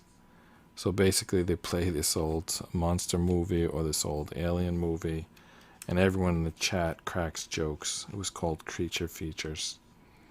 It has some albino lady, Tangela, and a butler and some other guy during the like commercial breaks. Actually, those people, it's kind of like the Monsters or the, what was that other TV show? Were they both the Monsters? No, one of them was something else. Which one was the one with the hand? And Wednesday, the Addams Family. So, right, thank you. The Addams Family. So it's sort of like the Addams Family, but if it was just the parents and the butler. But I don't actually know if it's the parents. I don't know if that Tangela was supposed to be like Morticia or more like Wednesday, like a mother or the daughter, or maybe she was a wacky next door neighbor. Anyway, they show the show, which could be a creature feature or could be an alien show or sci-fi or whatever. And then during where normally would be the commercial breaks, they'll do this studio thing with this really lame, as I'm saying, like Addams Family type of atmosphere. Really lame knockoff of an Addams Family type of atmosphere. And you could tell that it wasn't that entertaining because the chat would really slow down during those parts that they inserted. But that's when the actual YouTubers were on. Like otherwise, it was just, they were just playing a 70-year-old movie, a 70-year-old black and white movie. So it's the YouTubers, they were the least entertaining part. Like the most entertaining part was the chat, and the second most entertaining part was the movie. The third most entertaining part was the YouTubers. But here's the thing, they're the ones getting the money. They don't have to be entertaining, right? They're doing a job. It's like when you watch the Ed Sullivan show, you know, like 80 years ago. Ed Sullivan didn't do anything. He introduced the Beatles. He introduced Elvis. And he collected the money. But he wasn't actually entertaining himself. So that's kind of way this Creature Features was. Check it out. Creatures Features on YouTube. It's very cool. I was in the chat yesterday. Embarrassing myself. G5 and G6. Did we count those two pieces? I don't think we did. 265. We're up to 265. And we're still in segment 13. We're now building something using an F16 and 3 E29s. So that's 4 more pieces. So we're up to 269. So we're within 30 pieces of the end. This only goes up to 298. Though I've had experience before where ROKR goes beyond. Like I think when I did the ROKR 3D pinball, they claimed there was only like, I don't remember the numbers, but let's say they claimed there were 700 pieces. There actually were like 1,400 pieces. Like they were way off. If this puzzle is as far off as the 3D pinball, then there's going to be 600 pieces to this puzzle. All right, now we need 3 E29s. This is a G board. I don't know why I'm looking for E pieces on a G board. E29. All right, there's E29. Yep, there's 3 of them. Okay. There's actually at least 4 of them here, but I'm going to grab 3 of them. There could be extras. Common thing, especially with a ROKR puzzle, especially with accordion pieces on one of these DVD box sized puzzles. Basically, when ROKR makes these DVD box sized puzzles, they include spare parts, extra pieces, and almost always accordion pieces. You get extras. They expect those to be tricky ones. All right. F16 ink side out, E29s, smaller piece on top, F16 tabs on top, slide the E29 on, sliding the smaller piece in there. I just broke the F16 piece. I'm not sure how big a problem that's going to be. If these E29s go through and connect onto the, basically there's a tab on top and these E29 could be other tabs. So if that's the case, this is going to be okay. We're going to survive this broken piece. And I'm going to assume that that's the case. But I'm going to try to avoid breaking it anymore. So that's why you see me rocking this piece back and forth, because if you try to push it in, you'll break it, as you just saw me do.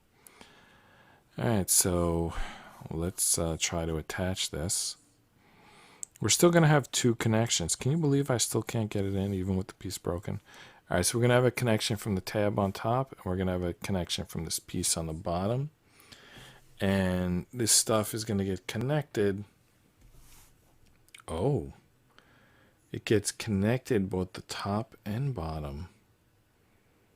Yeah, I think we're going to survive. So we broke 2 pieces tonight, but both of them turned out to be pieces that you can get away with breaking. We're just kind of lucky tonight. All right, let's put this in first. So it goes to the outer section. I feel like we should put on the G26 first. So that's going to be piece 270. So G26, where is that?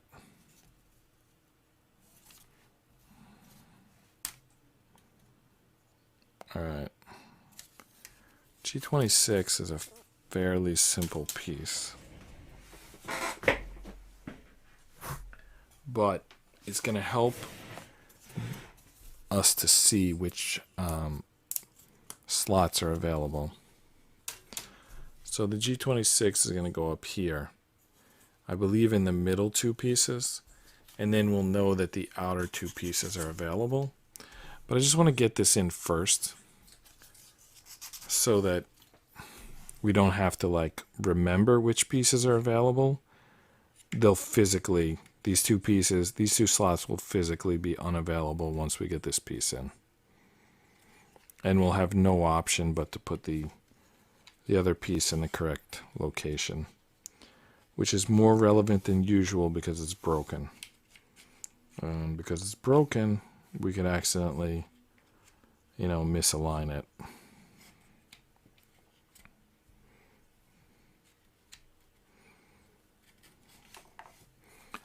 And this G26 is not going in. What are we doing wrong?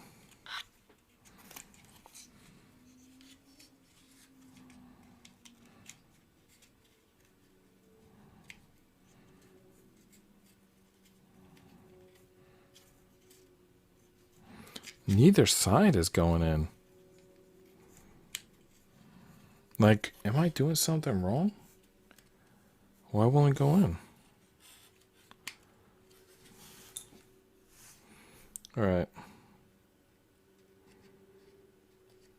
I'm gonna make that hole a little easier to get pieces into. I'm using the needle nose plier, like sticking it in there, then opening it up because this piece was not fitting in. The next thing I can do is sand the tabs on the G26.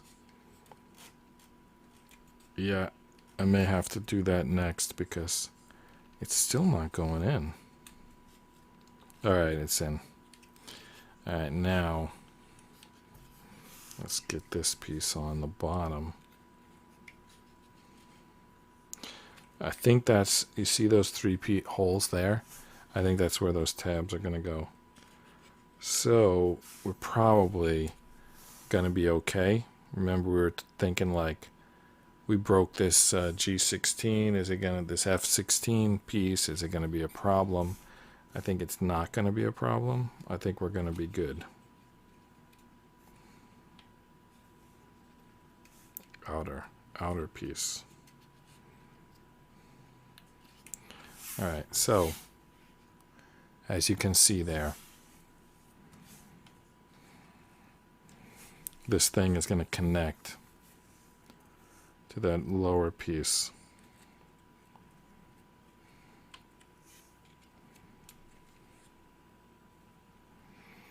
And no one's ever going to know that F16 was broken because everything's going to be all connected.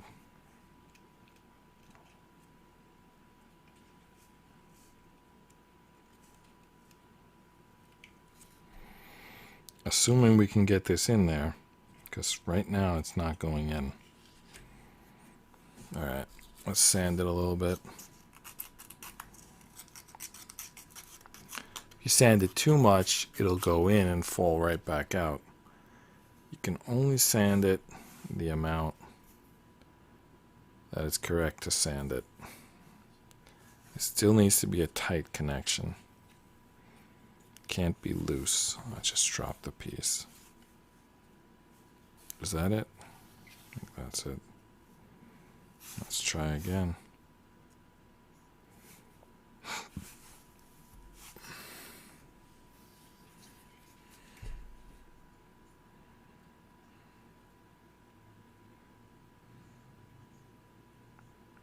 Seems like this is not going to fit in for some reason.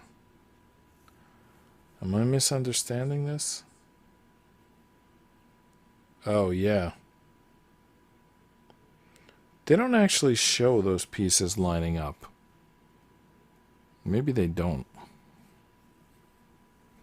Or maybe they just slightly line up. Like you just kind of rest them there, but they don't actually go in. That might be the case. Let's get the other side on. Let's see how that one looks. I gotta do this side left-handed, which I don't know if I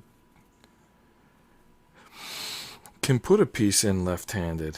I guess we're about to find out. So it's the outer piece, right? The outer slot is where it goes.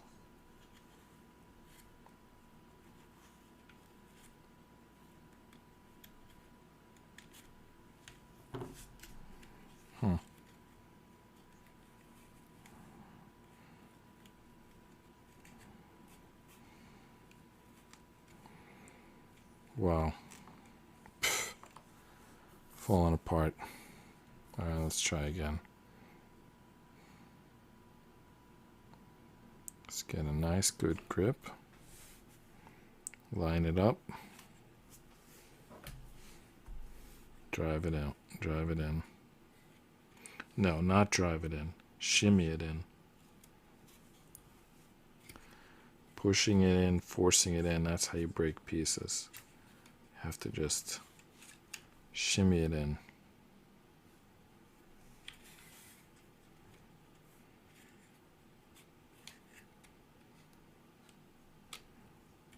All right. That's in. Now for this piece. Yeah, they just kind of, they don't actually go into that other hole. They just kind of line up with it. Would be nice if it went in. It would make it stronger, but it doesn't. It's pretty good though. I don't think anyone's gonna notice that that piece is broken. Alright. I swear I'm breaking pieces left and right tonight. Not only did I break like 2 of these type pieces, I also cracked this piece. Remember? Like, look, the angle is smoother on one side. We've got the ROKR vintage car. I think we got to finish this tonight. We should have finished it last night. I don't know what happened. I got sidetracked.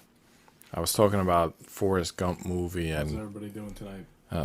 I left my computer playing. Okay, yeah, yesterday I was talking about Forrest Gump movie and Janine Garofalo's stand-up comedy act. I don't know what was going on. I wasn't building. I think the first 20 minutes I just sat there talking about like nonsense instead of building. Which technically that's what every like podcast does, so it's like wasn't even really that bad, I guess, what I was doing, but it's not what this podcast does. We're supposed to like build models and describe building models, and it's supposed to be very boring and put you to sleep. So let's get back to that tonight. So according to the scoreboard, we're up to segment 14.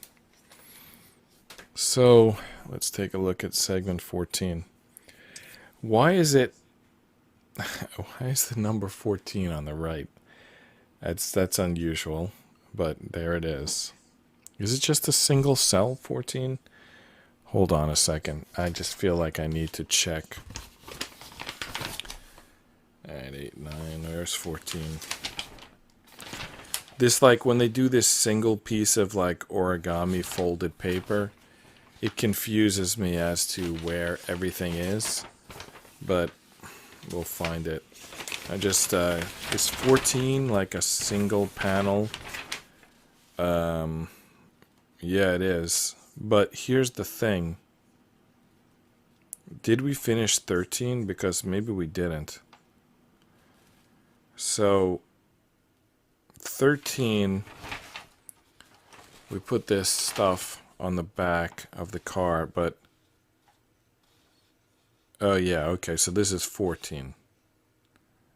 Alright, so 14 is it's actually 3 panels. I don't know what I was talking about.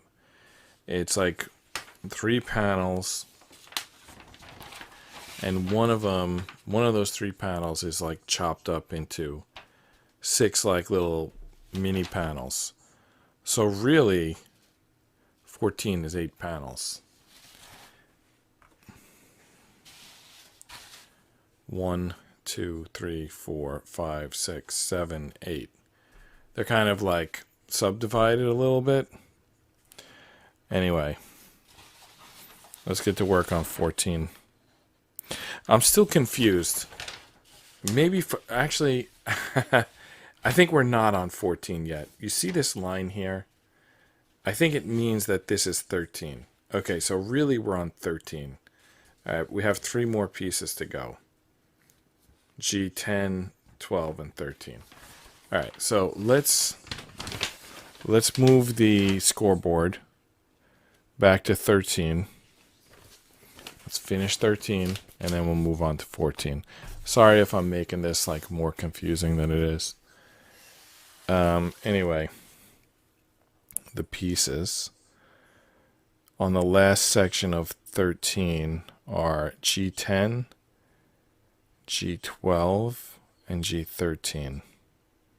Looks like 12 and 13 stack like right on top of each other. So it looks like everything goes like kind of on the back of this vehicle here. So there's something here. It's like a 3-tiered tab. And that's going to take 12 and 13. And who knows, maybe something else later. And then there's 2, I don't know if you can see it. There's 2 like pins there. And G10 is going to lay across that. It's like basically just a cover. Just a piece of, if you can imagine a real car, just a piece of metal. Maybe it's the trunk, but I think it's just a piece of metal. Just giving the car, a smooth finish. All right, so G10, 12, and 13, that brings us up to 273. So we only have 25 pieces left. I don't know how that's like possible, but apparently that's the case. Because we're up to 273 and this ends at 298. All right, 12 and 13. Where are 12 and 13? Is it this them? Yeah, it's like really the 13. You can read the 13, but the 12 is like so tiny. On this close-up screen, you can read it, but in real life, trust me, it's tiny. And what is going on here? I can't even tell if that's ink or carving. I'm putting my finger behind it. It must be ink. Oh no, there is. So how come I couldn't see my finger? It's too dark. Let's try something lighter color. All right, let's go back here. All right, there you go. Yeah, it's cut out. Maybe that very middle is ink, but the rest is cut out. I think it's all cut out. I honestly can't say. Yeah, I think it's all cut out. It's really tricky to see. All right, so these parts are going to face down. So actually, they're kind of in there upside down.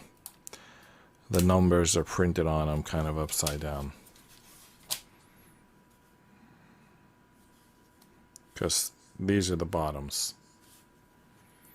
So 12 goes on first, and then 13 goes on, and then this is garbage. I think let's put 10 on first. I feel like let's get that out of the way. There's 2 connectors, so it could be kind of tricky. It may take more than a second to get it on. Yeah. The more you build this thing, the sort of less opportunities there are to get a steady grip on the pieces and to see the tabs into the slots. It becomes more like the work that you have to feel around than like something that you can see. Anyway, it looks like, I feel like I see it pretty good right there. But it doesn't have the right angle because it's sliding underneath this board. And that's not allowing me to adjust the angle. So I have to come up from the bottom, I think, so that it doesn't get trapped underneath the backrest there. But if I come up from the bottom, I can't see the connector. From the top, I can see it, but it gets grabbed by the seat. If From the bottom, I can't see it. So I got one of them on, which means I'll eventually get the other one on. I just gotta wiggle it around here until it feels like it's on. This one I got on first, and I'll tell you, it was 100% by luck.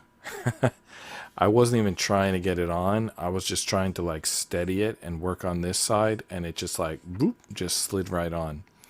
Then once I got that on, all I had to do was wiggle this other end until it got on. So there you go. That G10 piece is on.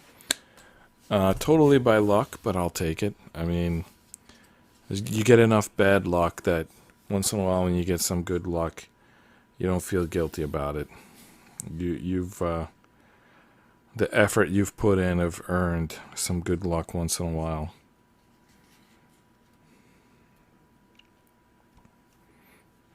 Okay. First piece is on. Second piece, very important to keep it ink side out. Tough to see that ink, but there is ink. Also tough to see the tab, but it's there. All right, I don't even know what this piece is. Again, it looks like it's like a lantern or something. Like, what is that supposed to be? We have to watch a video. All right, at least when this ends, because today's probably going to be the last episode. Should watch a video on this car. Find out what it actually is now that we've built it. All right, so are we done with 13? Yeah, all right. So finally we're going on 14. So 14 is these 6 mini panels and this one panel, which I assume we're basically just attaching. So those 6 mini panels we're building. I don't know. What do you think that is? A trunk? A toolbox? I think it's a toolbox. I guess if we start dropping tools in there, then it's definitely a toolbox. All right, so we're going to start off with 2 G11s and a G27. So that's going to bring us to 276 pieces. Only 22 pieces left to go. Do you think we're going to end on 298, above or below it? If I had a guess, I'd say above. That's usually what happens, by the way. You usually end above. There were like 4 metal screws that we used on this puzzle, and as I recall, ROKR doesn't usually count the metal screws. They only count these laser cut wood pieces. So we should kind of end up with 302 when we're done, but I'm just gonna say we're gonna end up with a high number. I don't know exactly what the number is gonna be, but I'm just gonna predict high. I have to go to this zoom because otherwise I'll never find G27. Is that really? That's G27? It looks so much bigger in the instruction book. In the piece of paper, instruction piece of paper. All right, that's G27 apparently. All right, so we got a blurry camera again, so we're not gonna rely on that camera too much. All right, so if we hold it, G27 with the 2 pins at the bottom and the 1 pin at the top, then these G11s go in from that side. I'm not sure it really matters. These pieces could all be symmetric and it doesn't matter, but I'm just trying to follow along as closely with the instructions as I can. Once in a while you might see me deviate from the instructions, and sometimes I get burned because of that. I can't really explain why I do it.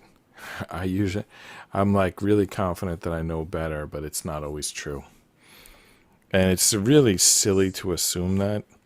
By the way, since we've got 6 mini panels here, let's talk about how you know which panel comes next. It's this little symbol. It's kind of looks like a Halo Elite energy sword. It's going to point you to which panel's next. So next panel, we're just adding G15 to what we're constructing here. All right, 21 pieces to go. G15 is the next piece up. There's G15 right there. There we go. All right, G15. This is quite a piece. 2 slots on each side, 2 tabs at the bottom, and a slot in the middle. So that slot in the middle is going to line up with the tab in the middle of the prior piece. And I don't know if you even can see it, but those like G11s, I think they were, that we put in, they have little tabs on the side. They also, these pieces are tough to keep straight, but it's going to get easier because now we're going to connect this tab to this slot and these 2 tabs. I'm not really even sure. I think the lower slot they connect to. Anyway, it's going to kind of take on a boxy structure once we get these all together. If we can. Sometimes easier said than done when you're dealing with these tiny little pieces. Like, not always easy to get them on. It looks kind of big now because I'm on the close-up camera. Actually, I probably should look at the camera. Yeah, okay, good. That camera comes in handy once in a while. Alright, so now we got, I don't know, half a box or a third of a box, whatever that is. Alright, following the arrow. Next, we put a G7 on the other side. G7. That's like a G6, right? But it's a G7. Alright, G7 is definitely looking like a toolbox here. Let's try to get a look at that G7 piece. What is that in the middle? Well, we can't tell. I think it's a toolbox because I think it's implying like there's a lid and a lock. I think that's what they're going for. I really can't tell. You know what? I think we can get a closer view if we do this. Yeah, that's definitely a lock. So this is almost definitely a toolbox. Is that supposed to be 2 pieces? Or did I just break this in half? Yeah, that was G8. So this top is G8. But you know what? I'm sure we're going to need it in a second. So G7 is apparently only half of this height. But I'm sure the G8 is going to go right above it. I mean, you can see exactly where this is going to connect. I think you can see, right?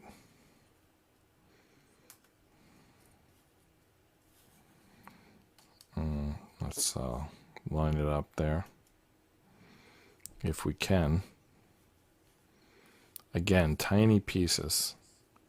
I'm not really set up to work with such tiny pieces. I don't have the tools. I'm using my fingers. Why don't I have the tools? That's a great question. I think I first need to learn what tools I need, and then next I need to acquire them. All right, we're getting somewhere. We're building a little toolbox here. All right, what's next? E22s on both ends. When do we add the G8? Oh, it's the last piece, huh? Okay, 2 E27s. All right, let's find 2 E27s. No, I don't know what I'm talking about. These are E22 and E23. I don't know where I got that 27 from. E22 and E23, and we have to be careful about where they go. E22 goes here, E23 goes on the left, facing the front of the toolbox. E23 goes on the right.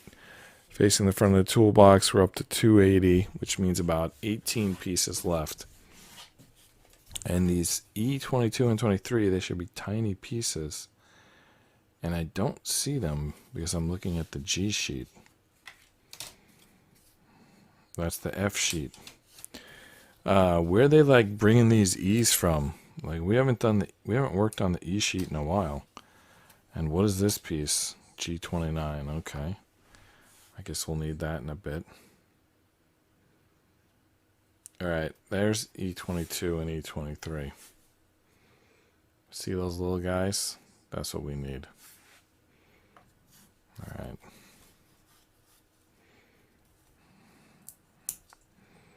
E22, E23. Make sure they're going on the right way.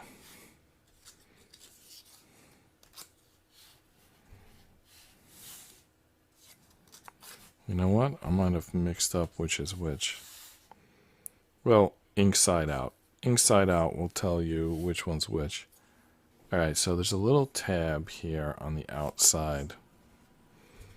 And that little tab, that's where we're going to connect this piece. Cool, right? I think so. Cool in my opinion. I kind of like the effect that, because I'm up to now episode 416. Not every episode I've been putting together models, but a lot of them I have, like at least I would say over 350 episodes. And I like the effect that it's had on my brain. I'm like a calmer person, a more like productive person. I think it's good to I'm not telling you have to spend an hour each night assembling models, but I'll say that if you do it, nothing bad will happen.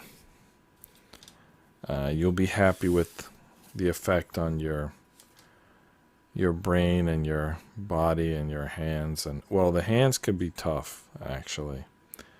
Maybe that's why Legos are so popular, because you don't really get your hands dirty. There's G28. That's the piece we're looking for. So that brings us to 281. 17 pieces to go. Did I forget to count the previous two pieces? What were we at when we started the episode? Alright, we've done 1, 2, 3, 4, 5, 6, 7 pieces, and then this is the 8th. Yeah, that sounds about right. Alright. So, I think this just goes across the top here. So the pieces we just put on had these little like cuts in them. And then there's little tabs here. So we just drop it right in. And that's going to give some structure. You know, maybe this isn't the toolbox, because I'm just looking at the tools here, and those wrenches are not going to fit in this box. The wrenches are bigger than the box. So I don't know. It looks like a toolbox, but the tools aren't going to fit in it, so I don't know. I don't know if it really can be a toolbox. Alright, the last instruction in this little 6 mini steps is G8, which we've known about this G8. It's got ink on it. G7 had the G8, definitely a lot like the G7. It has the ink on it that's going to go together. Come on. What's going on here? You know, I probably could force this piece. It's like not too terribly important. But let's see. Oh, okay, I see the problem. The bottom needs to hook in there. There we go. Okay. There it is. There's the little artwork. That's a tiny toolbox. It's not lined up. I don't know if I can make it line up. No. Maybe I gotta move the whole thing. Yeah. Yeah, that looks pretty good. I had it in focus for a second, but then it was gone. Alright. Okay. Last panel. Oh my goodness. Did we count that G8? I don't think we did. So we're at 282. Alright, the last panel, instruction panel of segment 14. It does introduce a new piece, which is G25. That's the crank. That's the crank you use to start the engine on this car.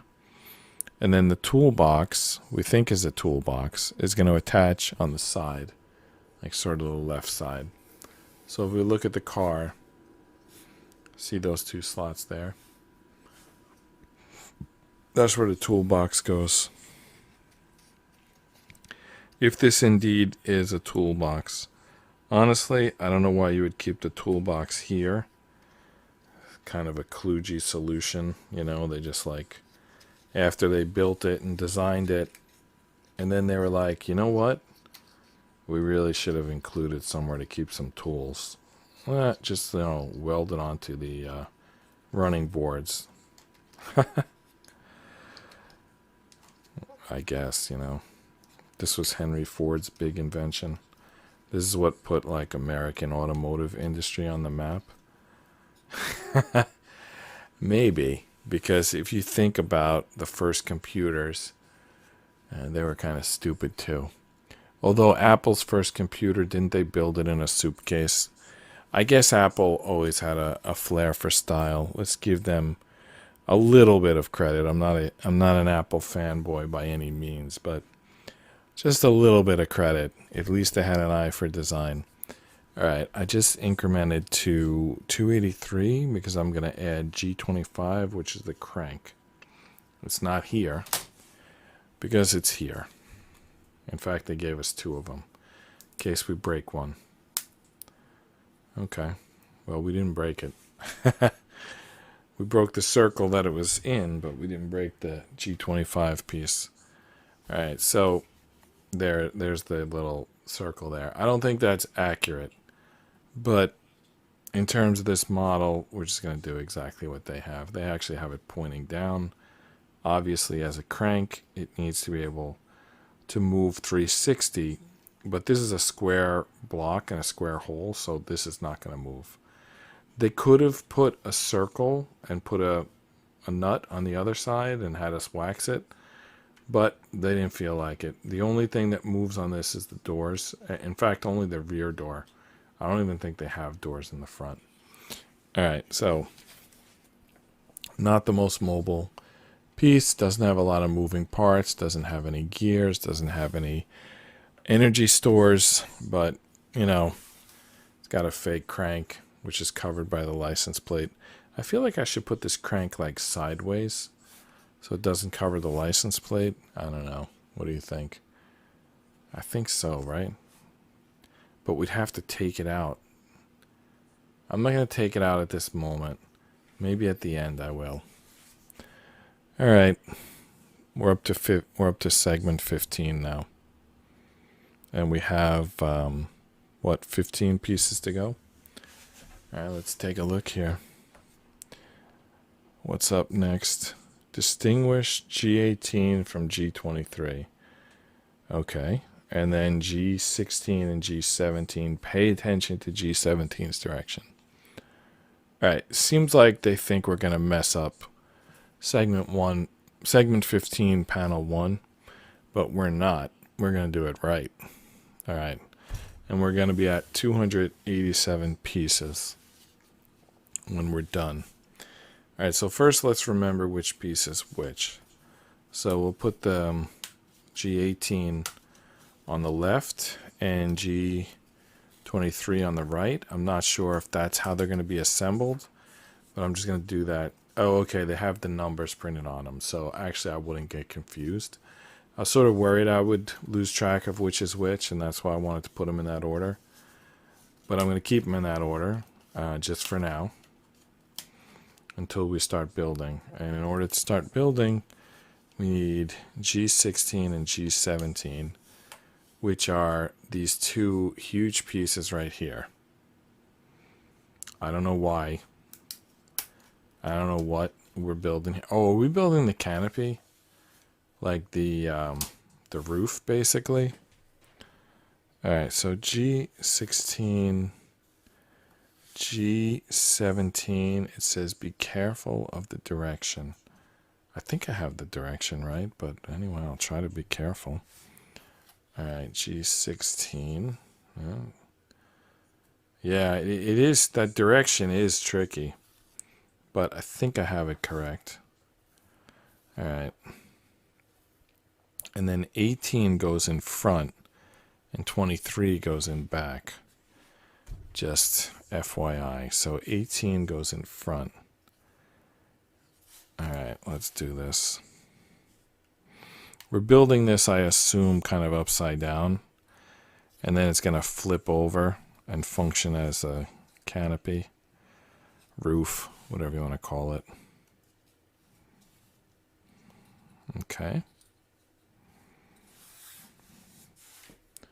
And then 23 goes in back. Yeah, symmetric piece. Can't really mess up. Although it does remind us to keep the ink sides out. I don't think there's a lot of ink. There is a little. It's like a little like decoration or something. You can see that ink there. It's not much. No one's gonna notice if you get it wrong, but ink side out. So the ink goes like forward at one end and backward at the other end. And that's the rule of inside out. No, that's the rule of ink side out. Inside out is when you take your socks off and your feet are sweaty because it's sticking. And the only way you can do it is turning your sock inside out. Ink side out is when you put a model together and you keep the ink facing where the observer of the model will see it. All right, the next piece is G29. G29. It had fallen out at some point. I don't know when. So that's 288 arrow. So I wasn't really paying close attention when we were doing that bottom piece, which is eventually going to be a top piece, but apparently there were some arrows on it. That probably would have been useful to know at one point. Anyway, I think we got it right regardless. And now we're going to put G29 into that slot there. So we have 10 pieces left. We're up to 288. There's only 388 pieces, so we're getting there. We're getting there. All right, we built, I don't know, something kind of structural. Probably holds the roof, but let's not assume it just yet.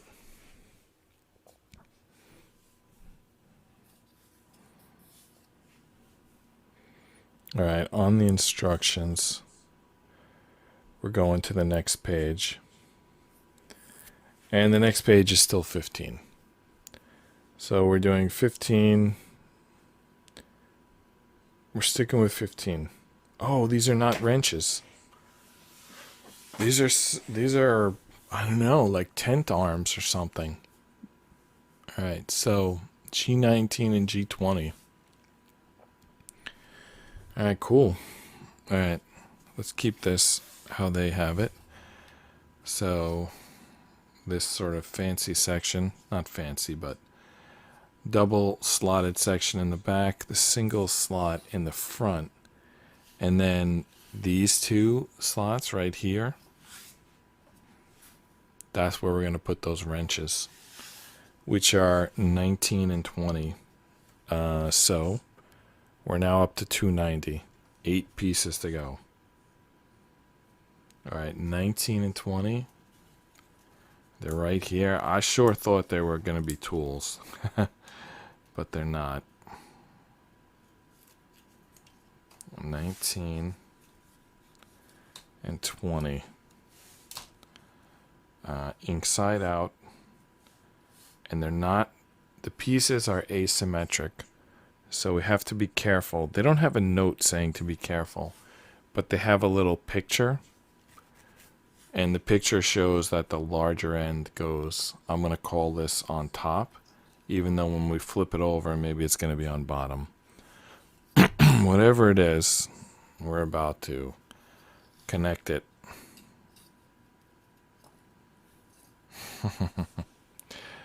Sorry. It's not that stable of a piece. It's not that heavy. It's not connected to a bunch of other pieces, but we'll get it on there. Oh, does it connect to here? It does. Look at that. There's a little tab in there. And this circle is going to connect to that little tab. I think so, right? Does that look right? I think so. And then same thing on the other side. Ink side out. Big part on top. Connected to the circle. You know, even though I did break, I forget what it was, maybe half a dozen pieces, in every case we were still able to get the piece on and have it a fairly good hold, even though it was broken. Maybe I'm going to jinx it by saying this right now, but this may be the first all wood puzzle that we didn't irreparably damage. Which, if you think about it again, I'm up to episode 416. So it's taken me what is that, a year and a few months to get to a basic level of competency. So it's nothing really to brag about. All right, next up. What? G29 on the back?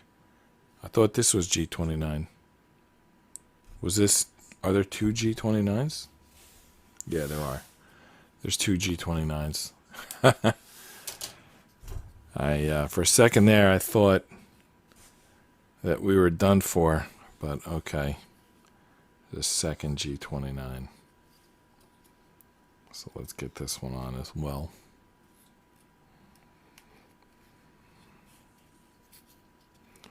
Oh, there was a story today. I don't know if I should mention the name. It was all over the news. But anyway, it was a little 9-year-old girl in Saratoga, New York. She was riding a bike at a campground. She was at the campground with her family. It was like extended family. They were all there. She was riding her bike and she disappeared. And they found her 48 hours later. They didn't reveal the details yet. They just kind of told everyone she's home, calm down. We're up to 291 pieces, by the way. So, all right. We're going to add 2 more of those wrench pieces, and they're going to be 22 and 21. So that brings us to 293. So we only have 5 pieces left. So she was at a campground with her extended family. She rode her bike around. It wasn't a huge thing. It was a campground. It was I don't know if it was a KOA, but it was like that. It had bathrooms and amenities and what she was driving around, it was smaller than a city block. It was a third of a mile to drive her bike around that. It's still, I know, I mean, she's 9 years old. She probably shouldn't do anything on her own. But I mean, if you've ever stayed at a campground like that and they said it was heavily populated, you're normally, everything's going to be okay. I mean, it's you're basically just biking the path around a campground. I've stayed at campgrounds. I've biked the path around the campground. I don't know if I did it at dusk when I was 9. I probably did, to be honest with you. I know in high school I was doing insane stuff, in the woods and down paths and running into deer and kind of way more dangerous than riding my bike around the campground road. Basically the road of the campground. That's what she disappeared from. But her bike was left. They found her bike, but they couldn't find her. And they found her today. And they didn't release a lot of information other than to say that the person that she was found, either that found her or that she was found with or that she was rescued from. I'm telling you, they didn't give the information. But the person was a registered sex offender. Which I suppose that could mean a lot of different things. I don't want to jump to any conclusions, but it doesn't sound good. Especially when you're talking about a 9-year-old girl missing for 48 hours. You would think the first thing they would do is check everyone in the area. I don't know if they did. Again, we're waiting for the details tomorrow. I don't know how I even brought this up. I think it was just the big news story of the day. is that this girl was found. It was going to be one of those things where everyone's like talking about it and trying to figure it out, but thankfully they just found her, which is what I thought when I heard it. Like, I know it probably sounds like terrible. There was this Gabby Petito like a year ago that everyone was looking for, and I think she was found. When they found her, she was no longer alive, which is horrible. But she was like in her 20s, and she was traveling across country with her boyfriend or something like that, which is not to say that that makes any of it okay. It's still a tragedy. But when it was a 9-year-old girl, I think a lot of people were just praying, like, please find this girl safe and sound, you know. I don't think anyone was thinking, no one was like enjoying the mystery. Not, which is not to say that Gabby Petito's life was someone else's entertainment, but like, people couldn't think straight. They just wanted this girl found, like, you know. So I'm glad that they did find her. And I know that sometimes you'll hear reports. By the way, this G9 I just put on, so 294 pieces. I know apparently statistically there's a lot of people who go missing. So sometimes you feel like, well, why did this story take the attention and not like another story? I don't have an answer for you, but when you hear it, you want the person to be found safe and sound. What's going on here? They're like showing, okay, they're showing this piece on. All right, so these 3 panels are really just one piece. This one says add the G9 inside out. This one's like, that's what it looks like here after you add it. And this one's like flip it over. All right, so we're going to flip it over. And then we're going to add H1, which is the roof.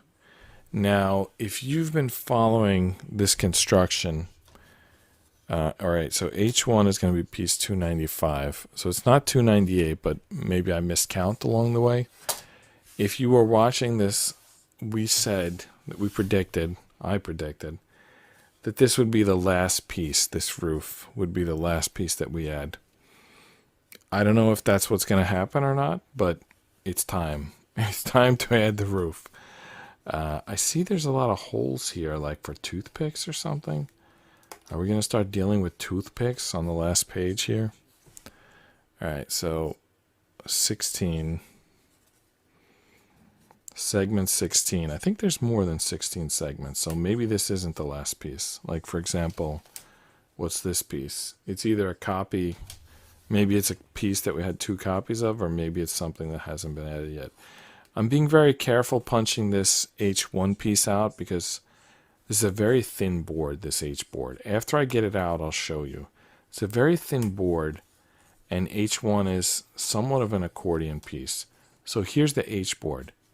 You can already, like, you know, you see it like, it already like bends, and obviously if you bend it, it snaps.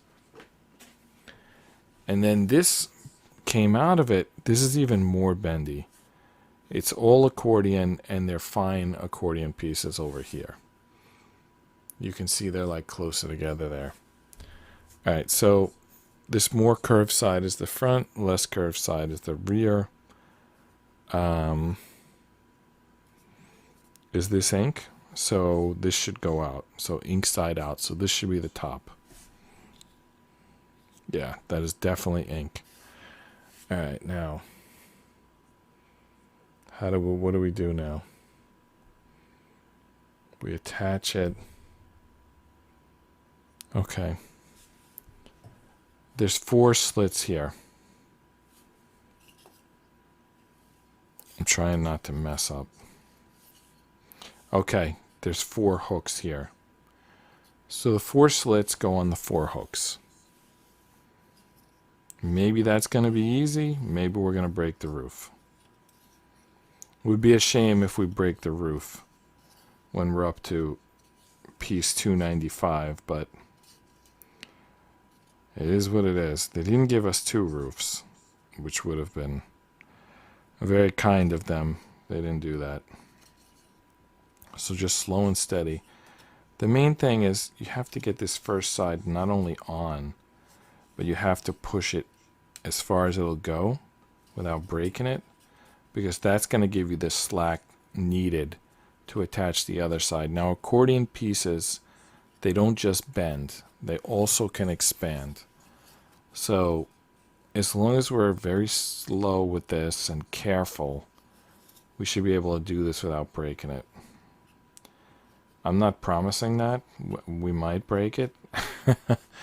But we're going to try our best not to. Alright, I think I should try to get it on both pieces at once. Both hooks at once. I'm just trying to kind of slowly stretch it out without breaking it. I think let's try to push it further on this side. That should help. Let's try it again. Because we're actually kind of far from this connecting. I don't know if you can see that. It's not very close. It clearly needs to stretch out. But if we stretch it out, we might break it. So, I don't know. We're going to try to do it without breaking it. Okay, I think we got it. Oh my goodness, we got it. The roof is on. Let's inspect the little hooks. I can't see them with my eyes, so let's take a look on the close-up camera. That side looks pretty good. Let's check out the other side. We're good. We are good. All right. So little, like, you can see where the accordion pieces are stretched in certain places. Man, it's like stretched to the max, but it's not broken, just stretched. All right, here we go. This is basically the hood of this vehicle. I can already tell you where it's going to go. I can see, like, it's going to go. I have no idea where this is going. I thought it was going to go into the seats, which now that I think about it, that was a stupid thought. There's more right here. There's some hooks. I thought those were like door handles. Oh, this one's a door handle, but what is this one and this one? And this one and this one? That's probably where the canopy is going to go. Let's see. The roof. Canopy. Canopy sounds like a camping term, right? But this is a car, so we're adding a roof. Alright, so here's two glory shots of the roof for some reason. Let's see. Any more pages left? Oh, there's more. What? We're not on 16 yet? No, we are on 16. That's the same photo. We already looked at those images. Alright. So we're up to 16. We were already up to 16. I don't know, it's just 100 pieces of this roof. When do we get to 17? Alright, here's more of 16. Okay, here's 17. So, turns out we're done. Let me see, is there any more pages? This is the last page. So we never got to 298. We stopped at 295. I'm going to guess that somewhere along the way, there was maybe a panel with one piece and a panel with two pieces, or maybe a single panel with three pieces. Whatever happened, I didn't count three pieces. Or maybe I skipped a section, or maybe the instructions were wrong, but I think what most likely happened is I didn't count three pieces. So anyway, this is the last instruction, and it's just as we predicted. It's going into these holes. So there's like two, like one here, one here. It looks like the doorknob. It's not the doorknob. And obviously there's two more on the other side. So we have to get this roof into those pieces. So the piece counter is done. The segment counter is done. We're almost done, but we could still mess up. If we don't get this in right, it's going to pull those things out. and then we're going to be going backwards. Instead of completing this, we'll be repairing it. All right, let's see how this side looks. Well, it's not lined up, I'll tell you that. Luckily, there's there's like 2 pieces in a row, which kind of makes it a little stronger. But I don't know. It's still not going in. I had to break out the needle nose pliers for the very last sort of job here.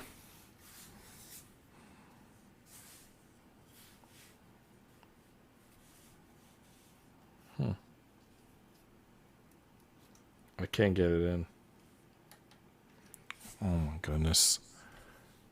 I can't get the last piece in. Alright, let's try the close-up camera. Let's see if we can get that in.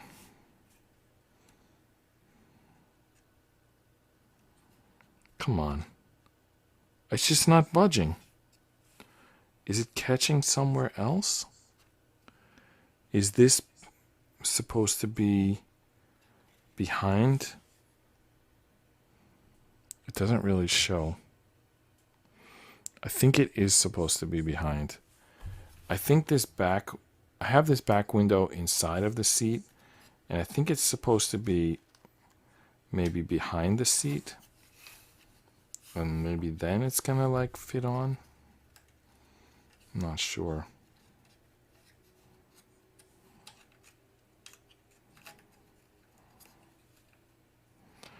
It's definitely a problem. That back window. It seems like it should go behind the seat, right? But if I put it behind the seat, then it doesn't reach.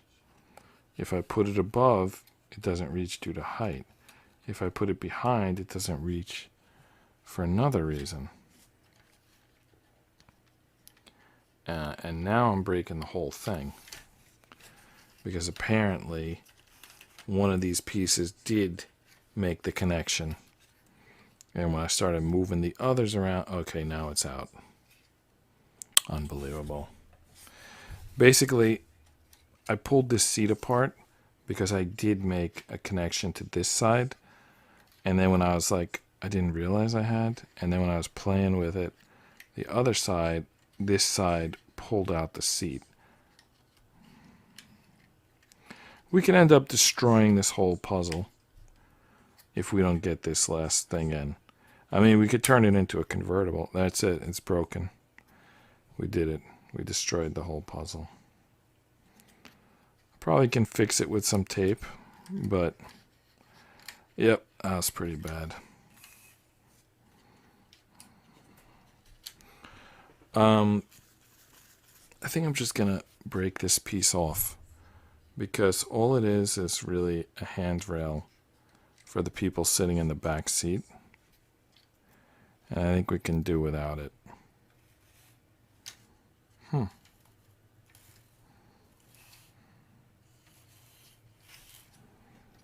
Well, I'm just going to leave it kind of there with the seat, the door holding it in place. And I'm going to try to get this on again.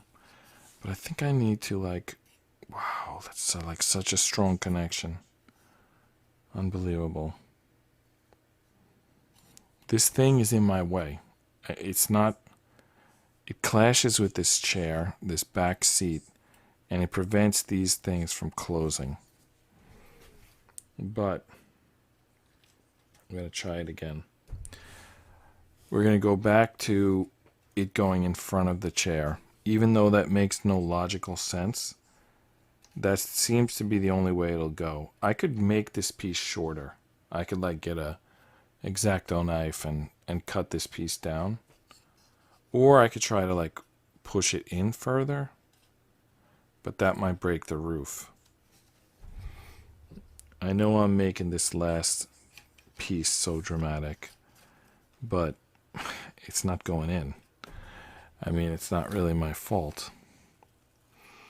Believe me, if it would just go in on the first try, I'd be happy to say, oh, we're done. It went in and we're done. But it's not an easy piece. It's a flimsy connectors. It's 4 connectors. everything else has to line up before they'll connect.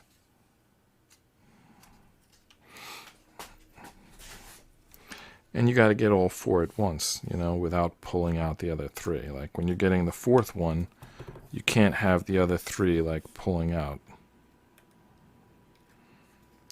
And it's also difficult to support because the pieces they're going into are like just these little crap pieces. Yeah, that roof is not connected.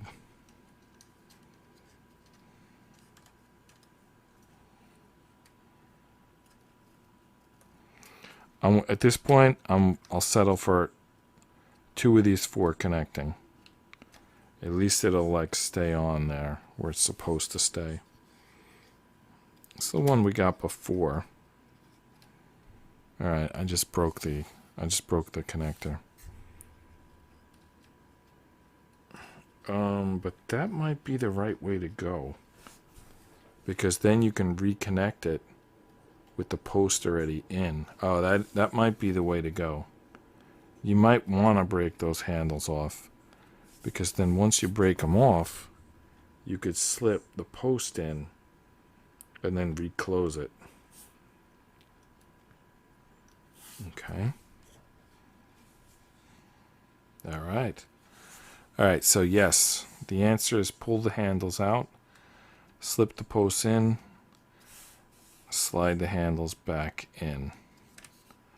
That's it, we got it. This is done. There's just one left. We got 3 of the 4. Just got to pull this one out a little bit.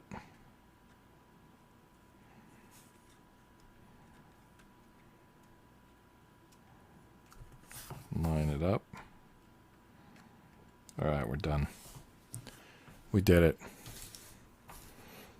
Let's take a minute to be happy.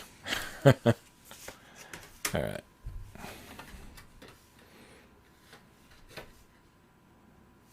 Okay. So, here's our car. ROKR vintage car. What do you think? Does it look like it's supposed to? I think it looks fairly good. All right. Wheels are turning.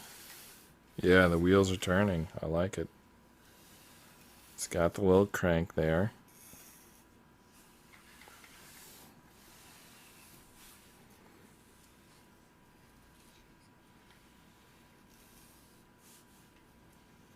The seats don't look too bad, despite that we messed up. They ended up not looking too bad after all. Well, from the top, all you see is the roof and the engine and the headlights. Anyway.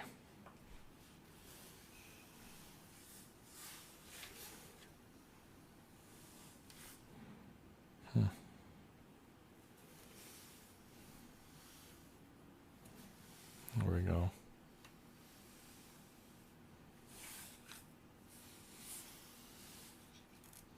Just trying to show off how this looks.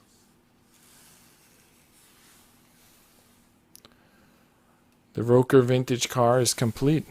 Probably the least amount of pieces that I've ever broken in a model.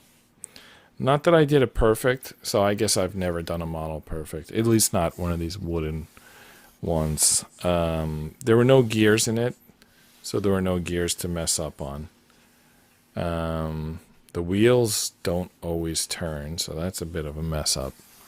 Alright, so let's end looking at this side. There's more to look at on this side anyway. And the wheels. Now these wheels aren't going. Okay, the wheels are going. Alright, ROKR vintage car. I hope you enjoyed it. I'm John Rapp. This is Just Rest Your Eyes. Good night, and see you tomorrow.